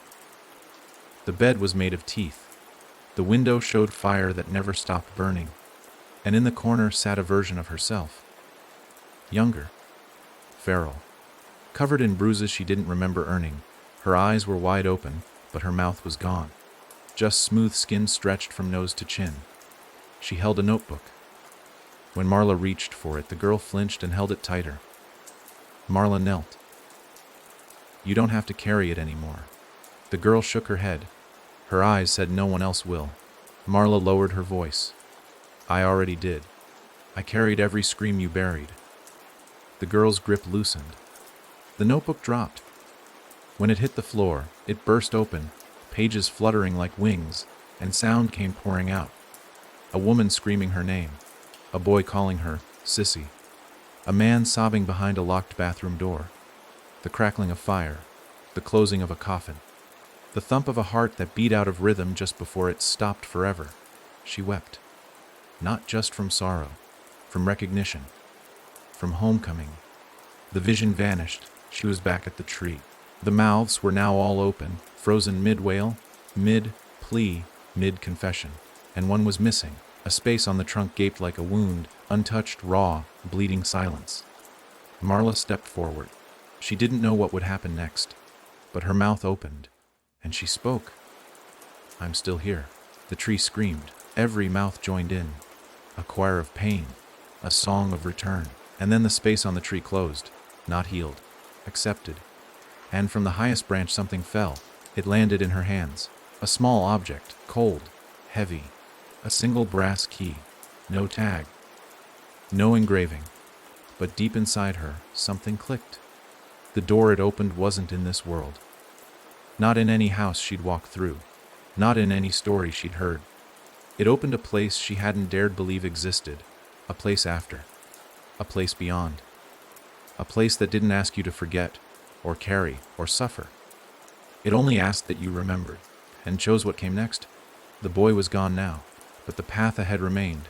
One last turn, one final lock, and now she had the key. Marla left the whispering tree with the key clutched tight in her hand. It had no sharp edges, no teeth, no sign it ever belonged to any lock. It looked more like a charm than a tool. Tarnished brass, cool to the touch, with a bend in the middle like it had once been stepped on or struck. But it pulsed with weight. Not heaviness, but importance. Something about it felt final. Not in a sense of closure, but like the breath you take before the last page of a long, brutal story. She didn't know where to go, but her feet moved anyway. The forest opened behind her. Not like it retreated, more like it allowed. She passed through silence, through wind that shifted with her pace, until the trees gave way to a clearing she'd never seen before. At the center stood a house, not the one that burned, not the ones that whispered. This one was new. Fresh paint, pale yellow. Curtains in the windows. Smoke from the chimney. But it was wrong. It was too quiet. No birds. No creaking wood. No distant hum of the world moving around it. The air felt flattened, like sound itself had been buried beneath the floorboards. She approached the porch slowly. Every step made her skin tighten. This house didn't want her, but it needed her. The front door stood ajar, not by wind or force, but an invitation. She stepped inside, and for the first time since the fire, she felt cold in a way she couldn't explain. Not skin cold, soul cold. The hallway stretched longer than it should have. Family photos lined the walls, but they were all wrong. They showed her life, yes, but changed.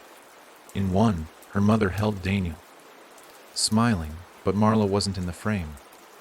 In another, her father stood with his arm around a little girl with hair like hers, but the girl's face was smudged out. In the next, Marla herself smiled in a wedding gown she never wore, next to a man she'd never met. The photos didn't lie. They replaced. This house was built on the version of her that could have been. If everything hadn't gone so horribly wrong. She moved deeper. Each step was heavier than the last. The key burned in her hand. Rooms branched off left and right. Kitchen, living room, nursery, each one filled with warmth that didn't touch her. She passed them all, until she reached the basement door. It was sealed, iron bolts. No handle, just a single keyhole. She held up the key. Her heart thumped, and when she slid it in, it didn't fit. She tried again. Nothing. The key refused the lock like a mouth refusing food it had once choked on. She sank to the floor. For the first time, doubt slipped in. Had she misunderstood? Was this not the end? Was she never meant to open anything? Then the door spoke. Not aloud. In her own voice. Whispered from the keyhole itself. This lock was made for who you were. Not who you've become. And she understood. The key was hers. But not for this door. Because she was no longer a girl trapped in basements. No longer a child burned by truths others buried. She was the bell ringer, the story keeper, the one who remembered when no one else dared. She stood, turned from the door, and the hallway collapsed behind her. Not violently, just stopped existing. The house folded inward. Marla found herself outside again. Only now the world waited. The ground held a path of stone, winding like a question.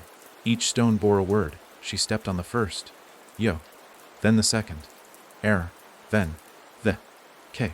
With each step, her body grew lighter. Not in weight. In burden.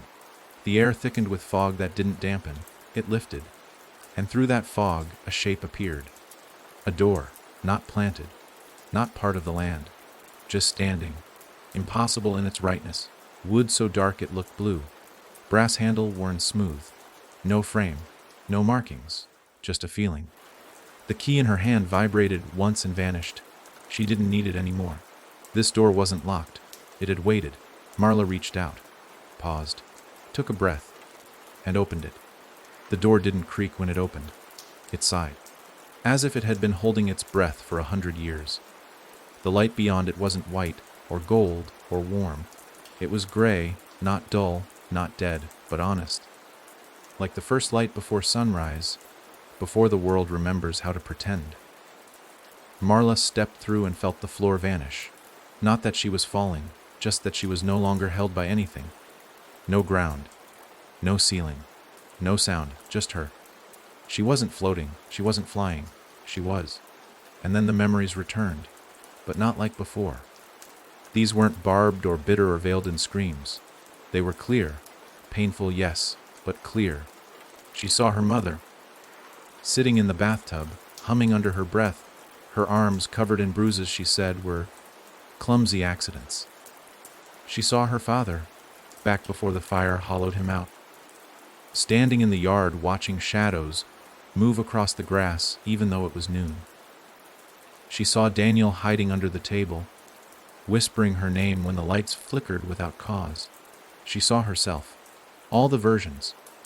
The girl with singed hair and ash under her nails. The teenager who never spoke unless it was to apologize. The woman who stared too long at mirrors waiting for them to blink first.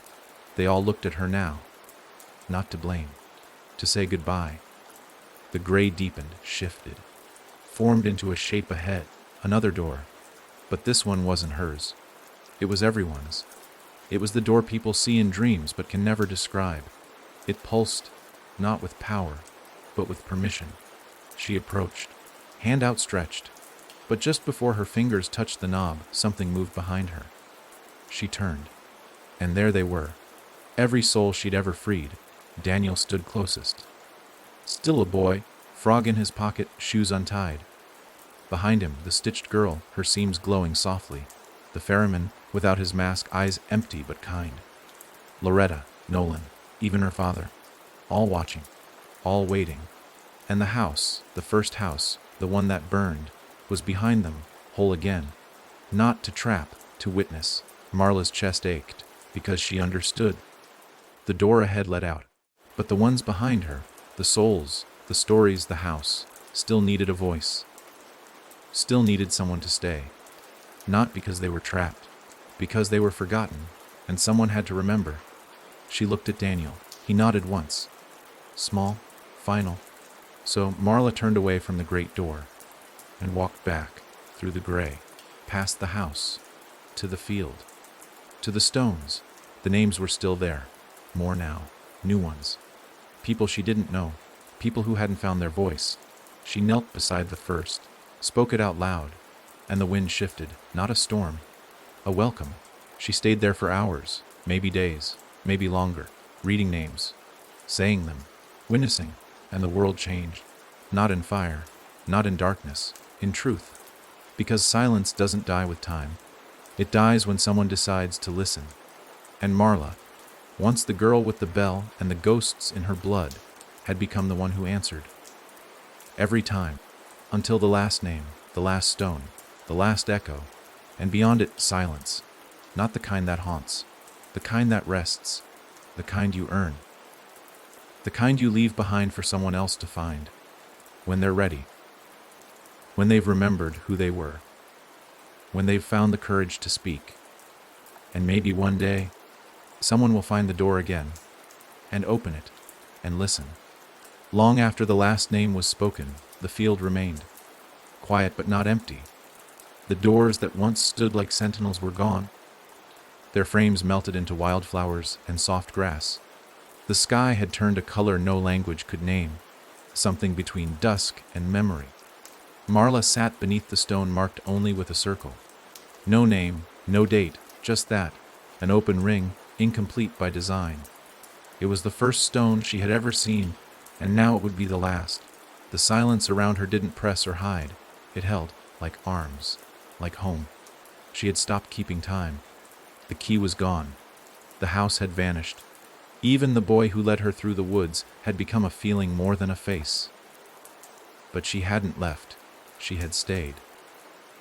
Because even though the stories had ended, someone had to stay behind to remember how they began. And remembering had become its own kind of ritual. There was no ceremony when the wind shifted that final time. No warning, just the soft hush of grass parting for bare feet. She stood slowly, her bones unfamiliar but not weak, and saw her. A girl, 8 years old, maybe 9, hair tangled, eyes full of questions that hadn't yet grown teeth. She carried nothing. Wore nothing but an oversized shirt that didn't belong to her. And she stared at Marla like she'd seen her in dreams she couldn't explain. Marla knew her name before it was ever spoken. Not because she was psychic. Because she recognized the ache. The girl stepped forward. Is this the place where the voices go? Marla nodded. Only the ones no one else wanted. Can I stay? Marla paused. The field was different now. It wasn't a graveyard. It was a garden. Still, wild things didn't grow gently. She thought of the stitched girl, the ferryman, of Daniel with his frog and Nolan in the rain. She thought of her mother's songs and her father's silence. Of the tree that whispered her name through 1,000 mouths. And she thought of the door that didn't need to open, because it had always been inside her. No, she finally said. But you can come back, when you're ready. The girl looked down, bit her lip. I don't want to forget. You won't, Marla said. Not if you remember like this. And she placed her hand over the girl's heart. Felt the beat, not broken. Building. The girl turned and walked away. Back through the tall grass. Toward a world that would try to mute her, twist her, tell her that her pain was too much or too loud or too strange. But now, she knew where to return. Where the names were planted like seeds. Where the truth didn't need to scream to be heard. Marla stayed until the girl vanished over the ridge. Then she sat, watched the clouds stretch into threads, closed her eyes, and for the first time since the fire, since the basement, since the loss, the silence she felt wasn't a void. It was a beginning, because someone would always come next, and she would be here, waiting, listening, holding the names, until the last one found its voice, and even then, she would stay. Not to remember the horrors, but to remind the living, we are never lost when someone still speaks our name. There's a place they never put on maps, A field no satellite has captured. A bend in the world where no footsteps echo, but every name ever forgotten still lingers. If you walk far enough, beyond the creak of civilization, past the places where memory slips and roads vanish, something calls to you, not in words, in weight, in a tightness behind the eyes and a shiver beneath the skin, in that cold hush just before you remember something you were never supposed to forget. They say the field grows quiet again with time. The names settle. The bells stop ringing. The doors fade like dreams. But that's never the end. Someone always finds it again, not because they're looking, but because something inside them refuses to stay silent. Sometimes it's a child with bruises shaped like words they couldn't say. Sometimes it's a woman who hears laughter in a house where no one lives anymore. Sometimes it's a man who wakes up every night at 3:17 a.m. with a name on his lips and no face to give it to. Sometimes it's you. And when you get there, you won't find Marla's name carved in stone. You won't find a shrine or statue or warning. You'll find a bell, cracked, lying in the grass where the sun doesn't reach. And if you touch it gently, with all the weight of what you've never told anyone, just maybe, it will ring for you too. And the doors will start to bloom again. And the field will remember. And you'll kneel and say a name you haven't spoken in years. And the wind will carry it. And the silence will shift. Because someone stayed long enough to show the rest of us that truth doesn't rot. It roots. It grows. It returns. And now it's your turn. Speak. We're listening. The field never truly closed. Long after Marla's body was dust and her voice nothing but soil-bound breath, the place remained. Changed, yes. Softer around the edges, maybe. But alive in ways that couldn't be charted by time or witnessed by eyes that only saw the surface. There were no markers, no ruins, no written signs. But if you stood still enough, in the quiet between birdsong and wind, the names would rise again. Not loud, just enough, just there. And someone always came. A teenager once found it after a dream of a girl with silver eyes and thread stitched through her lips. He thought it was just a dream, until he woke with dirt under his fingernails and a name on his tongue that didn't belong to anyone living. He never told his parents. Just walked one day into the woods and wasn't seen again. Not because he vanished, but because he found something better. A woman in her 70s visited once every spring. No one knew her name. She wore a veil, always white, always damp. She never spoke, but she carried a notebook with only one phrase written over and over: I hear you. I still hear you. Children sometimes played near the edge, tossing stones toward the tall grass, daring each other to run just a little closer. They never made it far. The air got heavy. The world got too quiet. And something looked back from the stillness, not to frighten them, just to warn. The field is not for everyone. It is not a grave. It is not a sanctuary. It is not punishment. It is a choice. And every so often, when the wind moves sideways and the sun feels like it's watching instead of shining, someone will kneel by the circle of stones. They will not understand why, but they will cry. They will speak. And the name that escapes their lips will not be one they knew. It will be one they remembered. Because somewhere, once, someone stayed behind to make sure the stories could find their way back. And because pain buried in silence does not disappear. It waits. And now that you've heard this, now that you feel that strange weight inside your chest, that tug toward someplace you've never seen, you'll wonder. You'll dream. And someday, if your feet carry you far enough, and the air goes still in just the right way, you may see at the edge of the field. And you'll hear something you didn't expect. Your name. Not how it's said in crowds or by strangers, but how it sounds when spoken by someone who knows all of you. And if you answer, if you say yes, then your story begins again, right where Marla's ended. And so the field remains, not bound by place or season, but by the people who need it most. You can't mark it on a map or carve its truth into a plaque. It doesn't belong to the world as we know it, because the world as we know it is loud with forgetting. The field asks for silence. Not the silence of emptiness, but the kind that listens. The kind that answers without speaking. The kind that waits until you're ready. Not before, not too late. Just ready. Some say it travels.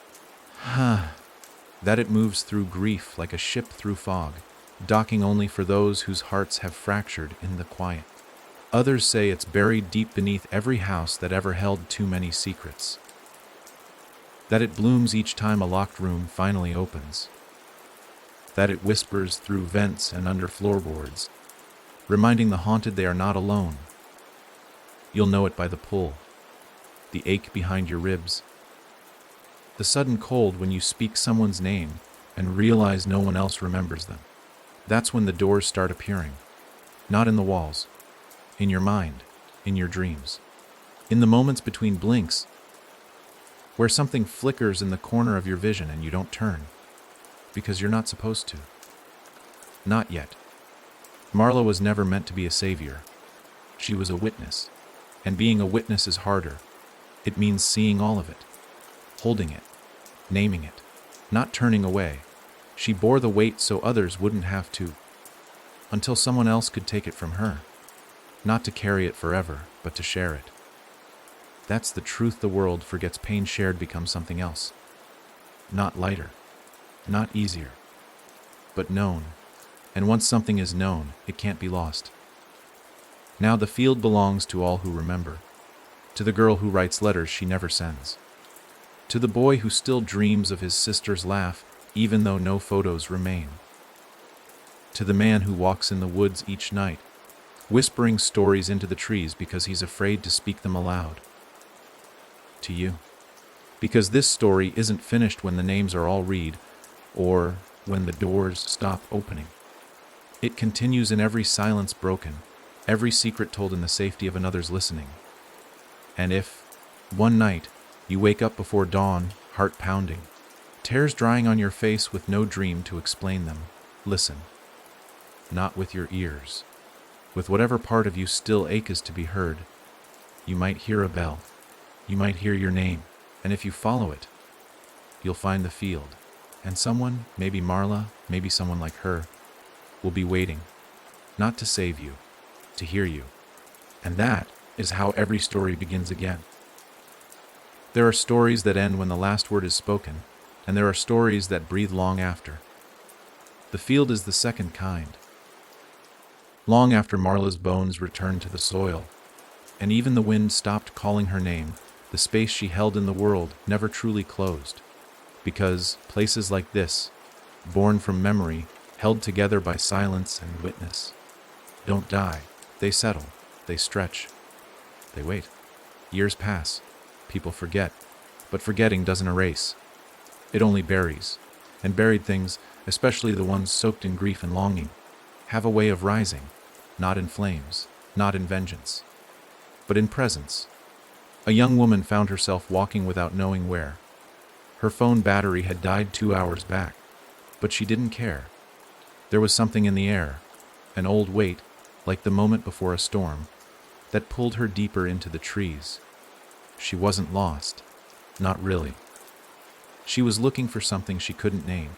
She crossed a stream that had no sound, past a stone wall overgrown with moss. And then, beyond a patch of wildflowers growing in a perfect circle, she saw it. The field. She didn't recognize it, but her body did. It shivered, not from fear, but from knowing. The wind slowed. The sky dimmed, though no clouds passed, and she stepped into the grass without hesitation. There were no stones at first, only earth. But as she moved, they rose. Not suddenly. Not theatrically. Just enough. One by one. Each etched with a name. Each humming a sound too old to be music, too gentle to be warning. She didn't know what she was supposed to do, but her hands moved anyway. She touched the stones, sat by them, whispered into them, and the air changed. Not loud, not bright, just a hush. Then a sound behind her. She turned, not startled, not afraid. A woman stood there, not Marla. But someone like her, eyes that had seen too much, shoulders that carried names. The woman didn't speak, just nodded, and the girl understood. She had come to remember. She would stay to listen. That's how the story continues. Not in fire or ash or screaming ghosts, but in those who show up when no one asks them to. In those who kneel when they could run. In those who answer the silence with names. And maybe someday, someone else will find the field. Maybe they'll hear a story in the wind. Or see a face in a dream. Or feel a weight in their chest they can't explain. And they'll follow it. Because the stories we carry are never just ours. They belong to everyone brave enough to remember. Even you. Years would go by, and the field would fall out of story and superstition alike. Locals whispered about it only when drunk or dying, and even then, their voices dropped to a hush like the syllables themselves had teeth. But for those it called to, for the ones it chose, the pull remained. It came not as a scream, not even as a whisper. It arrived in the ache behind the eyes when staring too long into nothing. In the way the trees tilted slightly, guiding certain feet off beaten trails and into breathless, unwelcome places. It came in dreams, unfinished sentences, echoes of names no one else remembered. The girl who came next, her name was Elise, didn't think of herself as broken, but something in her had split a long time ago. She never told anyone why she stopped talking after her older brother died. Never explained why she woke each night with her fingernails, bloodied from clawing at wood that wasn't there. She didn't cry at the funeral. She didn't speak at the burial. But a week later, she walked out of her bedroom window in her sleep and kept walking until the trees swallowed her whole. The field was waiting. It always was. But this time something felt different. Elise walked through the tall grass as if retracing a path she'd never been taught. Her fingers brushed against flowers that bent without breaking, their petals white and pulsing like tiny hearts. She passed the old stones, the names etched deep, and paused in front of one that wasn't there just moments ago. It bore her brother's name, but not how she knew it. It wasn't carved in marble. It was scratched into wood. Like a message left in a hurry, she fell to her knees and placed her hands on the soil, not to mourn, to listen. The ground pulsed beneath her, steady as breath. Then, like mist folding back from a mirror, she saw him.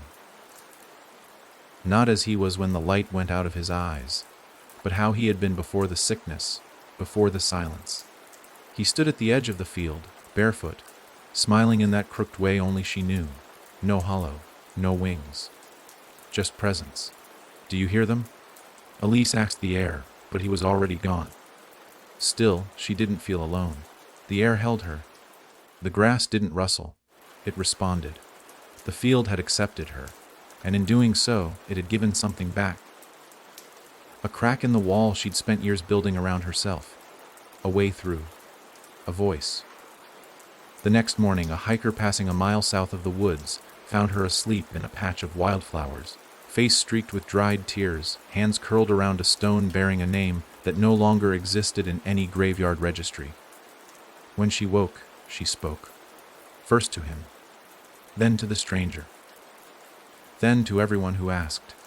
She didn't tell the full story. She didn't need to. All she said was, "There's a place where the silence listens. And when it's your turn, you'll find it. It always finds you." And then she walked away, barefoot, through the dew-soaked grass, toward the sound of a bell that no one else could hear. The world above the field never stopped turning. Cities roared, screens flashed, people forgot. But the field stayed patient. It didn't beg for attention. It didn't punish the disbelievers. It waited in the hush between breaths, in the twitch of the eyelid just before waking, in the moment someone turns around, certain they're being watched, and nothing's there. Yet, that was always the secret. It never forced you. It waited until you were ready to come apart in the right place, until you could carry a name that wasn't your own and speak it like it was. A man named Marcus came years later. His hands were raw from digging through his own walls. Addiction, guilt, grief bundled into something sharp. His daughter had vanished without a trace 5 winters before, her room left untouched, her scent long gone, but her voice trapped inside his head like a radio station just out of tune. He had tried everything: prayer, whiskey, silence. Nothing worked. Until one morning he woke from a dream of a girl standing in a field, surrounded by stones, humming low and deep like old cellars. She never moved, just watched him with wide eyes that didn't blink. He remembered those eyes. They were his daughter's, but older, wiser. He followed the pull. He didn't pack, didn't leave a note. He just drove, then walked, then wandered until the trees stopped resisting and the grass opened like it knew him. The field wasn't as he'd imagined. It was smaller, quieter, but it breathed, and it held memory, not images or faces. Wait, he walked for what felt like hours, maybe it was days. Time had no spine here, only rhythm. He passed stone after stone, some broken, some new, all etched with names he didn't recognize. And then he found hers. No last name, no date, just Mara. The letters weren't carved, they were scorched, as if the ground itself had burned to remember her. He knelt, pressed his hand to the earth, spoke her name for the first time in years.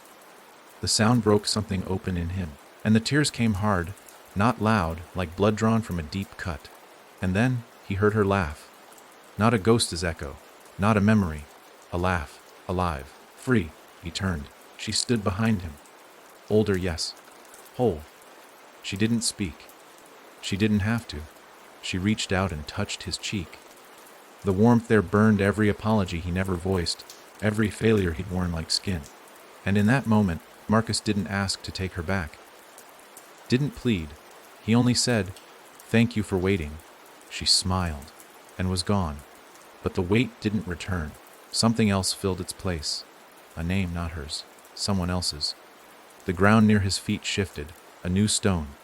A new story. And Marcus understood. It was his turn to stay. Not forever. Just long enough for the next person to arrive. Because the field didn't belong to one soul. It belonged to all of them. And as long as someone stayed to speak the names, the silence would never win. The field had seen so many now. Marla, Elise, Marcus, the girl with stitched lips, the boy who sang to frogs, even the ferryman who once kept a ledger instead of a soul. Their footprints no longer marked the grass, but their presence lingered in the hush, in the breath between wind and stillness. And now, as the seasons folded in on themselves without notice, a new presence stirred. Not a visitor, not a mourner, not a name seeker. This one was called. His name was Jonah.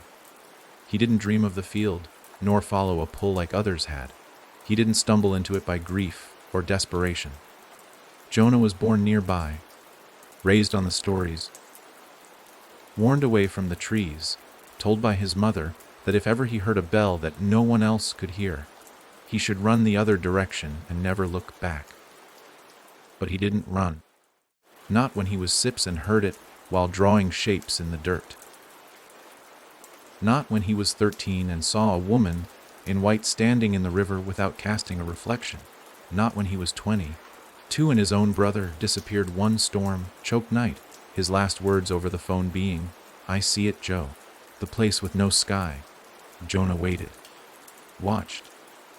And when he was ready, when the world no longer offered questions he wanted answers to, he walked into the woods with a backpack full of blank journals and no plan to return. The field was waiting, but this time it did not offer a stone. It offered a seat. A single wooden chair in the middle of the clearing, placed beside a candle that never burned out. No flame, but heat. No light, but warmth. Jonah sat and listened. At first there was only wind, then whispers, then names, thousands of them. He began to write, one name per page. No commentary, no stories. Just the weight of each sound and the knowing behind it. He wrote until the sun blinked out. He wrote when the moon forgot to rise. He wrote when snow came without cold. He wrote until his hand bled, and still he did not stop. He was not trapped, he was chosen, because the field needed a keeper now. Not a savior, not a gatekeeper, not a priest. Just someone who would stay long enough to catch each story before it faded. Someone who would not flinch when the wind carried screams. Someone who would not ask the silence for explanations. Jonah never cried, never spoke, but when a woman wandered in, trembling, holding a broken locket and a memory too sharp to name, he stood, walked to her, gave her the book. It had her name on the last page. She collapsed in tears, not from pain, but from the relief that someone still remembered. Jonah helped her rise, held her until she could breathe again, and when she left, he returned to the chair. The candle pulsed once, then held steady, because the field knew as long as Jonah wrote, it would remain alive.